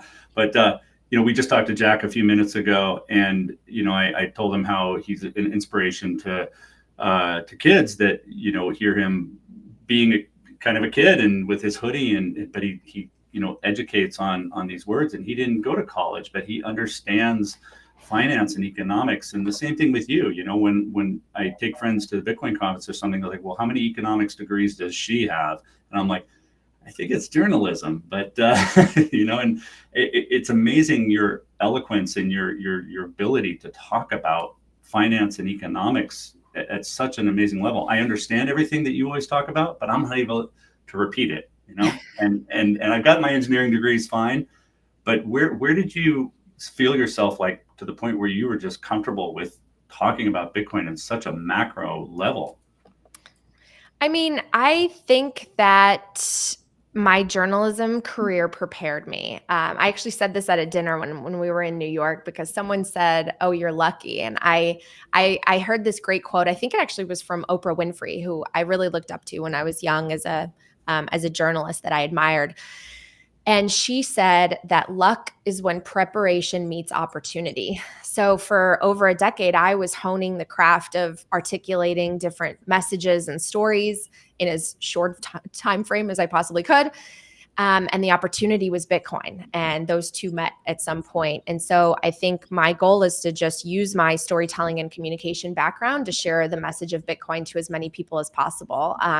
When I was a reporter, I would interview people that were very brilliant within the sciences or engineering or something that was very technical, and sometimes it was very challenging to get them to break it down in a simple way that the average viewer could understand. And I remember constantly asking questions like, explain this to me like I'm 5, explain this to me like I'm in high school. And that's so important because, again, the average person, we all have different levels of expertise and education, and we have different backgrounds. And so what is a way to describe something that will be the most effective? And again, going back to what I said earlier, how do you make someone feel something? Because there are universal things that we all relate to. I think we all want a sense of connection. We all are craving belonging. We all want to be able to provide for ourselves and for the ones we love for the future. We all have dreams. We all have fears. Like, if you can tap into the human emotion, it's much more effective than if you just spew out facts or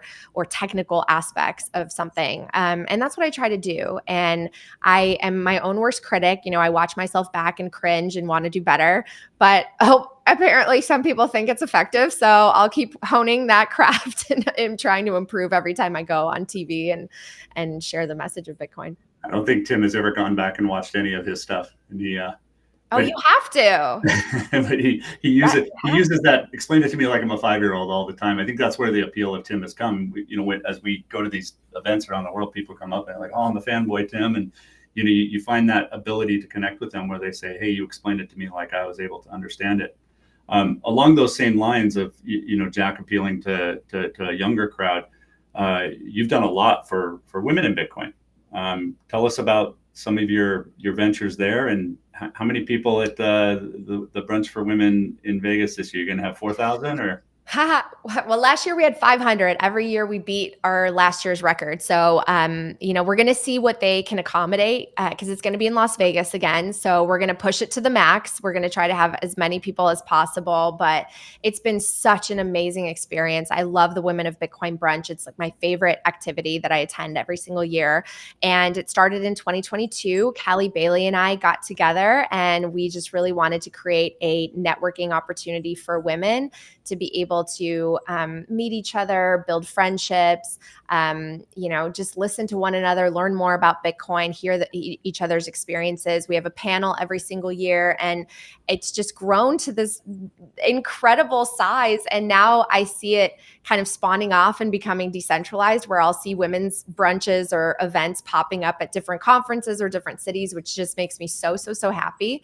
We're going to try to do a women's online summit. So stay tuned because I'll have information on that soon. I'm partnering with Christine Turner and Efrat Fenixon for that. So be on the lookout because we just really want more opportunities for women to come together.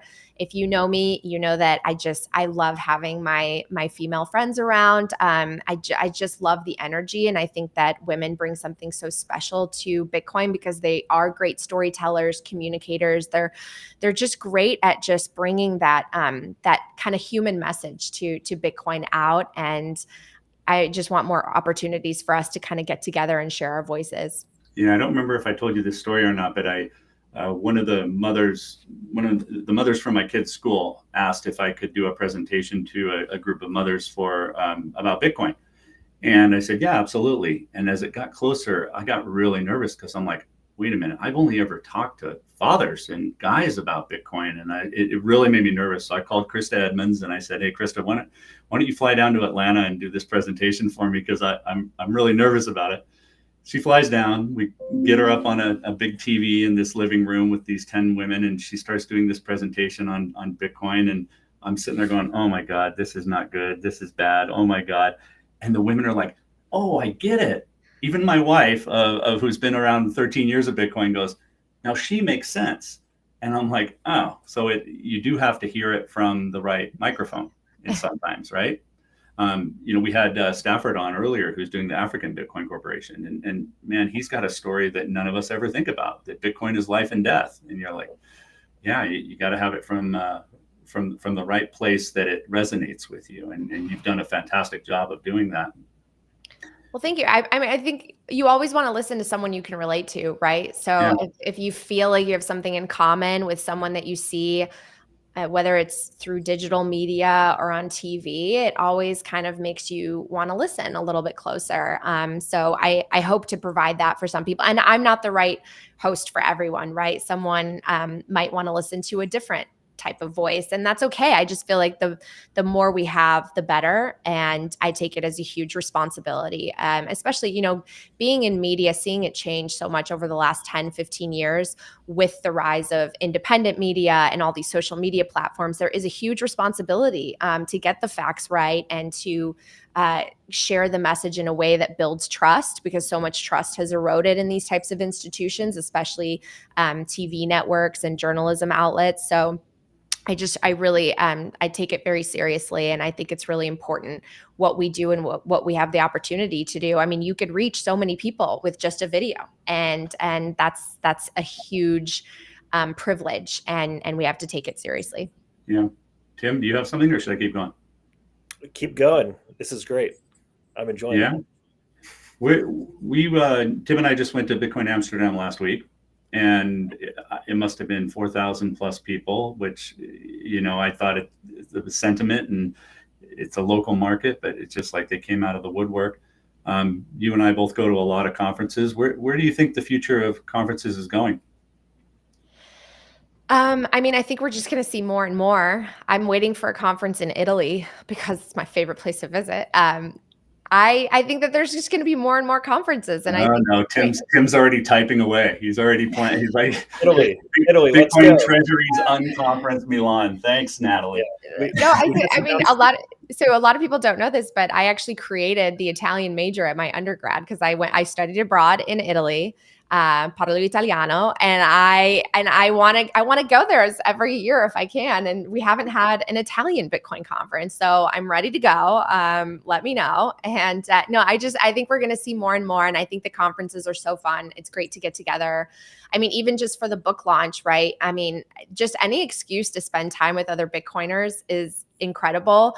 One of the reasons why I love Cheat Code, which is Peter McCormick's podcast, is because you kind of get all the panels out of the way, like they're all in a row in one day, and then you just get to have fun with each other. And the events are really, really fun too, right? Because you can watch panels online, all that, but getting to spend time with other Bitcoiners from around the world is really what I value, and I think is so incredible.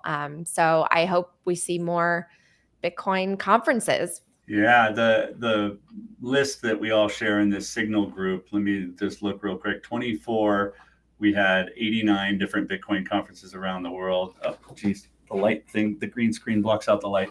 And then this year, 25, we were up to 87. 26, the list is just starting. But, you could literally go to a Bitcoin event somewhere in the world every week, which is insane. There's no other industry like that, right? Where you could stay in touch with people, and I never get tired of them. Tim always jokes that I go to so many, but I'm running out of money, so I gotta be very selective on which ones I go to. I had never been to a conference except for one investigative journalism conference before Bitcoin. And now I go to so many. I go to so many conferences, and I didn't know it was such a thing. I mean, these convention centers, they're huge, I mean, events to put on. It's even putting on the brunch, right? It's just people don't realize what goes into it. So I admire the people that have taken it upon themselves to go out and plan these events, because you have to find venues, and there's, the entertainment and the AV and the technical aspects, and then there's the dinners, and it's an amazing just an amazing feat to be able to put on. Yeah, I just consider it also, it's a great way to all my friends now are Bitcoin, right? And so, it's a chance to get together with your friends in some, strange locale. Of course, I have a preference for Amsterdam, but when you get to other venues, it's just like, hey, let's hang out and have some drinks and talk Bitcoin. Yeah. We still have a few minutes before we bring up Roland. Natalie, very few people know this, but when you do some of your podcasts, you're doing them from the Tim Kotzman studio. That's right. From the Natalie New York studio. Oh, no. I'm doing it from Matt Marlinsky's studio. I have to give him a shout out because he's like the best director producer ever, and built that beautiful studio in New York City at Pomp's office. So thank you, Pomp, as well. No, it's just the best. And I love it because everyone compares it to Between Two Ferns. Yeah. Did you get yourself a fern back there? Or is that Yeah, I tried to mimic it a little bit in my home studio here. I've got my one fern. I'm between a fern and a shelf. But yeah, no, I love it so much. It's so great. I think you know what it is?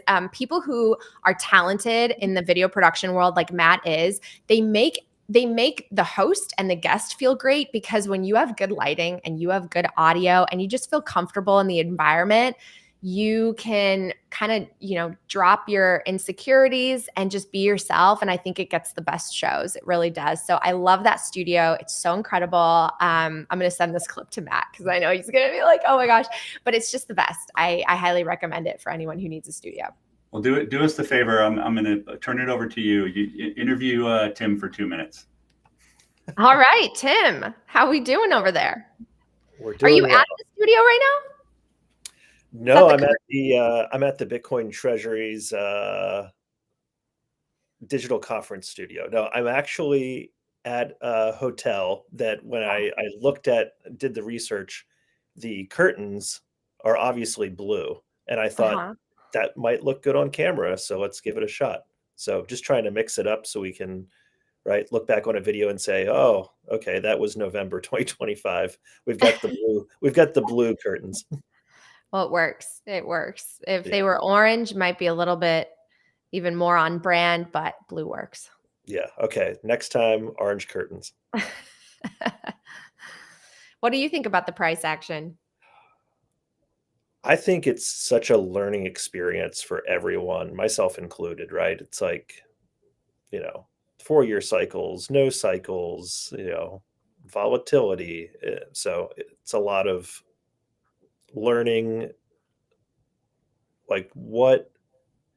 control your emotions and zoom out and be long-term. And especially when there's a lot of coverage about the treasury companies and this and that. And it's like, well, we don't all have to, be traders. In fact, most of us should probably just be long-term investors.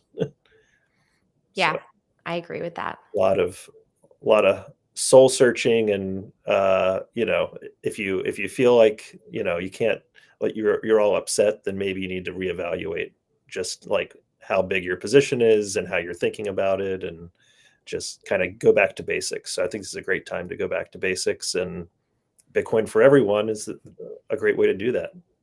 Yeah, no, it's very true. I think that a lot of people that are getting really stressed right now have not done enough homework. They don't necessarily understand what they own. And doesn't just go for Bitcoin, but any of these Bitcoin equities as well. Like if you feel uncomfortable with what was happening with the price, then maybe your allocation is not right. And maybe you haven't really done the homework on what this actually is and where we're going. Because I think that if you do understand it, you see these drawdowns as really big opportunities. I mean, of course, no one likes to see their portfolio balance decline dramatically, and I'm buying all the time. So of course you're like, if I had known this was coming, I could have bought more. cheaper. But you can't time it. No one is successful when they're trading and timing it and speculating or using leverage. Like, I highly recommend people avoid leverage, because you really do take on a lot of risk. And with the macro landscape that we're in and liquidity kind of draining out temporarily, this is bound to happen at some point. And I think that even though overall we're in this environment where they're going to have to lower rates and we're running multi-trillion-dollar deficits and liquidity will eventually go up, there are periods where Bitcoin does break with the liquidity pattern. So even the dog's upset. I know. Holly's very upset about the price. She's going to be a beneficiary of Bitcoin. She just doesn't know it yet. Where's the very best place for people to buy the book, Bitcoin is for Everyone? Well, I would recommend buying in bulk if you can for the holidays, because it makes a great Christmas gift, and you could get a nice discount if you buy on bulkbooks.com. Bitcoin is for everyone, but you can get it anywhere: Amazon, Barnes and Noble. I think it's called bookshop.org as well for the independent bookstores. When I was at Charles Payne's studio at Fox Business, his producer said he went out to Barnes and Noble in person and got it. So it's so exciting. It's actually in bookstores. I'm hopefully going to get it into the airports. That's one of my goals, is to have it in airports, because you don't really see a Bitcoin book in the airports. So yeah, get it wherever books are sold. Awesome. Natalie, thank you so much for your time today. We super appreciate you joining us. Thanks for having me. All right. We'll catch up to you soon. Bye. And stay right there. We'll be back in just a minute with Roland from Giga. Welcome to the Bitcoin Treasuries Digital Conference. We're Giga, a Bitcoin treasury company turning digital assets into real-world innovation. We're reshaping the U.S. building envelope market with high-performance facades and windows powered by technology, AI, and advanced manufacturing.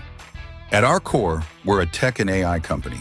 We use innovation to make building faster, smarter, and better. And we see that as part of a much bigger picture. With over 30% annual growth and strong margins, our profits power operations, drive expansion, and strengthen our Bitcoin position. We see Bitcoin as the ultimate reserve asset, scarce, incorruptible, and aligned with long-term value creation. We've been stacking Bitcoin since 2021. Not as a side bet, but because we believe it's the strongest asset in the world. For us, Bitcoin is the foundation, the way we protect value and build for the long term.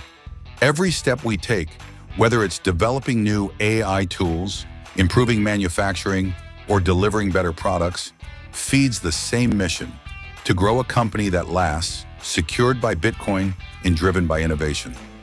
Our aim is clear: to stand among the top global Bitcoin companies while transforming how buildings are designed and built.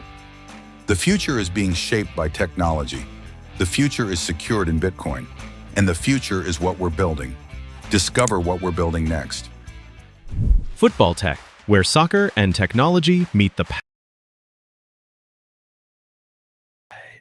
All right, welcome back. I'm excited to welcome Roland up to the stage. Roland, how are you, sir? Hey, Tim. Good to see you. Great conference. Thank as you. Always. Good to see you. And maybe let's go back to basics. Like, Bitcoin is volatile. It's 30% drawdown, give or take, very historically normal. Am I saying crazy things here? What's your take? No, actually, you know what? I was listening to Natalie, your previous guest, and I guess a couple thoughts. I'll get back to your question, which you ask now, but I want to go back actually in more distant past. You know, Natalie mentioned that she's from Eastern Europe, which I am as well. I'm from Lithuania originally. And, I was thinking of a day, why I am into Bitcoin. And I was thinking back to my childhood, and what I discovered and remember that we did have this huge inflationary periods in our currency, meaning when the Soviet Union fell apart, and now we got that. So people savings got wiped out in rubles at that time, and then we got this Lithuanian currency, first currency called talonas, that had like hundreds and hundreds of percent of annual inflation. So, and then we had, our Lithuanian currency, another currency, which also had this very inflationary period. So last first 5 years of 6 years of Lithuania as independent country was hugely inflationary, and people suffered. So I think, and I was a child at that time, but I think something got probably ingrained in my mind as well, and I think it's a big part why I Bitcoin personally, and why would Bitcoin at Giga.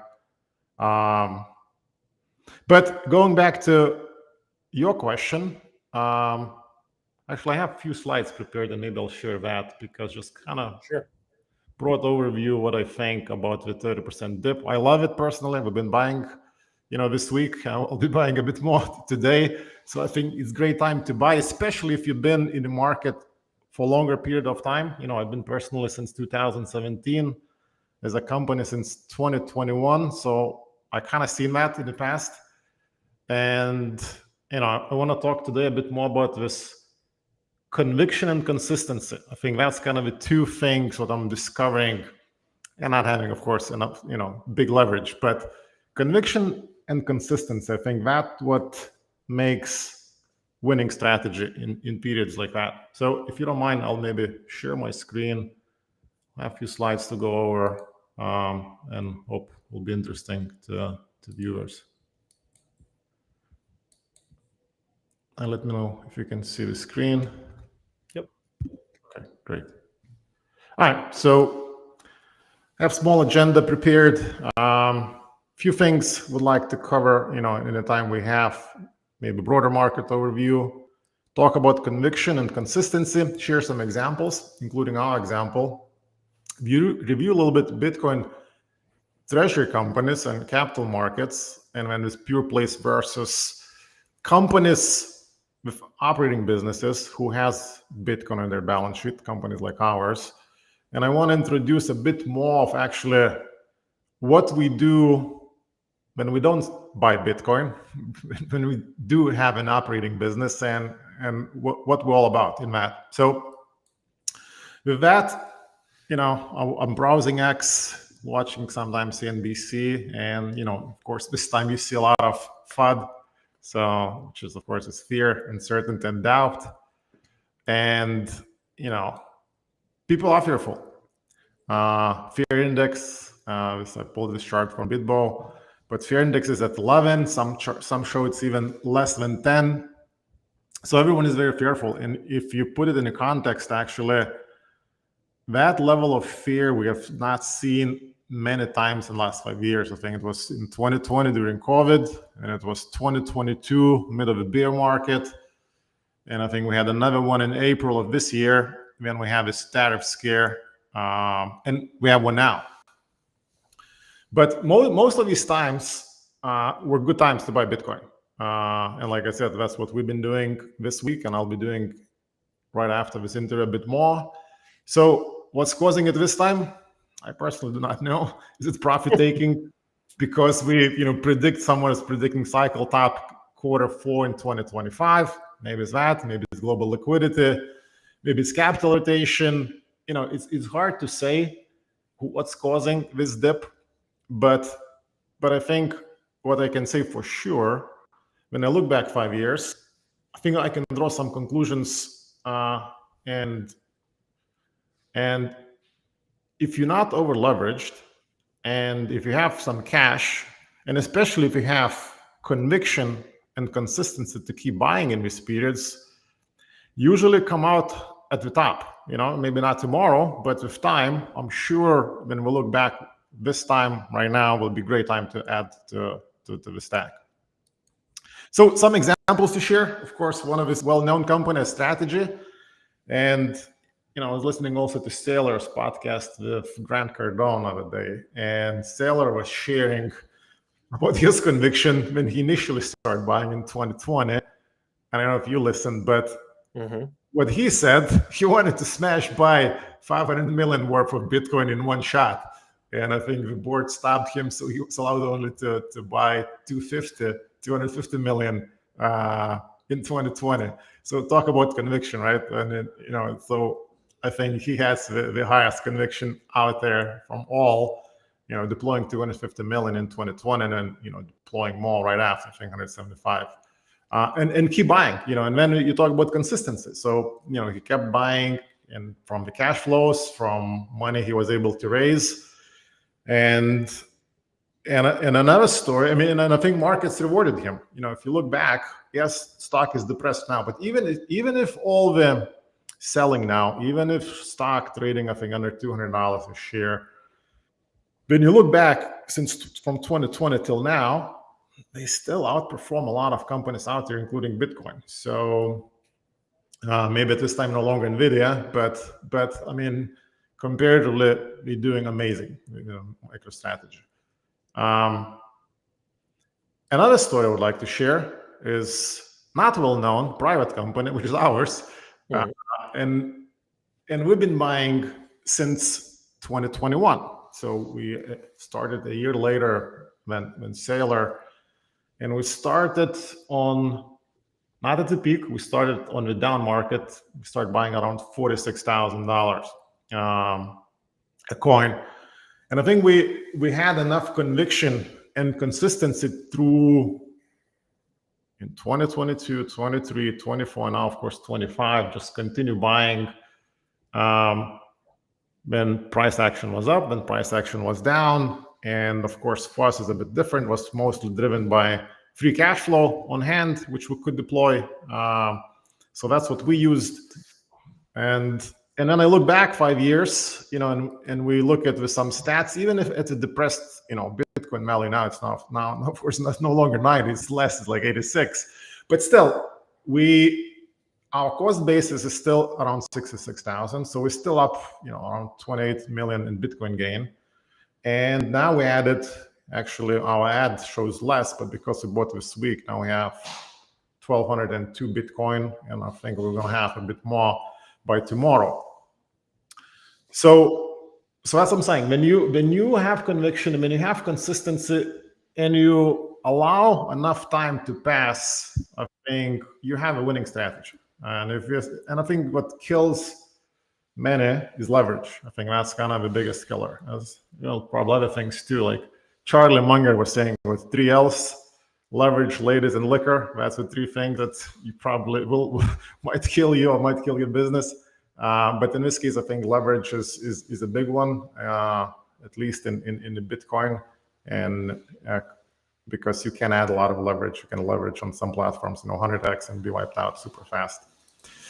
All right, so what's next? I think I want to maybe talk a couple distinctions about this pure plays, and then companies like ours, fast-growing, operating businesses, Bitcoin on the balance sheet. Michael Saylor started Bitcoin Treasury Company in 2020. Of course, we did not start as a pure play. We started as operating business with actual cash flows, which we used to deploy. 2024, of course, we saw similar in Metaplanet. In 2025, of course, we had a huge wave of companies. I don't even know how many are out there. Pure Bitcoin Treasury companies. This summer, when we're at the top of excitement, it seemed like this trade will never end, right? Everyone was excited. MNAVs was flying high. And now, of course, we have quite opposite. We have extreme pessimism. We have MNAVs collapsed. And of course, pure play Bitcoin Treasury companies have struggled to raise money. Not all, but most. I mean, we had few voices, of course, and I think yours might be one of them, but definitely Ben Workman's and Adrian Morris's and a few others who were predicting actually that. And we're saying, look, how important it is to have underlying business with operating cash flows in periods like that. And I think that's exactly what we're saying. If you're not a strategy, if you're not maybe few other companies who can claim the same, you kind of do need these cash flows in periods like that. So you can continue buying Bitcoin and you can grow your business. So what companies used to use, what tools they used to use to buy Bitcoin? Cash flows. So that's the obvious one. That's what we do. MetaPlanet uses options cash, via cash secured puts. That's how they generate their income. Many raised pipes. Many companies will still go public and raise huge pipes, hundreds of millions of dollars. Many used ATMs when we traded above 1 MNAV, convertible bonds, and now, of course, new products preferred, such as Strive, Stride, and Stretch. And I know Stretch just launched another one in Europe and probably working another one in UK and probably Canada, and debt, right? So that's kind of your probably capital, the tools to raise capital and buy more Bitcoin. So strategy was very successful. Cash flows initially, right? We deployed close to $500 million. We used early on debt, which we retired. ATMs, they used very successfully, raised billions in convertible bonds. And now, of course, we innovated into digital credit with different preferred products. So strategy is actually doing, stock maybe not doing well, but I think their ability to raise capital, even in these environments, clearly they can continue raising capital. Now I have new companies like Strive, they raised big pipe, hundreds of millions of dollars. Now we launched their preferred, SETA, paying, I think, like 12% dividend. So that's great with companies like that. We'll see probably we have enough Bitcoin and now ability to raise capital via preferreds, and probably will do fine in these environments. Companies like MetaPlanet, they just launched their new preferred called Mercury. They very successfully used ATM to raise capital and, to stack this 30,000, or I don't know how many we have now, Bitcoin, but, and they're using options, to generate cash. And I think they generated quite a bit of cash, 16 million in Q3 of 2025. Just a screenshot from their website. So I think what's the difference between maybe these three? Definitely strategy and everyone else. So strategy definitely reached this escape velocity. They have their operating business, but it's such a minuscule compared to their Bitcoin. You can treat them as, of course, as a pure play of Bitcoin. So strategies for sure. MetaPlanet, I think, we have to be seen, but they also reached this escape velocity with a lot of Bitcoin on the balance sheet. Strive could be next one. And who is next? I think time will show.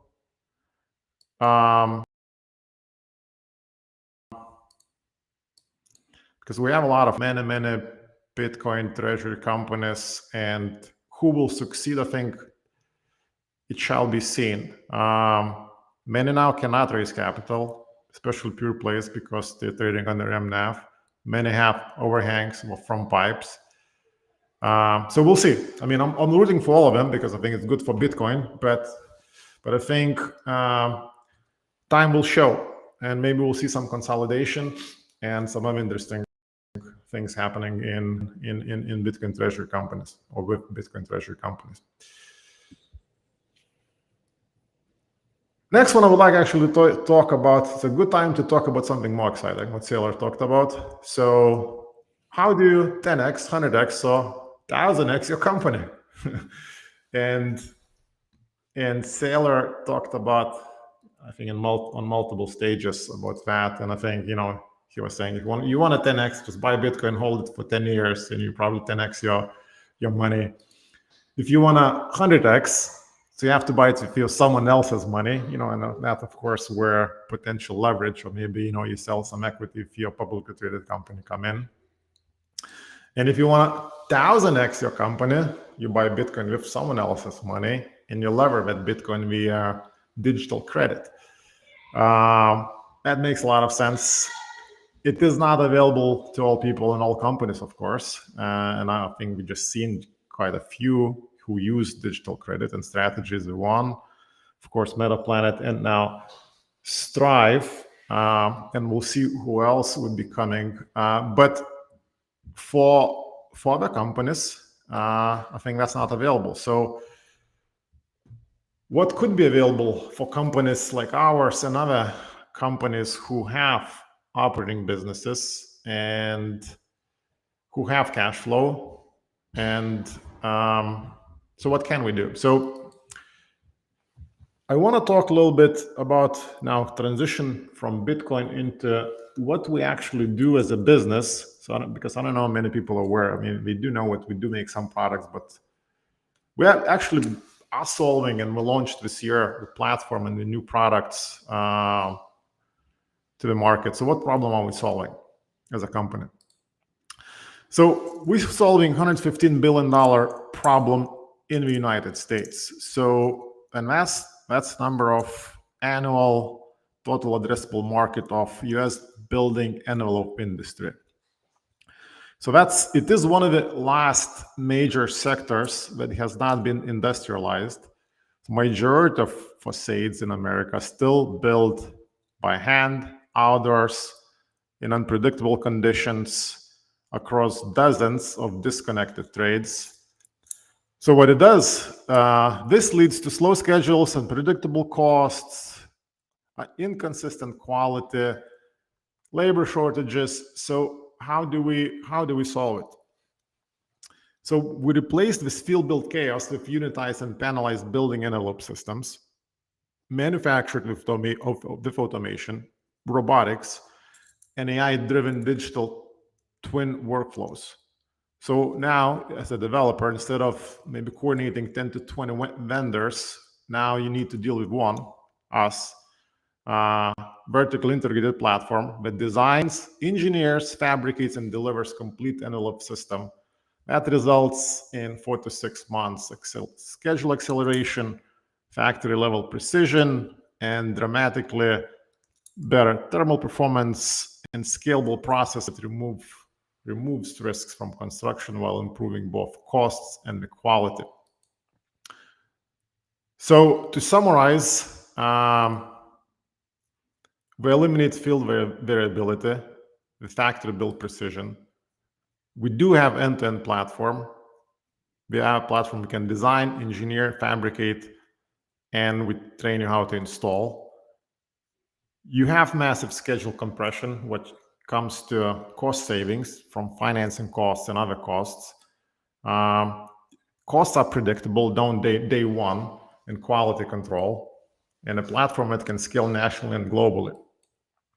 So, in other words, we're industrializing $115 billion category, but definitely need a platform leader. So we intend to be, that's how we would like to see ourselves, the Tesla of building envelope, because we focus on AI, we focus on technology.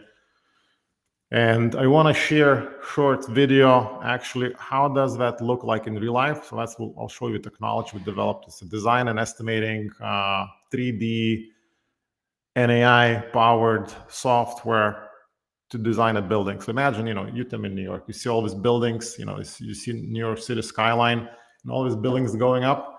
So I'll give you some more comments after I show you a quick video on what our actual platform can do for you, let's say, if you're a developer in New York City, for example. That's all to scale. That's all. It's a little bit accelerated, just for the time's sake, but it shows our developed in-house software technology to design, quote, automate 3D buildings in 3D, and click a button, you can go to production with automated machines, all programmable, and essentially this is what you get. So if you developer Tim, you say, Roland, here's my sketch, and maybe draw me a sketch on a napkin. I can come back to you and give you this multiple designs of the system, precise quote, deliver dates, and if you like a price, you like a design, say, Roland, let's go. With click of a button, we can go to production and be on site in a few months, and you can start installing. Of course, the actual process will take a bit longer because it still requires working with architects and some other trades. And we do that all at no cost to the client. So that's the beauty of the technology we have developed.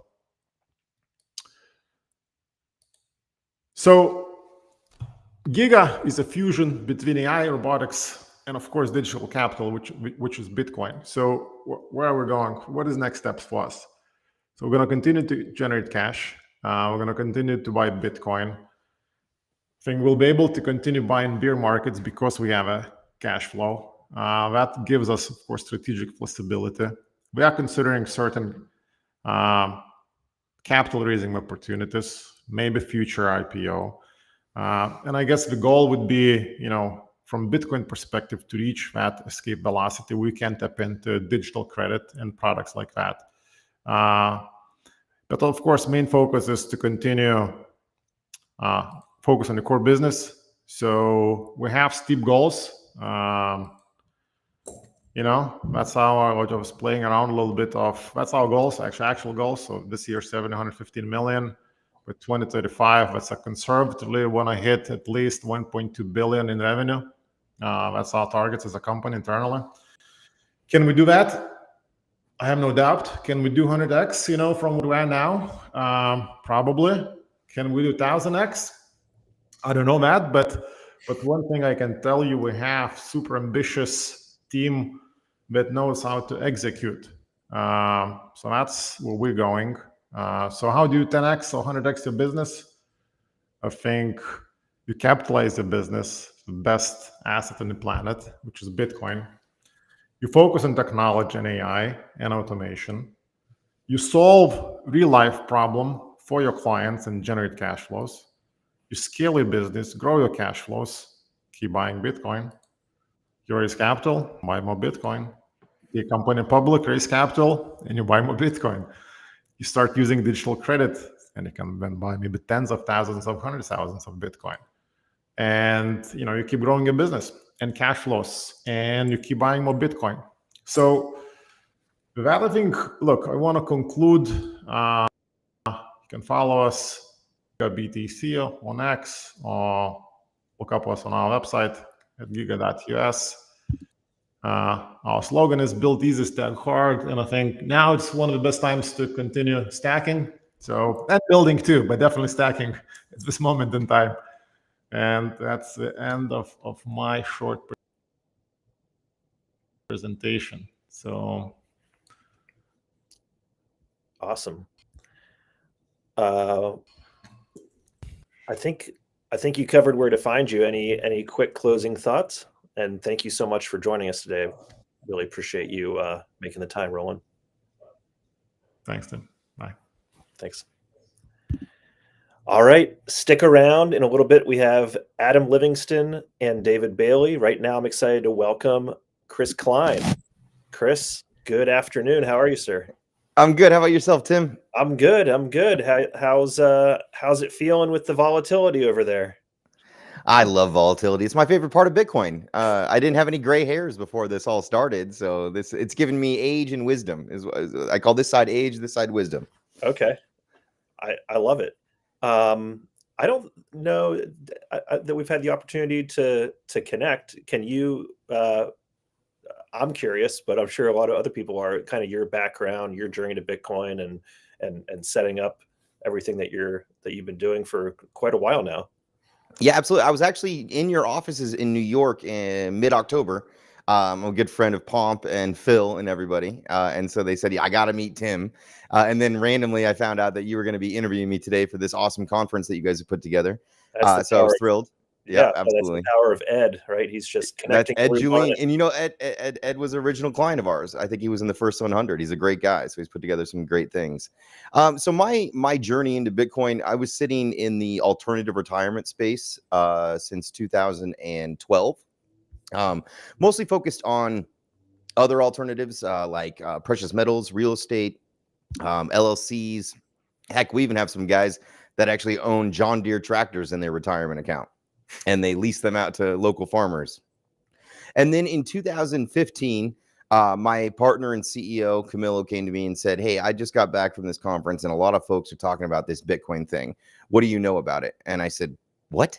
Bit what? And so I went down my orange pill rabbit hole moment, and I fell in love instantly. The minute I read the white paper, and really where I fell in love as a kid from the 80s, 1985 is when I was born. I've lived through a lifetime of abundance driven by a monetary supply. And once I saw the halving concept, where I wouldn't say the word punish, but we are definitely constricting supply via a mechanism, which is, I think, ideal for a finite asset. Once I saw that part, I just fell in love and went straight to work and saying, okay, I've got to figure out a way to put this inside of a retirement account. And this was just about 10 years ago now. And since then, we started in meager beginnings of $50,000 at a time of clients coming in wanting to add diversification to their retirement portfolio with cryptocurrency. And now we're up to, well, before this pullback, we were at about $12 billion in assets under custody. Might be a little below that at 86,000 and about 200,000 users. Wow. How do you explain Bitcoin IRA in like the quick pitch when someone's just like, well, what do you do? And then maybe adjacent to that would be like, what's like the most common question, or the most common, like, explain this to me in simple terms, because I really am interested, but I'm trying to wrap my head around it.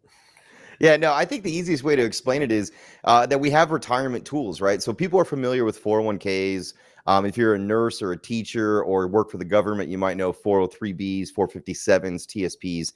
What we did is we opened up the conduit so that instead of just buying stocks, bonds, mutual funds through those accounts or any IRA account, you were able to utilize the power of cryptocurrency. And the reason our name is Bitcoin IRA was when we launched it, Bitcoin was the only one. Now there's thousands, right? In fact, I think we have 87. So a quick pitch is I'm at the intersection of retirement and cryptocurrency. And most of the time, like today, I went and had some breakfast and somebody saw my vest that I have on and they're like, where do I get one of those? Because most people understand Bitcoin. Sadly enough, most folks don't understand IRA, which scares me, but it's true. Recent study came out, 50% of Americans don't participate in any retirement plan. And so we're in a retirement crisis in America, whether we want to admit it or not. And so our goal as Bitcoin IRA is to help more Americans retire. And to do that, you're going to need more than just stocks, bonds, mutual funds. You're going to need alternatives. Bitcoin being at the epicenter of that. And then I think the biggest thing I always try to explain to folks is, you know, if you, especially this audience today, the digital currency or the digital treasury conference, you're already believers in Bitcoin. So the real essence here is if you are, use the tax advantage settings if you're an American, like a Roth IRA or a traditional IRA, so that those gains that you see in cryptocurrency over the years ahead can be tax deferred or ultimately tax free. Which is the ultimate goal through this. You know, we've got some of our original clients, one of them being Ed Moy, the former director of the United States Mint. They were getting in triple digit Bitcoin levels. So we're talking less than $1,000.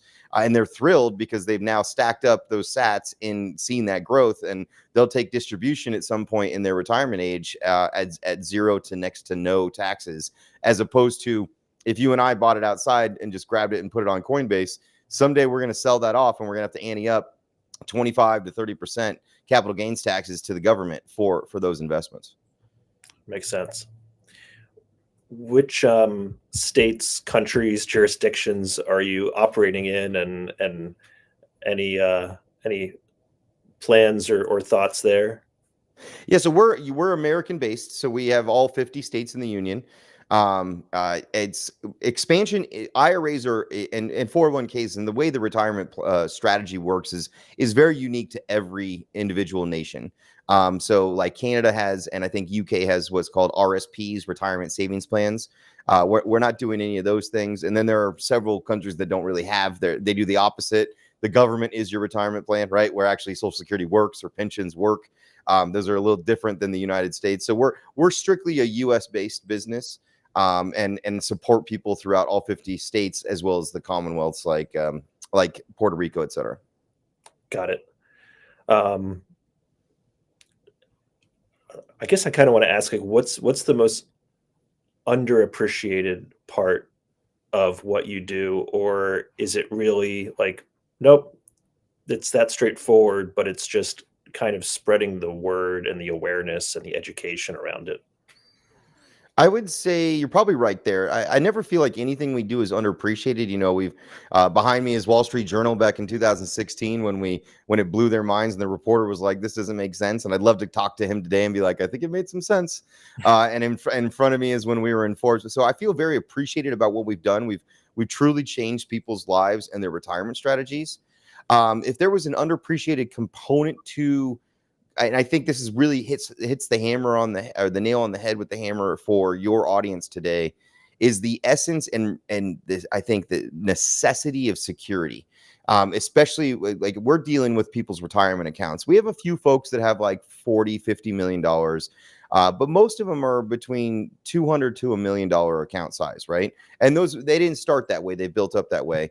But the appreciation for the necessity of security is huge, especially as groups are looking at corporate treasuries or individual treasuries, LLCs, S corps, individual businesses. They want to kind of take the strategy from MicroStrategy, now known as Strategy, from Sailor, and apply it to their world. At the end of the day, you really have to pick the right partners and work with the right companies that I think are dedicated to security. It's never ending.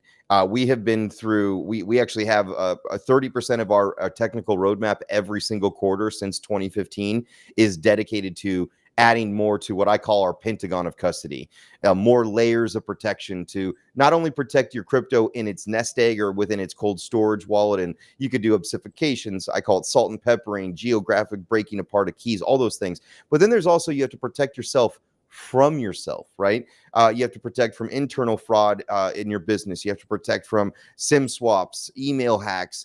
Now with AI coming full force, you have to constantly be ahead of the evolution of the attacker. The attacker is trying all kinds of new things, and they're using AI to their advantage. So I think if there's one thing that's underappreciated that I'd like to hit home for the audience today is make sure whoever you are working with, and I would work with partners to help put together your treasury, whether it's your individual one in an IRA sense, or if it's a corporate one that's larger, take the steps for security, because I hear horror stories all the time. You know, somebody that's on a ledger device and they get an AI call of somebody that somehow can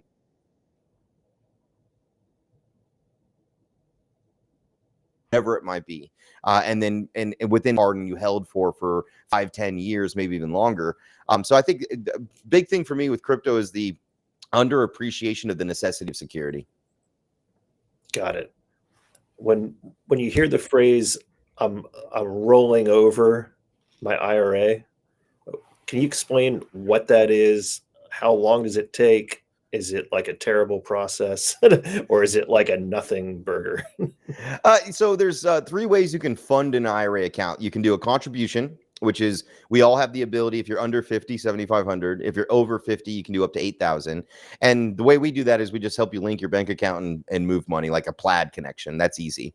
The second is a transfer, where you have an existing IRA at, say, Fidelity, Edward Jones, somewhere like that, and you want to transfer a portion of it over. And that's just filling out some paperwork that directs to that custodian, say, hey, I want to move this money over.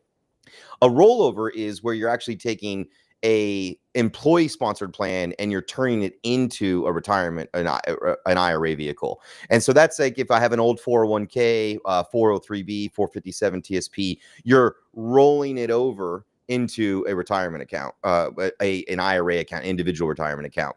It can be super painful. One of the things we're proud of is we have real crypto, real people.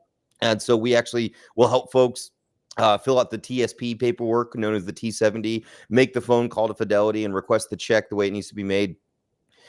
It can be a painful process on your own, and some of the groups, like I've seen, I think the worst one I've saw in my career is the Louisiana State Pension took 90 days to roll over a pension into an IRA. But most of the time, it's within a couple of days that you're issued the check and you deposit it in the right place. A big thing to remember is there are $2.3 trillion that are left behind right now in old 401ks, 043Bs. And I always kind of joke, it's like leaving your favorite hoodie at your ex-girlfriend's house. You just don't leave it behind. A lot of folks forget that, hey, I actually worked there and my company contributed, I matched, or whatever it might have been. And that's money that's left behind. And most 401ks, most employer-sponsored plans are very simple in their investment strategy. So it's like A funds, B funds, C funds. So if you have $3,000, odds are in 10 years you're going to have $3,000 because there's not a lot of risk-on assets or other opportunities available. There are tools outside of Bitcoin IRA. If you are thinking, hey, I might have a 401k sitting somewhere, but I can't remember, I don't have the paperwork. One of my favorites is a company called Beagle, like the dog. And what it does is it hunts down, you give it some personal information, and you go hunt down any 401ks or old employee plans that are in your name that have been left behind. Got it. And just briefly, can we touch on custody? Like, where's all this stuff kept, or is it just depends on kind of where it came from, or how does No, that it's work? all with me. No, I'm just kidding. Okay, I'm just kidding. perfect. I'm just kidding. No, early on back in 2015, I knew I had to find the best of breed partners. So I met, I had the privilege of meeting Mike Belshi from BitGo over 15 years ago. They were the first ones in the multi-signature world. They were the first ones thinking about all the layers of security you need for this. So we partnered with them exclusively for retirements. And so your assets are held in a BitGo wallet with the multiple layers of security, multiple key indicia of ownership spread around, and then the way that the system is set up, like it includes a video verification call in order for you to move money outside of the ecosystem or outside your wallet. It allows us to get up to $250 million of insurance per wallet, and which is a market leader, industry leader. So that's your security custody. Your administrative custody is our vertically integrated bank and trust company known as Digital Trust, which is regulated by the state of Nevada, FID.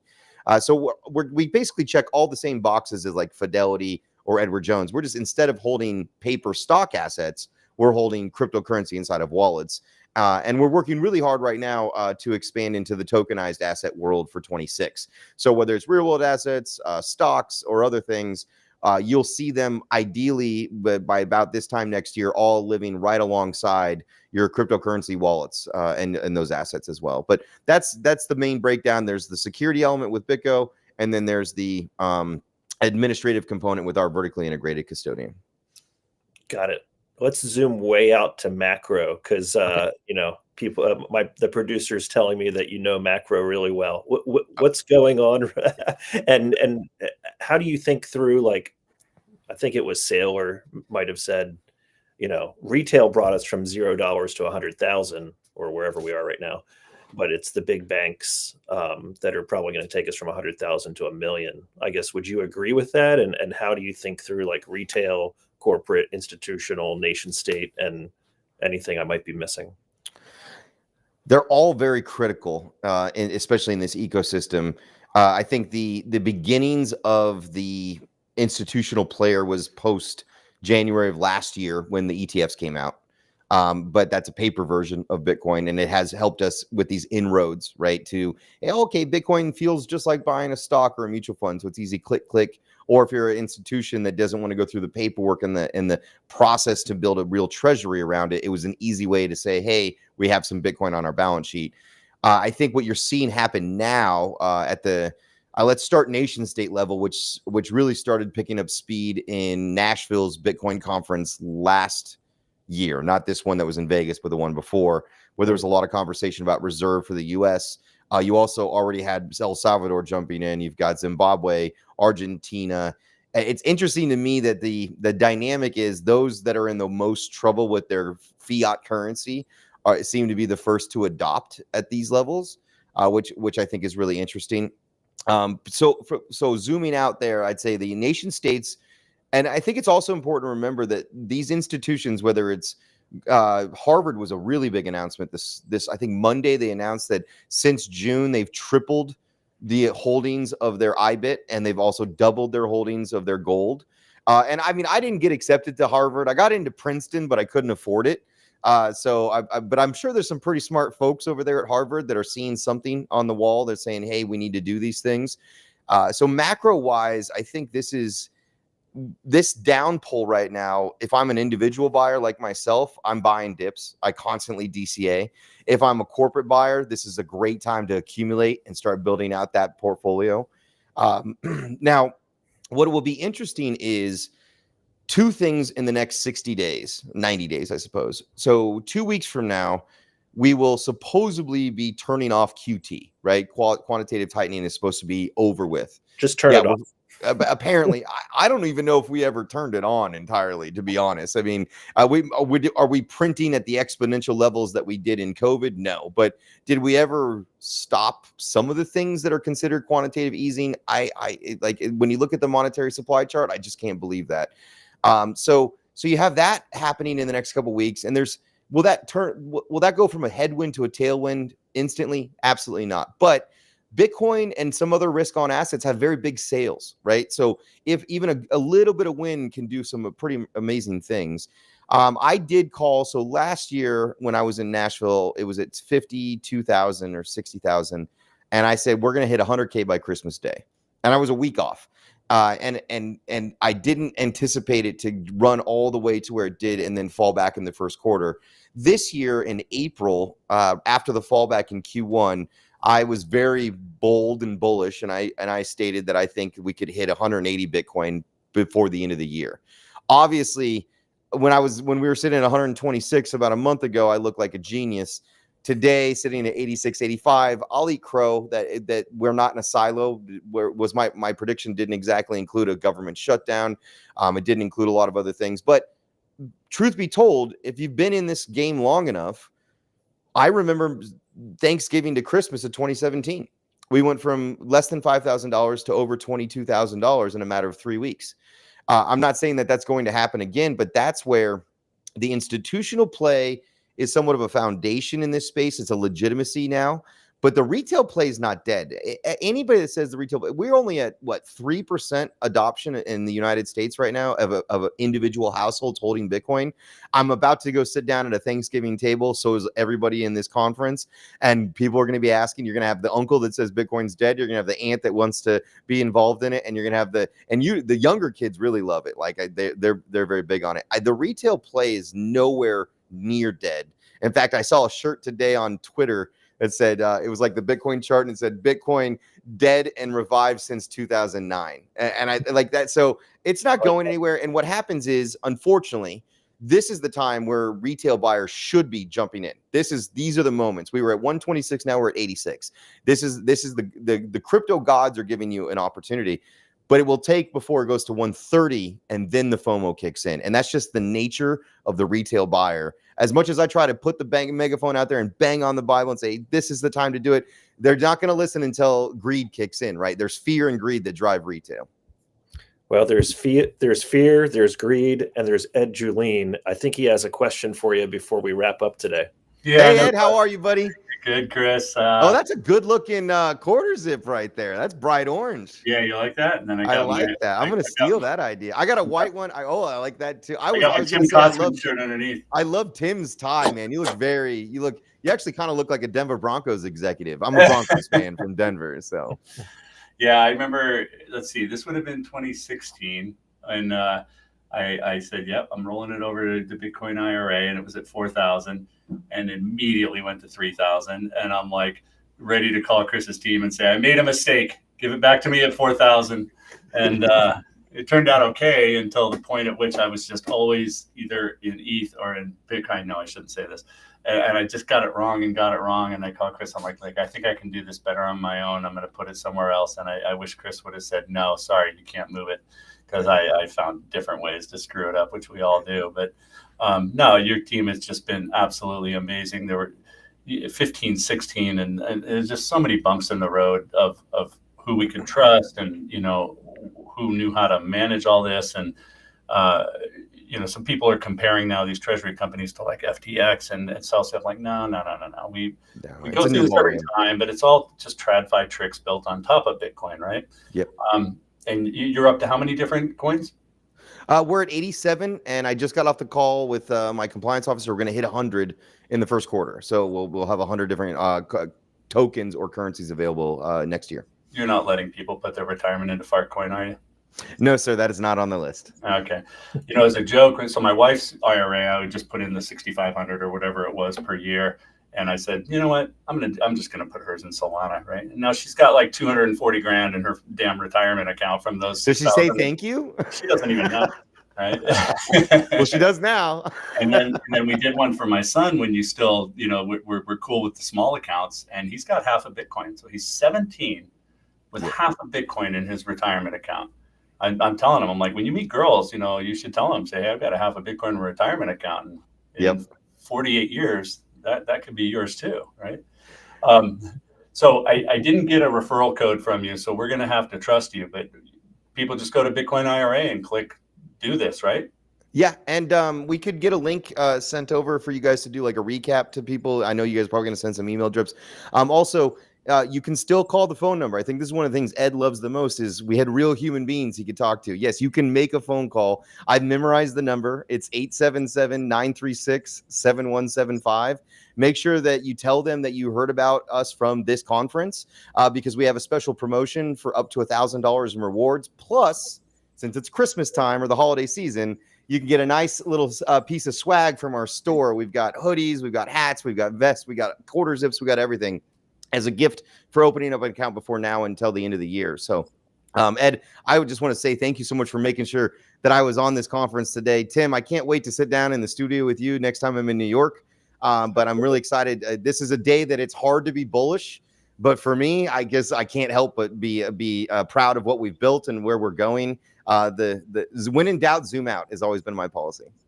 Yeah, no, Chris, you're one of the most humble macro guys out there when it comes to Bitcoin. You and I would get on a call to talk about something just minor about my account or something, and we'd spend an hour and a half talking about Bitcoin macro, and all those conversations from 15 and 16 and 17 seem so trivial now, right? It's like, it was so silly. It was like, but you know, we're going to be still talking about this 10 years from now, 20 years from now. Yeah, the numbers just get bigger, but the pretense is the same, is how I look at it. And it'll be very interesting to watch the next evolution. I think big thing for me, takeaway right now, this is not in a silo. We kicked the government shutdown can down the road 90 days. We're going to go through this again in February. Tariffs and those things are going to repeat as well next year. We're not getting a lot of clear government data. Not that I trust it, but we're not getting a lot of clear government data on unemployment and those things. And I swim in. I'm a small fish in big fish circles, and I know that there's a lot of defensive nature for large corporations right now. And I think it's a combination of they're cutting waste, but then they're also thinking what to do with their treasury. And I hope that they're here at this conference today listening on how to get these things done and how to approach these things, because you could work really hard as a businessman. I mean, I started from the bottom. Now we're here, and we have a treasury ourselves as a business. And if I had that sitting in US dollars just this year alone, I lost purchasing power. Even with Bitcoin relatively flat, I feel much better and I sleep well at night knowing that I've got the future, my future. And just like Ed, your child, Isabella, I think you've seen her a few times on some videos. She started her Roth IRA when she was 5, and she's now set for college. She's got Bitcoin and Ethereum in there. She's 11. If she wants to go to college, she's ready. Otherwise, maybe she'll come build a business with you and me. Yeah, exactly. Well, you know, it's shocking how many Bitcoiners I meet that when they talk about their Bitcoin stack, and I'm like, in your IRA, and they're like, oh no, that's still, you know, in equities or stocks or something, and I'm like, so you're not really in. They don't get it. They're like, well, I can't risk my retirement, and I'm like, yeah, that's the piece I want the most risky. I don't know about you, but what is sitting in my savings account, I might need in 6 months. What's sitting in my retirement account, I'm not going to need for 40 more years, if that. And that's where I want to take the biggest risk, have the most longest timetable to make the gains that I anticipate. I know, remember when Ed and I met, now it's been almost almost a decade, right? Yeah. And everybody thought I was not Ed and others. Like, he's one of I call him the engine nerds, like NASA scientists, IBM scientists. These are my guys and gals. They believed right away, but I had to be like, are you crazy, kid? Bitcoin and a retirement? I'm like, are you crazy that you're not thinking that that's what you should be doing with your retirement? We're built of safety, safety, safety. Be conservative with my retirement, be conservative. But that's actually why we have a retirement crisis on our hands today. We need to retire comfortably. If you're my age, which I'm just turned 40, you're going to need to stack up somewhere between $1.8 to $2.5 million to retire comfortably at the rate where monetary supply and inflation are going. And I can't think of any other way to do that at $8,000 a year without using something like cryptocurrency, Bitcoin, Ethereum, Solana, XRP, etc. So yeah, I've got my inherited IRA, which I'm getting RMDs on. I'm only a few years away from the other RMDs, and it's just going to go straight back into Bitcoin. But I get it out tax free because of the Roth, and it's once you get it, then you're like, oh, well, this just makes absolute sense. And you can have your IRA over at Fidelity or any of these other companies, and you're going to talk to a different person every time. When you call Bitcoin IRA, you're talking to the same person every time, and they email right away. So, our follower base here, Tim and I, it's a bunch of high net worth individuals that are looking for people they can trust, and so I vouch for Chris and Bitcoin IRA as a very personal company that you can trust, and we're going to be doing some more stuff here in the future. So I'm hoping at least a few people decide to call that number or go to your website and make sure you tell them you came from Kotzman. Say Kotzman, because we're getting a kickback, and we need that kickback. And I think, Tim, I'm going to be on your show next time I'm in New York in early next year. So I'm looking forward to sitting down and diving in a little bit more macro with you as well. I've heard some amazing things about you from both Phil and both the Pomp brothers, John and Adam, or Anthony. Fantastic. Thank you very much, Chris. Hey, thank you guys. You have a wonderful rest of the day. And while it bleeds, that's when I'm buying more Bitcoin. So go DCA. Yeah. Thanks, Chris. Thanks, Chris.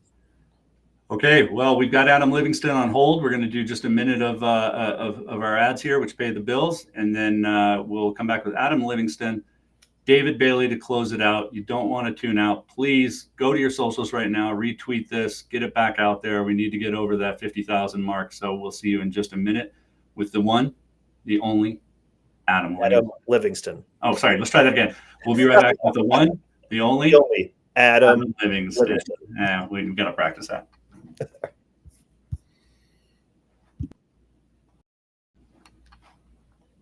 Welcome to the Bitcoin Treasuries digital conference. We're Giga, a Bitcoin treasury company turning digital assets into real-world innovation. We're reshaping the U.S. building envelope market with high-performance facades and windows powered by technology, AI, and advanced manufacturing. At our core, we're a tech and AI company. We use innovation to make building faster, smarter, and better. And we see that as part of a much bigger picture. With over 30% annual growth and strong margins, our profits power operations, drive expansion, and strengthen our Bitcoin position. We see Bitcoin as the ultimate reserve asset, scarce, incorruptible, and aligned with long-term value creation. We've been stacking Bitcoin since 2021. Not as a side bet, but because we believe it's the strongest asset in the world. For us, Bitcoin is the foundation, the way we protect value and build for the long term.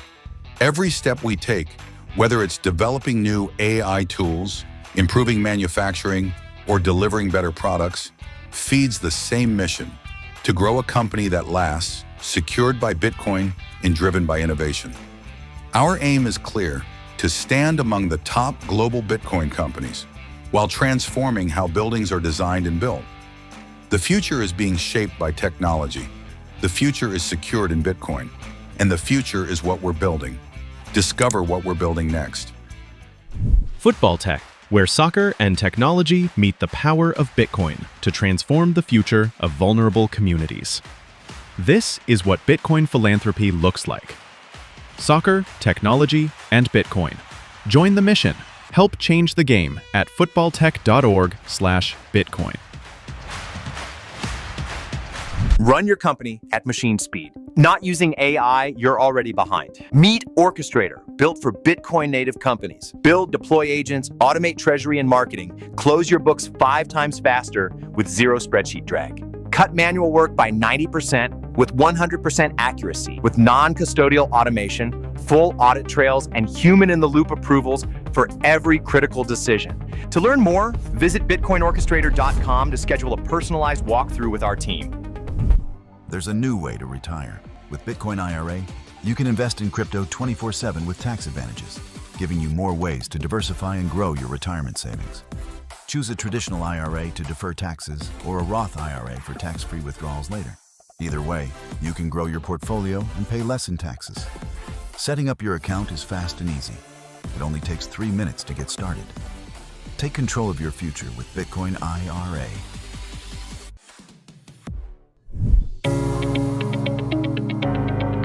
Belgravia Hartford is one of Canada's exclusive Bitcoin treasury companies with a 100% focus on owning only Bitcoin. Belgravia has built a very comprehensive and transparent website which outlines its stats, its Bitcoin position, and every aspect of the company and our future goals.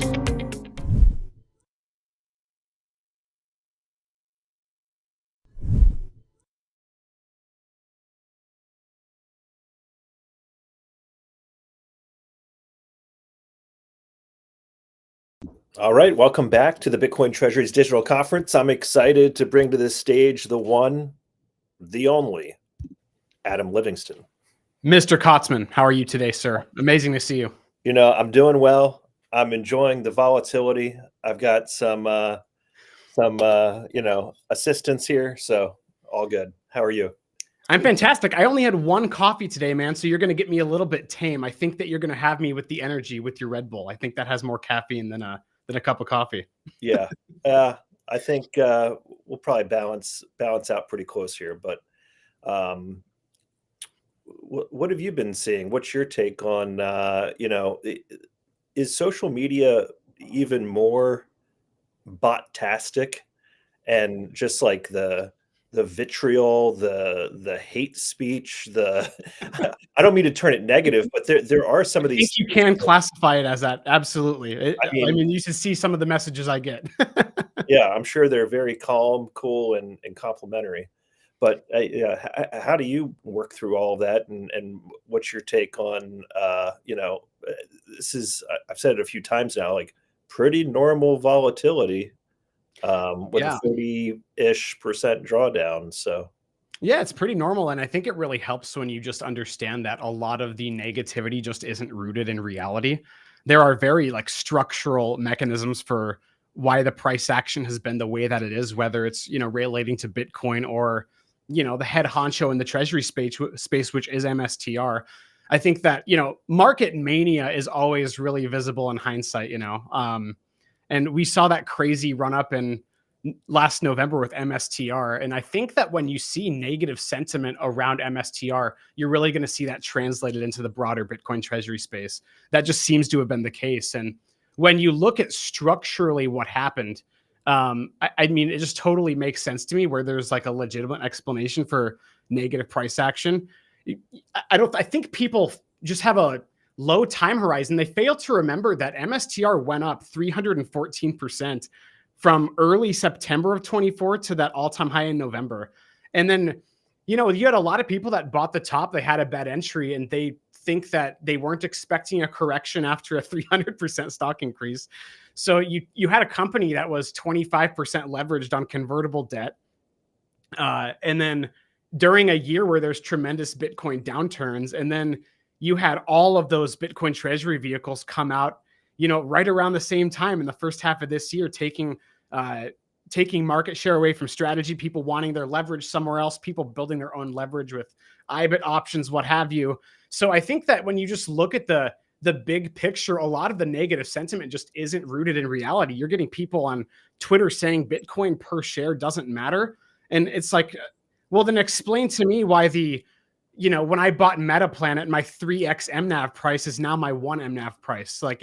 You're seeing that people say that the Bitcoin per share doesn't matter. You're seeing that Michael Saylor is going to get liquidated at 74,000 per Bitcoin. So I think that a lot of the sentiment, it just isn't rooted in reality. So that's how I handle it. I go back to the drawing board every single day, and it's like my thesis is exactly the same. And a lot of these Bitcoin maxis are acting like the trades of the Bitcoin treasury companies are totally over, but I think that's just ignoring reality. I don't see how you can be bearish long-term on a company with thousands of Bitcoin. I think it's ridiculous. So that's what I ground myself in, at least. I find it entertaining to see people freak out, have a whack attack, and then I get to see you tweet that you're dedicating your life to Bitcoin. So I feel like I'm not alone. So I think that we're some warriors in the front lines, Tim. I love having you with me. Yeah, absolutely. No, it's interesting when I don't know about you, when I meet people at these different events and conferences, at least once, but probably many more times, too many to count. People say something to the effect of, "It's so good to be here because it's so lonely." Yeah, right. And if Bitcoin's 1% adopted, then I guess statistically, right, you walk down the streets of New York City and 99 people are just like, I don't know what you're talking about. I don't want to talk about that. Well, that was the vibe at your event, man. When we had the unconference in New York in September, the most amazing thing, and this was a very consistent message across every single attendee, was like, we escaped X, we escaped Bitcoin Twitter, and we're actually around people that view the world like we do. Like, we're not the crazy ones. That was the very consistent message with everybody there. So it felt amazing being at the Unconference in September. And then that's why we're all just looking forward to the next one, because when we get together in person, it feels nice to be vindicated. Yeah. Yeah. No, it's nice to feel normal for a day or two, or however long you can keep the band together. Yeah, there's some people that, they see the market opportunity with digital credit, the addressable market of hundreds of trillions of dollars, and are comfortable holding long term. And then you have the very vocal minority that is, or maybe it's the majority at this point, regardless of exactly what the percentage is there. But, there's that, let's call it half, the half that will say Michael Saylor bought Bitcoin too quickly. He deleveraged the stock. And, it's just really funny seeing all the viewpoints clash in the most radically transformative capital markets event in history. We're just at the crux of it, and emotions are running high because these are people's livelihoods that we're dealing with. And it's just really funny how the polarization is just totally amplified. That's the word I'll use, the polarization, because everybody knows that Bitcoin itself is polarizing. And then when you're adding hyper volatility on top of a volatile asset, that's when it gets crazy. Yeah. What's the Thanksgiving vibe shaping up to be this year? And when you're with friends and family, is it a topic of conversation, or it's just kind of largely avoided, or any other kind of? I mean, I can't shut up. I can't shut up about it. So I feel like I'm the annoying one. It's really funny. I tell the story of when I literally quit my job full time to just preach the orange gospel of Bitcoin. And around the time I asked my fiance, I'm like, can you give me your best definition of Bitcoin and what it means for humanity? And she gives an incredible definition. And, it's been 6 months since then. And I'll ask her, can you explain to me what Michael Saylor is doing, how he's leading the charge for the revolution of the capital markets built on Bitcoin? And she can only get about halfway there. So when somebody that spends, almost all of their life hours with me is still, not quite grasping it, it's really making me realize how early we are. And that just motivates me to not shut up about it. So that's why I'm on the front lines every single day. My family is probably annoyed by me, in the group chat, not shutting up about how Metaplanet's going to, become the most valuable company in Japan, how Strategy is going to be the most valuable company in the world. It'll be literally 4 o'clock this morning, Tim. 4 a.m. I'm tweeting about the Metaplanet preferred shares. I'm lighting up my family group chat, saying, oh my gosh, their cost of capital is 4.9%. They should buy Stretch with, some of the capital that they're getting, use that to service the dividend on their preferreds, and then use the rest to buy Bitcoin. My mind is going 100 miles per hour at all times. So I do feel bad about, I don't know, some of my family members who aren't totally wrapped up in this like I am, but it's the most exciting story in the history of the world, and that's why I can't shut up about it. That's the vibe. Absolutely. Is there some part about digital credit that isn't what's the word, when it just comes naturally and it's that's not like, oh yeah, that makes sense? I mean, is it like, how should we unpack it so that it's like, the whole savings account thing is a very clean example, but is it just, I don't know. I've had friends of mine that they're like, I love Bitcoin, I like the treasury companies, but they were kind of checked out when there were like multiple different products launched. They're like, I can't keep up. I don't, right? They're just, because they're living their lives. Yeah, it's a tough thing to it's a tough thread to needle, I think, for sure. I think that what I'll say is that I do like the messaging around Stretch specifically, just about how, like how Saylor phrased it. It's, if you like money, buy Stretch. It can be that simple for the normies out there. But when it comes to explaining on a more fundamental level, I think that it really is as simple as capturing the spread between a dividend of 8 to 12% and Bitcoin's long-term compound annual growth rate. If you can pay 8% and collect to 25 or 30, that's how you make more money to buy more Bitcoin. And that's how you grow shareholder value. I think that's a very simple math problem that people can understand. And one way I express this is that I think that I did this post actually this week where I can feed a an LLM specific Bitcoin historical data of, hey, these are the last 13 years of Bitcoin price action. And you can plug in the parameters of modeling out, hey, if we pay this level of dividends with this level of Bitcoin price increase, when do we go bankrupt? And, obviously, technically, you'll never go bankrupt because we know that you can pause the dividends, but you can back test these things is my point. Like you can back test them for more confidence. And when you can run a simulation showing, hey, 25% amplification, paying this dividend over the last 13 years, you're successful out of 118 simulations 118 times, that really can spell it out for some people. So there's really different ways to explain it to people with different varying levels of understanding. But when it comes to the most basic, I think, hey, buy Stretch, get a 10.5% rather than, sit in some money market paying you 3 or whatever it is. Yeah, definitely. Best business model in the world. That's what I say. It's like, like if you can back test it that well with that degree of confidence, and as long as your thesis is underpinned by believing in Bitcoin long term, I just don't see how people can be excited about this, which is where, I really start to question the negativity online, because to me, it seems very, very simple. Wow, the amount of Bitcoin that this company can buy over the next 10 years. And, that's just obviously a perpetual bid on the Bitcoin price itself. It just seems like a flywheel that's kind of unstoppable at this point. And I think anybody thinking out more than a few years, and if they're bearish on this, I don't think that there's an understanding there.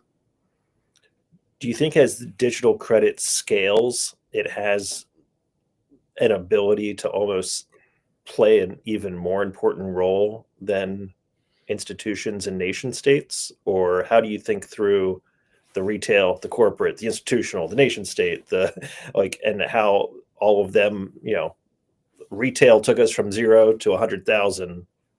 Big banks will probably take us to 1 million, but how do all of these play together? And is digital credit ultimately being underestimated, and the US doing something that they may or may not do being overestimated?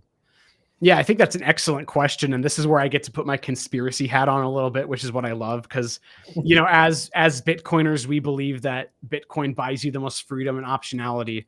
But when you're an institution, you're getting that same level of freedom and optionality. And when you're looking at the macroeconomic environment, just with the looming sovereign debt crisis, I think that what you're going to begin to see is a lot of people are going to be a lot less reliant on government, and specifically maybe government treasuries. And I've made some conspiratorial content, maybe a bit too tinfoil hat, where I'm saying, if a company can own 2 million Bitcoin one day, and Bitcoin is $1 million a coin, at what point do these things start to rival sovereigns and in actual power? And obviously you have that book Soft War, which talks about Bitcoin is kind of projecting digital power in cyberspace. And I kind of do subscribe to that worldview. So I do think people are underestimating how far digital credit can go when you just look at how, the credit markets, they underpin half of everything.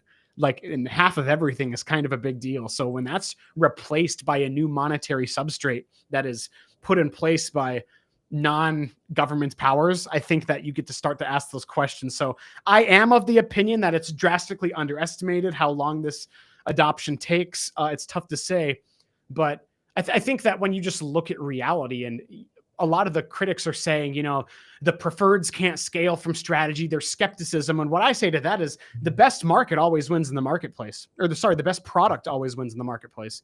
And I don't think that I'm going to, go back on that age-old lesson just because this thing is almost too novel.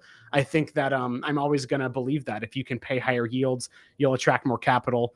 And it's a short fiat, long Bitcoin position ultimately, right? Where, if you want to take that side of the trade long term, I don't see how you don't end up with more power at the end of the day. So yeah, an interesting thought experiment for sure. But I do think that digital credit is a lot bigger than what the majority of people think it is.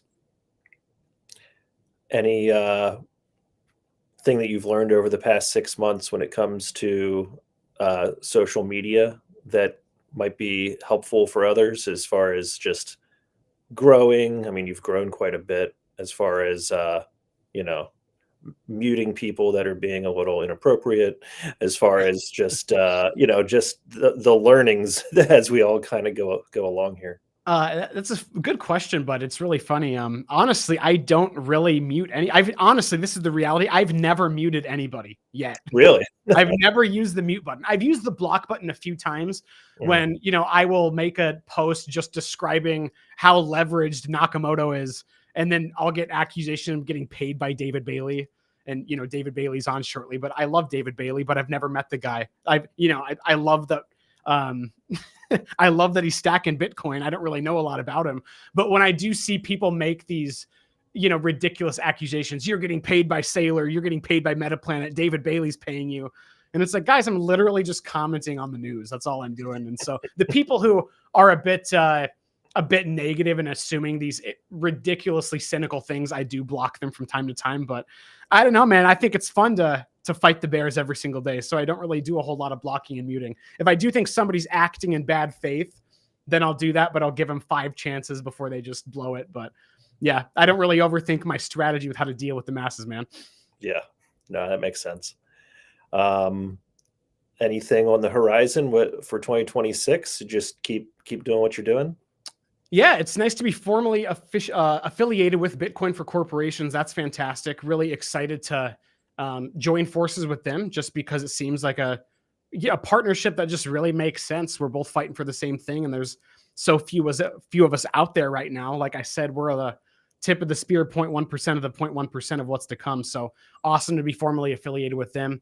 Currently working on some exciting stuff in the background, building around specifically strategy preferreds, actually. So some more to come from that, but I'm working on something there. And just bringing the heat with the content every single day, man. I want to shout from the rooftops about this amazing transformation that we're undergoing. And I think that the world being recapitalized on Bitcoin is a beautiful thing. And I just don't want to shut up about it. So to all the haters out there, block me now, because I'm only going to double down. Awesome. Well, we appreciate everything you're doing and appreciate your time today. And if people want to know where to find you, just look at the screen at Adam B. Live, right? Absolutely. Yes. Yep. I'm at Adam B. Live on X, and then Adam Livingston BTC on YouTube. And Tim, want to thank you so much for the invite today. What you and Ed are doing are fantastic. Always love speaking with you. Thank you for the opportunity. Hope you have a terrific day, sir. Don't party too hard. Okay. I'm going to keep drinking Red Bull. We're going to keep it going. Thanks, Adam. That was good. See ya. See ya. All right. I'm excited to welcome Jason Sosa to the stage. Jason, how are you, sir? Doing well. Thank you, Tim. How you doing? I'm doing well. It's it's been a marathon. It's been a marathon, not as long as in the past, but we all do what we can. How is the volatility sitting over there? It's funny. I came from the 2016 or 2017 timeframe, so I'm actually pretty happy. I know for a lot of folks that are kind of new to this crypto space, this 25-30% drawdown is actually like a big deal, because maybe they put a lot of money in at 110 or 125, hoping it would go up to 200, 250, or the 444 that never came. But for me, I'm like, hey, I'm really happy. I came in at the very beginning of like COVID, and so anything from here is really just gravy. So I'm actually really just I'm patient. I'm looking at this from a very different perspective. I have a very long time preference here. So I think that's probably the best advice that Michael Saylor has ever given, which is, you don't come into this thinking that you're going to be getting rich quick. This is a get rich slow scheme where you put money in and you are in this for a long haul. And I think after a decade, you'll be very glad you did. Absolutely. Can you share a little bit about how you first heard about Bitcoin, discovered Bitcoin, got to appreciate Bitcoin, and then that journey to where you are now with Orchestrator? Absolutely. So I think for many people, the journey with Bitcoin starts with pain. And for me, the pain was the 2008 financial crisis. Being caught with your pants down in a financial world that's falling apart is not a very pleasant place to be. So I vowed, I'm not going to let this happen again. I need to learn about money. I need to learn more than just what my financial advisors are telling me about a 60-40 portfolio and then the standard things that you're supposed to do. I have to understand this fundamentally. So I went into Austrian economics, and I went into really digging into the meat of this, beyond just like the philosophical stuff. And I had my questions. I think we all kind of start our journey with a kind of a crypto openness mindset, because you're kind of taking the biases from the traditional finance world, and of course you have to diversify. So looking backwards, I'm actually down in Bitcoin denominated returns had I just put it in Bitcoin in the very, very beginning. But through diversifying, I think we all have to kind of learn our mistakes. But that was one of the things I had to go through, and that was a major catalyst for me. And then I started mining, and then through the mining process, I realized, man, this is really interesting. I started getting to more of the technicals, and I have a background in artificial intelligence. So I come from a traditional startup background, working at Techstars in New York City. I've had a couple of venture-backed companies and sold them. And so I started a mining group, mining business, and I realized, man, there's really something here, but I needed a way to automate this stuff. And having an AI background, I thought this is the perfect opportunity to bring this to the market. I saw AI and Bitcoin as the two most transformational forces that are out today. And at some point, they will inevitably converge. The bet that we're making, the thesis we have, is that artificial intelligence is like a utility. You plug into it as you need it. And slowly these experiences and this interface is getting better, right? This user experience is improving. With Bitcoin, it's like an entirely different beast. And what we're trying to do is see how these AI agents will enable things that are not possible, that were historically not possible. And because of this, we can do some amazing new things. I can automate my X profile. I can automate my marketing. I can automate my payroll. There's just so many things that are possible now that weren't possible before because of this. And our belief is that Bitcoin is the settlement layer of the machine age. They might use stable coins, but at the end of the day, they're not going to open bank accounts. They're not going to have KYC done, right? They're going to settle on Bitcoin. And so our bet is, let's be early. Let's be a leader in this space. And let's really build a solution around this for business that really needs it. You walk into an elevator and someone says, "We're going to the 100th floor, but I need you to tell me what you're doing at Orchestrator before we get there." What do you say? We automate Bitcoin businesses. That's the simplest way to put it. If you think about, there are all of these new companies that are coming online with Bitcoin, especially after Square just announced their terminal payments. A lot of people are curious. We meet people that have spent $40,000 a month on scheduling. I met another company, it's a $100 million company, and they have 10 support people who are waiting on WhatsApp to answer questions. This is the reality of the world today. Majority of businesses are run by spreadsheets and emails, and they're running around with a lot of manual work. Now, what Michael Saylor said was really interesting, which is AI is not the solution, right? And we believe that, right? AI isn't the solution. It's par for the course. So if you're not already using AI, you are behind. And we are working with companies now that are doing some amazing work and really sophisticated technologies. So we hear about the fear in the market, the emotion in the market. Well, the best way to remove emotion is to use AI, and it helps gut check you on some of these things. And they're really important. We've built some really interesting things into this, like human in the loop. It goes back to people, you approve it. It doesn't just automatically run rogue and do things. So we've built this with Bitcoin in mind, with determinism. It's 100% accurate, but it has all the advantages of all the latest models. So it's a new space. We understand it's a bit new. It's a bit scary, but as Saylor says, courage is in short supply, right? So there's a lot of people that will be coming into this as an innovator that will take advantage of the early fruits that this has to offer. Got it.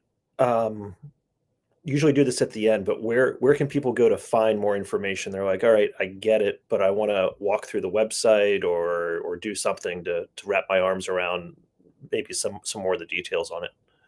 Yeah, even better. If you go to bitcoinorchestrator.com, you can sign up for free. You get a free account. You can build your own AI agents. You can make your own clone of yourself. You can have a Tim clone.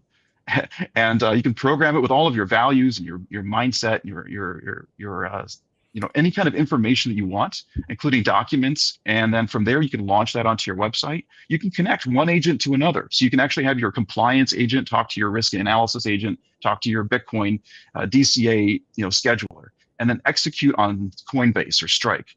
So some really powerful things that were never possible before. and it'll actually go through and do all the reconciliation, add it to your books. Amazing technology that's here on the corner. So you can go try it for free right at our website at bitcoinorchestrator.com. Awesome. Where can people reach out to you if they want to connect kind of more on an individual basis and start the conversation more on an individual level? Yeah, for sure. You can reach out to me at jasonsosa.com. That's probably the easiest way to remember it, or Jason at bitcoinorchestrator.com. You can also reach me on X. I'm at Jason_Sosa, and happy to answer any questions for you or give you a personalized demo. Awesome. Is there an example that would be like the best example of someone that's using the tool right now? Or can you kind of walk us through that a little bit? Yeah. I think there's some people that really want to use this tool to solve some of the basic business problems that are out there today. One company we're working with is a real estate company, and they get payments from all kinds of different providers. They're getting Zelle, they're getting PayPal, they're getting Cash App, Alipay. I mean, they're getting them from all over the place, and they're wanting to reconcile them. So that can be a real pain. So similarly with a lot of these Square payment providers, right? You're getting cash, you're also getting Bitcoin, and then you have to map what was the market value of Bitcoin, which is different last week than it is this week. So all these things are extra complexity. It's a lot of extra headache. That's something that we can completely eliminate. All the manual paperwork, all that stuff can go away. Instead of spending hours and hours doing this, it can all be done with a push of a button. Awesome. Well, appreciate your time today. I'll throw it over to you if you have closing thoughts, or if there's something that I just blatantly missed, please let us know. No, I think this is great. I'm really excited. I went to the Bitcoin Amsterdam event. I had such a fantastic time, especially the Bitcoin Corporation Symposium. Got to meet a bunch of amazing people. And you made a comment earlier. I think we were talking with Adam Livingston. It was Bitcoin is finally a place when you go to those conferences, right? It's like I'm not alone, right? There are people that are going through the roller coaster with you, and I really appreciated that sentiment. I think that's an important part of having this conference and the Bitcoin Amsterdam conferences. And the Bitcoin Symposium is, man, we can all ride this roller coaster together. And at least, for some of us that have a little bit gone through this before, it's like, oh, it's okay, chill out, it'll get better, and help some of the new guys understand that this is just par for the course. Yeah, well, Jason, I sold you this last sponsorship in Amsterdam. We ran into each other, and I think he's leaning away, but I'm going to bring him on here if he pulls back in. But since you're such a Bitcoin conference fanboy here, I'll bring on the guy. Hey, David. How's Hey it going? guys. Hey, Jason. Hey, I loved your Amsterdam shill, so thank you. I'm glad you had a good time. Had a great time. We're all losing pleasure money meeting you all. It's one a great experience. So I think, David, we're 11 for 11 on our guests talking about how much they love the Bitcoin conference, right? And what you've created over time. But huge fan. That's what Jason just said. It's like, you're Huge there, fan. you're able to shake hands, you're able to talk about it, and Jason's got an amazing product, which I think is over the heads of most people. And so we've got to, on the media side, we have to find a way to help him explain it and get people to actually see it, because it just makes so much sense. It's just one of these highly technical products. What, David, had you heard of Bitcoin Orchestrator? actually, I haven't. I was just catching the end of this. It's AI powered, I'm guessing, but It is a platform built for Bitcoin that is like, if you're probably familiar with like Zapier or some of these other tools out there, but it's not made for Bitcoin. And we decided to build a tool that connected all of the different ecosystem partners. So Coinbase, Strike, Blockstream, OpenNode, all of them, into all the productivity apps like DocuSign and Google and all that stuff. So we think this is a really great way for companies to have discipline in their treasury, to automate all the boring stuff, and to create some new amazing products. Like STRC came out because Saylor was just messing around with ChatGPT and was relentless and just typing into it forever. So we create these really cool tools. We want people to play with it. You can do it for free. BitcoinOrchestrator.com. cool. I'll check it out. Yeah, and we didn't Awesome. have time to Hey, get thanks. a referral code, Jason. So if you do reach out to Bitcoin Orchestrator once again, just mention Kotzman, so they know it came from this event. But yeah, we look forward to helping you going forward, Jason. Fantastic. Hey, thank you guys. Okay, thanks. Jason. Take care. Well, David, thank you very much for joining us. Guys, good to be here. Yeah. Thanks for picking a great day to do this. Bitcoin price tanking, knock a stock down. Like y'all picked it perfectly. We nailed it. It was September 17th was like the peak of treasury companies too. When we did our event in New York, that was the peak. So, as you know this well, right? It's like the time you do the event and then it crashes afterwards, and we're like, yeah, whatever. The thing is when you build on a good foundation, good times, bad times, you persevere. So like that's the benefit of being a Bitcoin treasury and not a Solana meme coin treasury. It's like, it's just all cycles and rhythm. Yep. Well, I will let Tim throw you some softballs and put you in the hot seat and let you tell softballs and hot seat. Which one is it? And, kind of let you tell the story of how your life's been the last few months. But thanks again for joining us, David. Yeah. All right, David Bailey, how are you? Good, man. Other than getting my butt spanked in the markets for the past 2 months.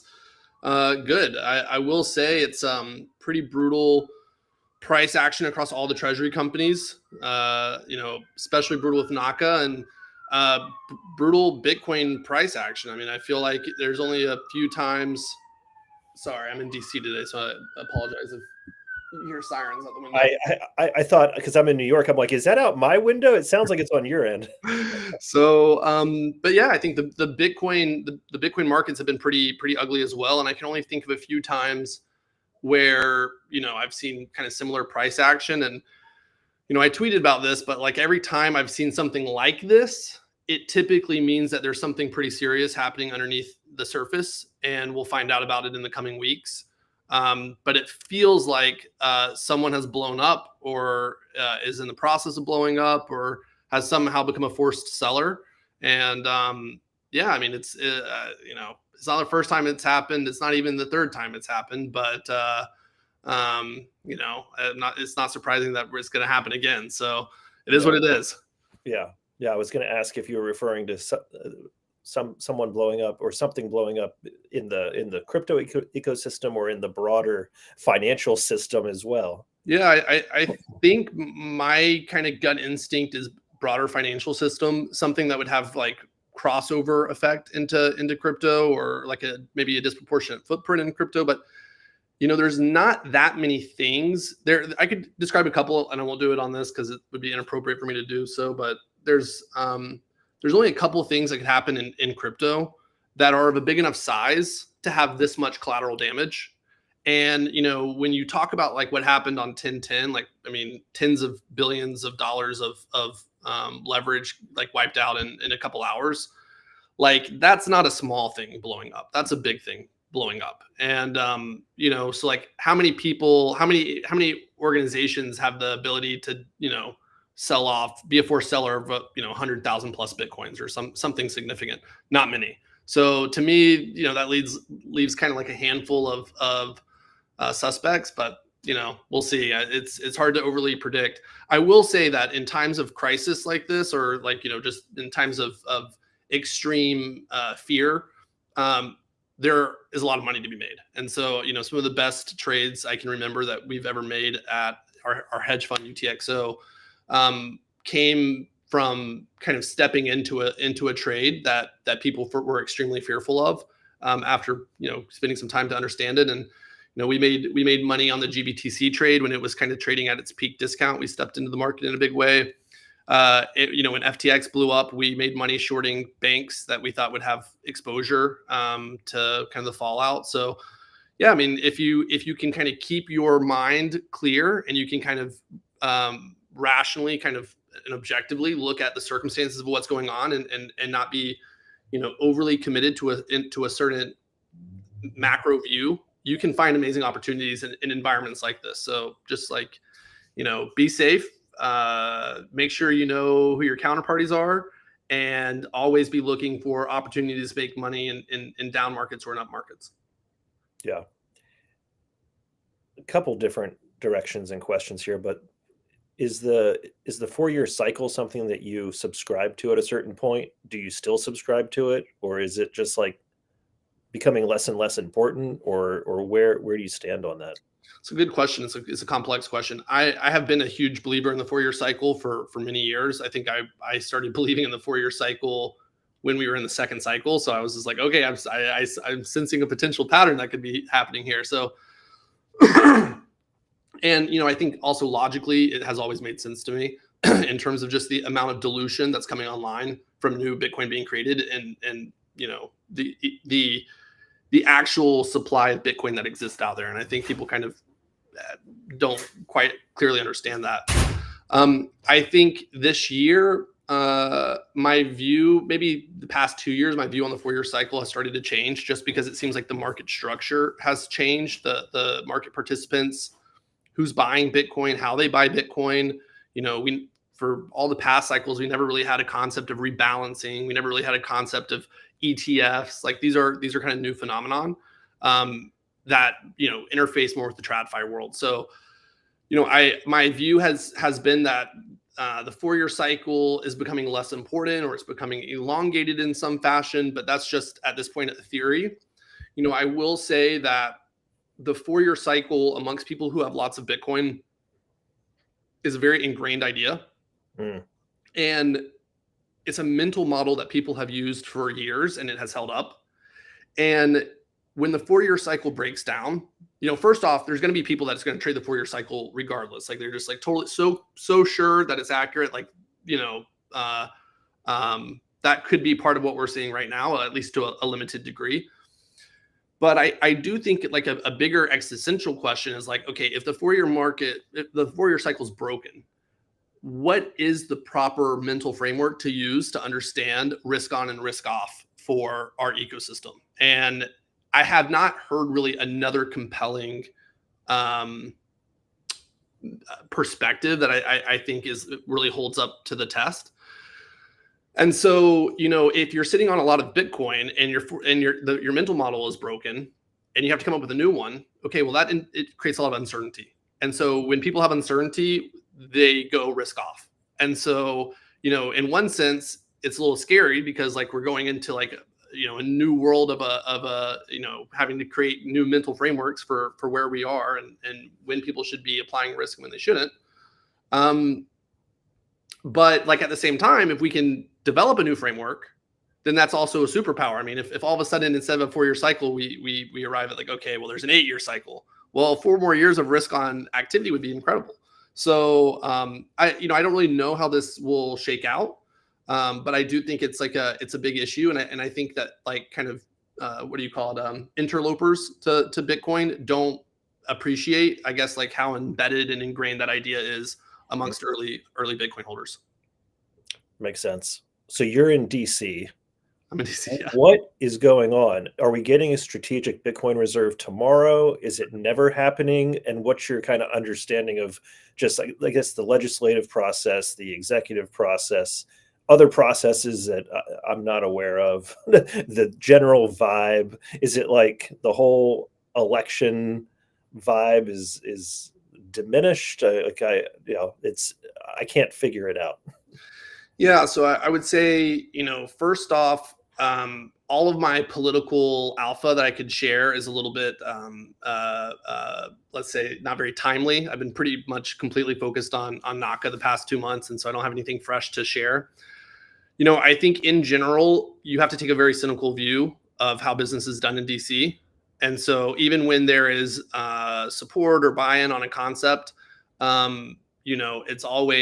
it's always a business transaction at the end of the day. And the two currencies in DC that speak are donations and votes. Like that's just the currency of politics. I think that without a doubt there is broad-based support for Bitcoin within the administration, and I mean we've seen that time and time again. And I think the president, while maybe not everything has been exactly how we wanted it, it's pretty dang close. And I'm will forever be a loyal supporter and thankful for everything the president has done for our industry and for our movement. And so no shade thrown or on what he's done.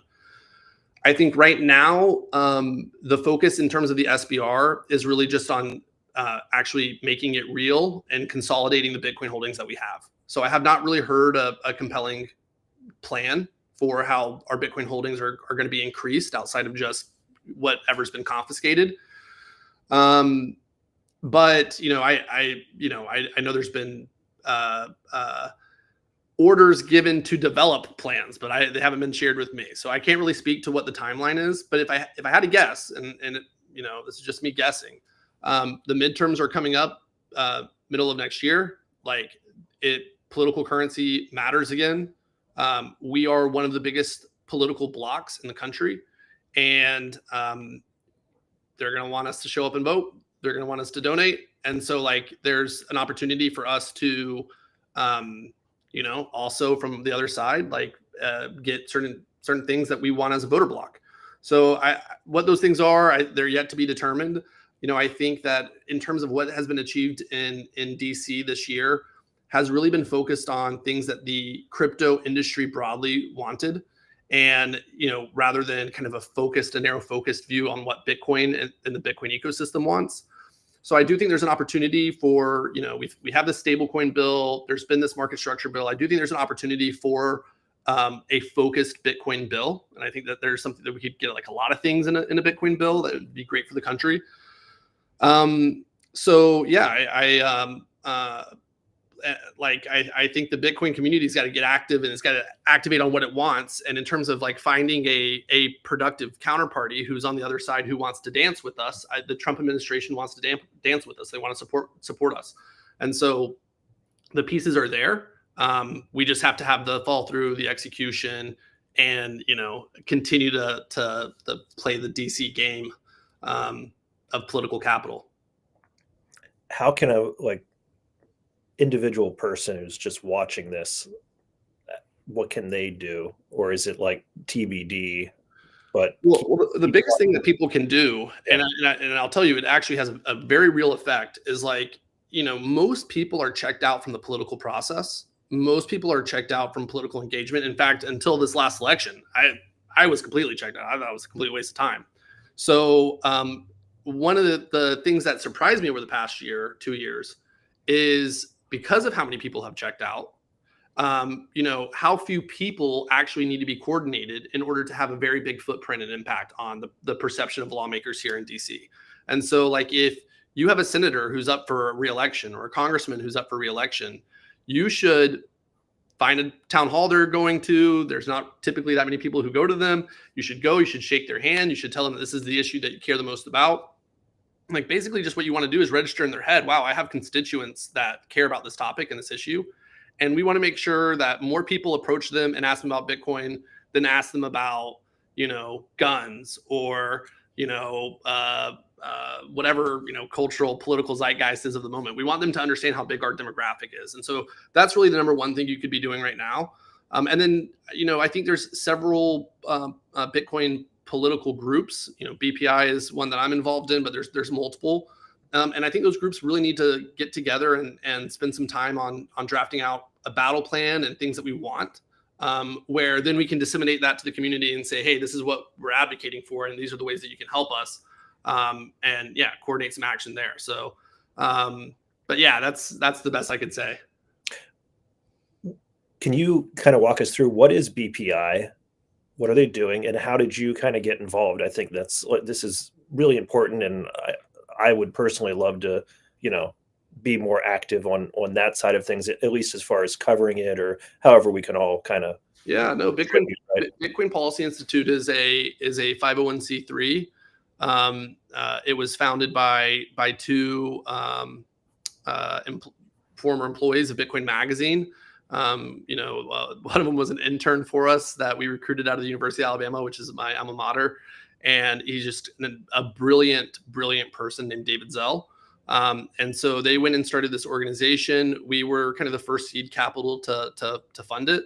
I'm on the board there. And the idea was okay, there's some great policy organizations out there, but there's nothing focused on Bitcoin, and Bitcoin deserves focused attention. It's the same premise we've used for everything. It's we do Bitcoin Magazine because Bitcoin deserves a media company focused on it. We do the Bitcoin conference because it deserves a Bitcoin event. So it was the same extension of that concept into politics and into, research and a think tank. And so David and Grant McCarty executed on BPI. They really started building a great team, and now it's primarily supported by MicroStrategy and Block. And they've built kind of, I think, some of the smartest people in the space. They've like pulled together, and so they write brilliant research papers on Bitcoin. They're great Bitcoin propagandists. If you're a senator that likes peace and you're anti-war, we'll write a white paper that's like Bitcoin is peace. And we'll get a Harvard professor to give us all of the underlying documentation. If you're a war hawk and you like war, we'll write a research paper, Bitcoin is war, and we'll get a Yale professor to put it in all the documentation. So whatever you care about, we'll find a way of incorporating Bitcoin into your worldview. And so it's been extremely effective. And yeah, they do great work. I mean, I'm blown away with how successful they've been. And I really want them to take it to the next level too. I think there needs to be a BPI for Europe. There needs to be a BPI for China. There needs to be a BPI for the Middle East. We need to be feeding this same type of content into the academic and political systems globally. And this is how step by step we take over. No, I've been so impressed. I was at the one event in DC earlier this year. Just very impressed by every single person and the event. Some people are saying that like the Bitcoin Treasury 1.0 is kind of over, that bubble popped. Now we're going into 2.0. Would you kind of agree with that? And what are some of the lessons that learned from 1.0 and where hopefully are we going better, faster, stronger, something like that? Yeah, well, I do think the market's getting more sophisticated, as it should. And I don't think we really ever had a Bitcoin Treasury 1.0 fully spec'd out what that even means. I kind of hate the term Bitcoin Treasury, to be honest. Like it's not really a term that accurately describes things as they are. And like, you have corporations that have Bitcoin on their balance sheet. That doesn't make them a Bitcoin Treasury company. They're just a corporation. And one day every corporation is going to own Bitcoin. So, that calling them Bitcoin Treasury companies is not the right term.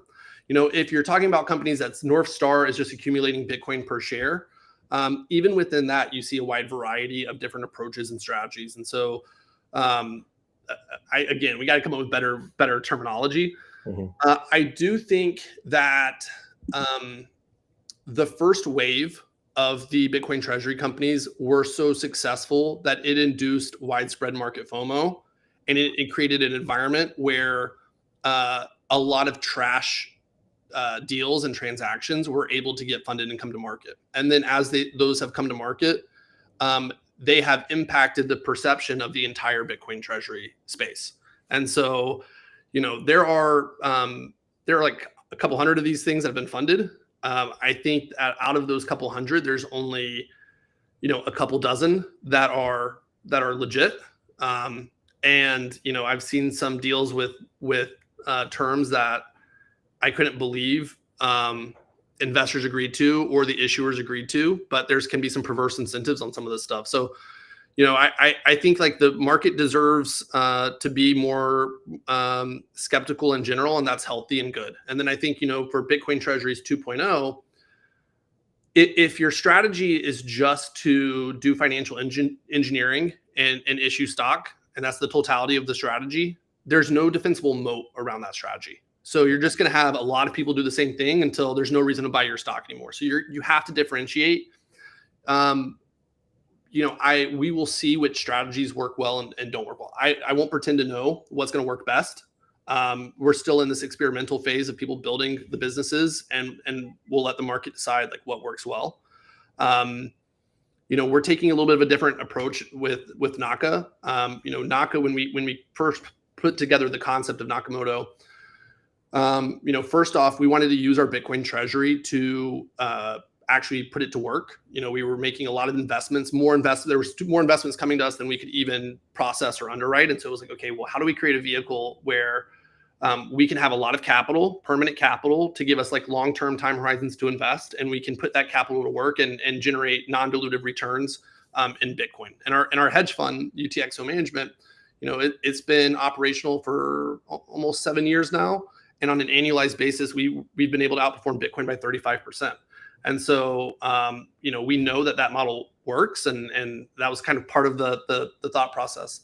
The other part of the thought process is like, we already owned operating companies that had reached a pretty large size, and we wanted to incorporate them and their cash flow and the platform that they give Nakamoto into the business. And so we wanted to actually have operating companies. And I think that's one of the things that's very different about us. Like once, once we have exercised some of the options that we have to roll in some of these businesses, we'll have a couple hundred people working full time at operating companies within the company. And I don't really think, other than strategy, there's another great example of that out there in the market. So that's an approach that we're taking. We'll see how meaningful income is for investors that are judging these businesses. From my perspective, income gives you optionality. It provides a floor to the value of the business. And so I think it's going to be a superpower of ours, but maybe I'm wrong. I've been also impressed with some of the other teams out there. I'm very bullish on MetaPlanet. We're one of the largest shareholders of MetaPlanet. I'm very bullish on the Strive team. I think their preferred product they launched is fantastic. So, let's see. I don't think that we're going to be able to judge, what's working well until there's been a little bit of space between the market dynamics we're going through right now and these teams executing. Like, our Naka stock is been completely put in the dumpster. But like we're 2 months into this process, and like we're dealing with our pipe unlock, we're dealing with like macro conditions. It's going to take us, 6 months to a year to really understand if our approach is the right approach. And I think that's the same for Strive or for any of these companies. Like you don't want to confuse what is like liquidity overhang as like being telling of the actual underlying strategy. General view. Yeah. Super appreciate your time. You have any closing thoughts or anything else for this fine Thursday? Yeah, I mean, I hadn't thought of any closing thoughts, but okay, if you're gonna give me the floor, I'll go ahead and say it. Yeah. I think first off, this is a long-term game we're playing, and you have to have the right mindset when you're playing that game. You have to have the mindset of preserving capital. You have to have the mindset of being risk adverse. There's a lot of nasty things that happen in Bitcoin, and if it can happen, it will happen. And so, you need to be able to survive under any circumstances. And I think, first and foremost, like it's okay to give up upside if in exchange you get continuity and timeline. So like that's one thing I'd say. Second thing is like you want to build on a solid foundation, and that means building on Bitcoin. And all of these other treasury companies that are not built on Bitcoin, like I'm sorry, it's not going to go well. Like and there's like, I've seen Bitcoin crash 5 times by like 70-80% and recover every single time. At the end of the day, as long as it recovers and you're playing a long-term game, you're fine. But there's very few other digital assets I've ever seen recover. And so, I think that's going to be ugly for a new set of investors to learn. But, buy Bitcoin, hold Bitcoin. That is the core asset to build upon. And then, I think the next thing is just like there is going to be a lot of change that comes with this sector over the next year. I think there's going to be a lot of consolidation. I think companies are either going to be in the position of being consolidated or being the consolidator, one of those two. I think in terms of being the consolidator, there has to be something, there has to be some underlying fundamental value add that's being created. Having cash is not a value add.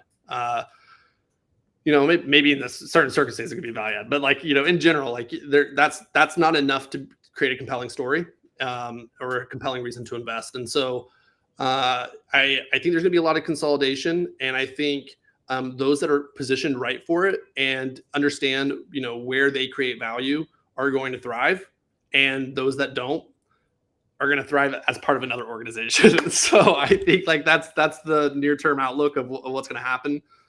And yeah, just say, stay safe. Don't over leverage yourself. Don't overexpose yourself to anything. Make sure you have a long-term mindset. And at the end of the day, sleep well knowing that you own Bitcoin or you own equity in a business that owns Bitcoin. And that's the foundation. So yeah, with that, thank you guys for having me on, and I hope to do this again. Yeah, thank you, David.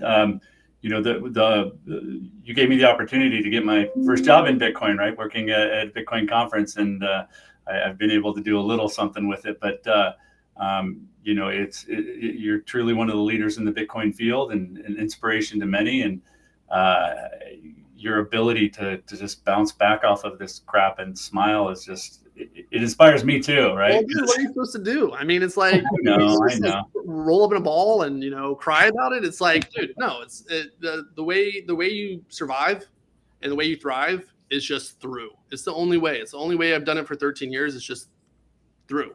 And as long as you are unrelenting, and as long as you are built on a solid foundation, that strategy works 100% of the time. It's just painful. So, hey, no pain, no gain. Yep. You made a fantastic decision with Brandon Green as your CEO. I'm a huge Brandon Green fan. Our intern, Brandon Green. Your intern, Brandon Green. I know. I don't know if y'all saw that headline. We wrote I wrote a tweet that's like, oh, he started as an intern 8 years ago and worked his way up, and now he's becoming CEO. And then someone sent me a screenshot of the headline. Intern at BTC Inc. promoted to CEO.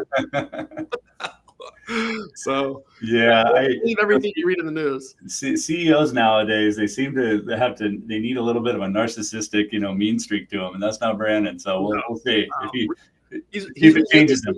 Relentlessly positive, and that's like a very useful skill to have. Oh, and he's so brilliant, man. I mean, he's just nobody in this whole industry got their degree in Bitcoin, right? So we got chemical engineers and just everything, right? That we all said we're gonna make this work. But it's one of the things that makes this the superpower that we are is like it's this hive mind of all these different perspectives and peoples and skill sets, talents, backgrounds. Like it's really just there's nothing else like it. Yeah, I mean, so you got Bitcoin MENA coming up, and then the big one in Vegas. Oh, yeah. I've noticed as we track these on a spreadsheet, it's like somehow these have all gravitated to the F1 races, right? It's like every Bitcoin conference now is right next to an F1. You got to make that call, man. You got to call F1 and say, come on. Well, I think F1 just figured it out that like the place to be is where the Bitcoin conference is. Okay. So, okay. I think other events need to take a flyer from their book. But yeah, I think the one thing that's cool about Bitcoin conferences is they're a lot of fun, and there's a lot of fun people, and so I like the MENA event. The MENA one is around the F1 race, and the F1 race just brings all sorts of interesting people that otherwise wouldn't all be in the same place to town. And so like for us, that's an opportunity. Like the Bitcoin conference is a fun time. Let's poach as many of the sheikhs and money managers and institutional capital as we can from F1 to come over to the conference, and it works quite well. So. Yeah. And I hope I'm not jinxing you here, but one of the things I really admire about you is that at the conferences, when someone comes up to talk to you, and this probably drives Lana crazy, but you stop and talk to them, right? You're like, hey, yeah, I want to hear your story. I want to. The thing about Bitcoin is I got into Bitcoin. I was 22 years old, and I might have been better off than a normal 22-year-old, but in the context of being an adult, broke as hell.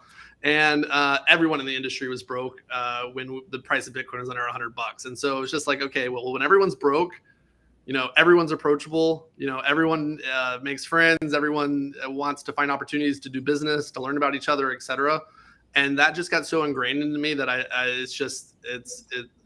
I'm still broke at heart to this day. So, it's like, I like meeting people. I like learning what they're doing in Bitcoin. And, you never know who you meet that, I met Jack Mallers when I think he was like 17 on a couch in Hong Kong. And he was like working on something that would later become Strike. And it's like, there's so many stories I can share like that.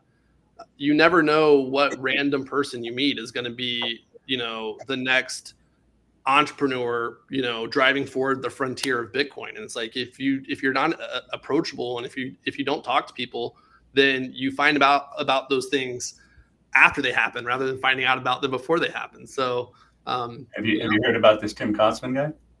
I have, actually. Yeah, I'm bullish. I'm telling you, man, people walking up to him all over the world, and they're like selfies and admire him and stuff. It's fantastic. No, there's only one other person who sold more orange ties than Tim. So congrats, Tim.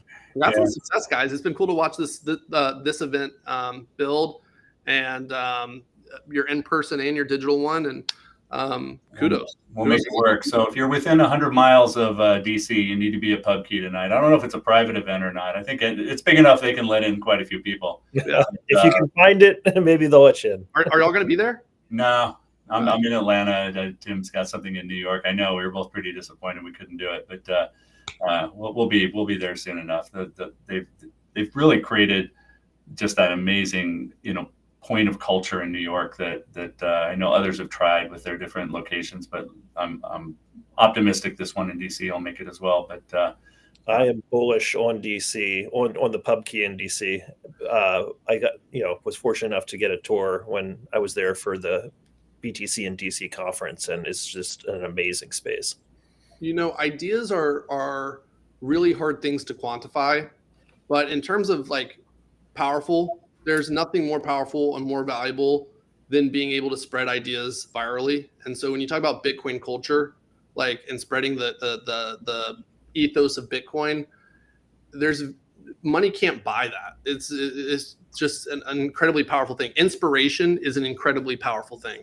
And so, I think even though there's a very lighthearted nature to what PubKey does, I think there's a very critical thing that it does. And if you wanted to just have some corporate, E-corp try to buy that, first off, they couldn't buy it. But even if they somehow could recreate that, I mean, I don't know, it would be unbelievably expensive. So very valuable what they do. I appreciate PubKey a lot, and I'm excited for tonight's launch. Well, I'm sure there's some of our tens of viewers that'll be there and come up and see you tonight. So thanks again for joining us, and I'm sure we'll run into you soon. Yeah. All right. Thanks, David. Ciao. Well, that's a wrap on. Is that a wrap? On edition 4 of the Bitcoin Treasuries Digital Conference. I think that was one of our best yet, man. The Red Bull's empty. I know. We got to get Red Bull as a sponsor. We'll just say Red Bull, the only drink as toxic as Bitcoin. Yeah, easy. Great job, Tim. And we got to figure out what guests to bring in December 18th. Put it on your calendars. I've already got a few people lined up. We got to get Ben and Jeff and Matt back, see what they're up to. Maybe I'll wear my Santa hat and hope for a Santa Claus rally, right? It'll be right before Christmas. I hadn't thought about that. Yeah.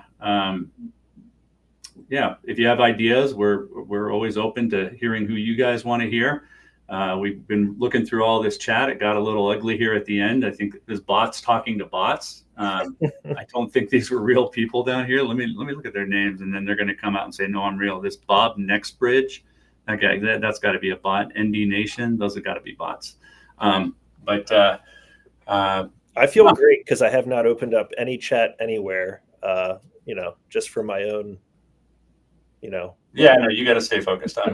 I'm taking care of things here in the control center. Yeah. So well, thank you for producing this. And I've got a 5:30 date with my wife, so we had to cut it. Enjoy, and thanks everyone for watching, and we'll see you on the Bitcoin Treasuries podcast, and we'll see you back here next month for another edition of the digital conference. End stream. Yep. End stream. Thanks everybody. End stream.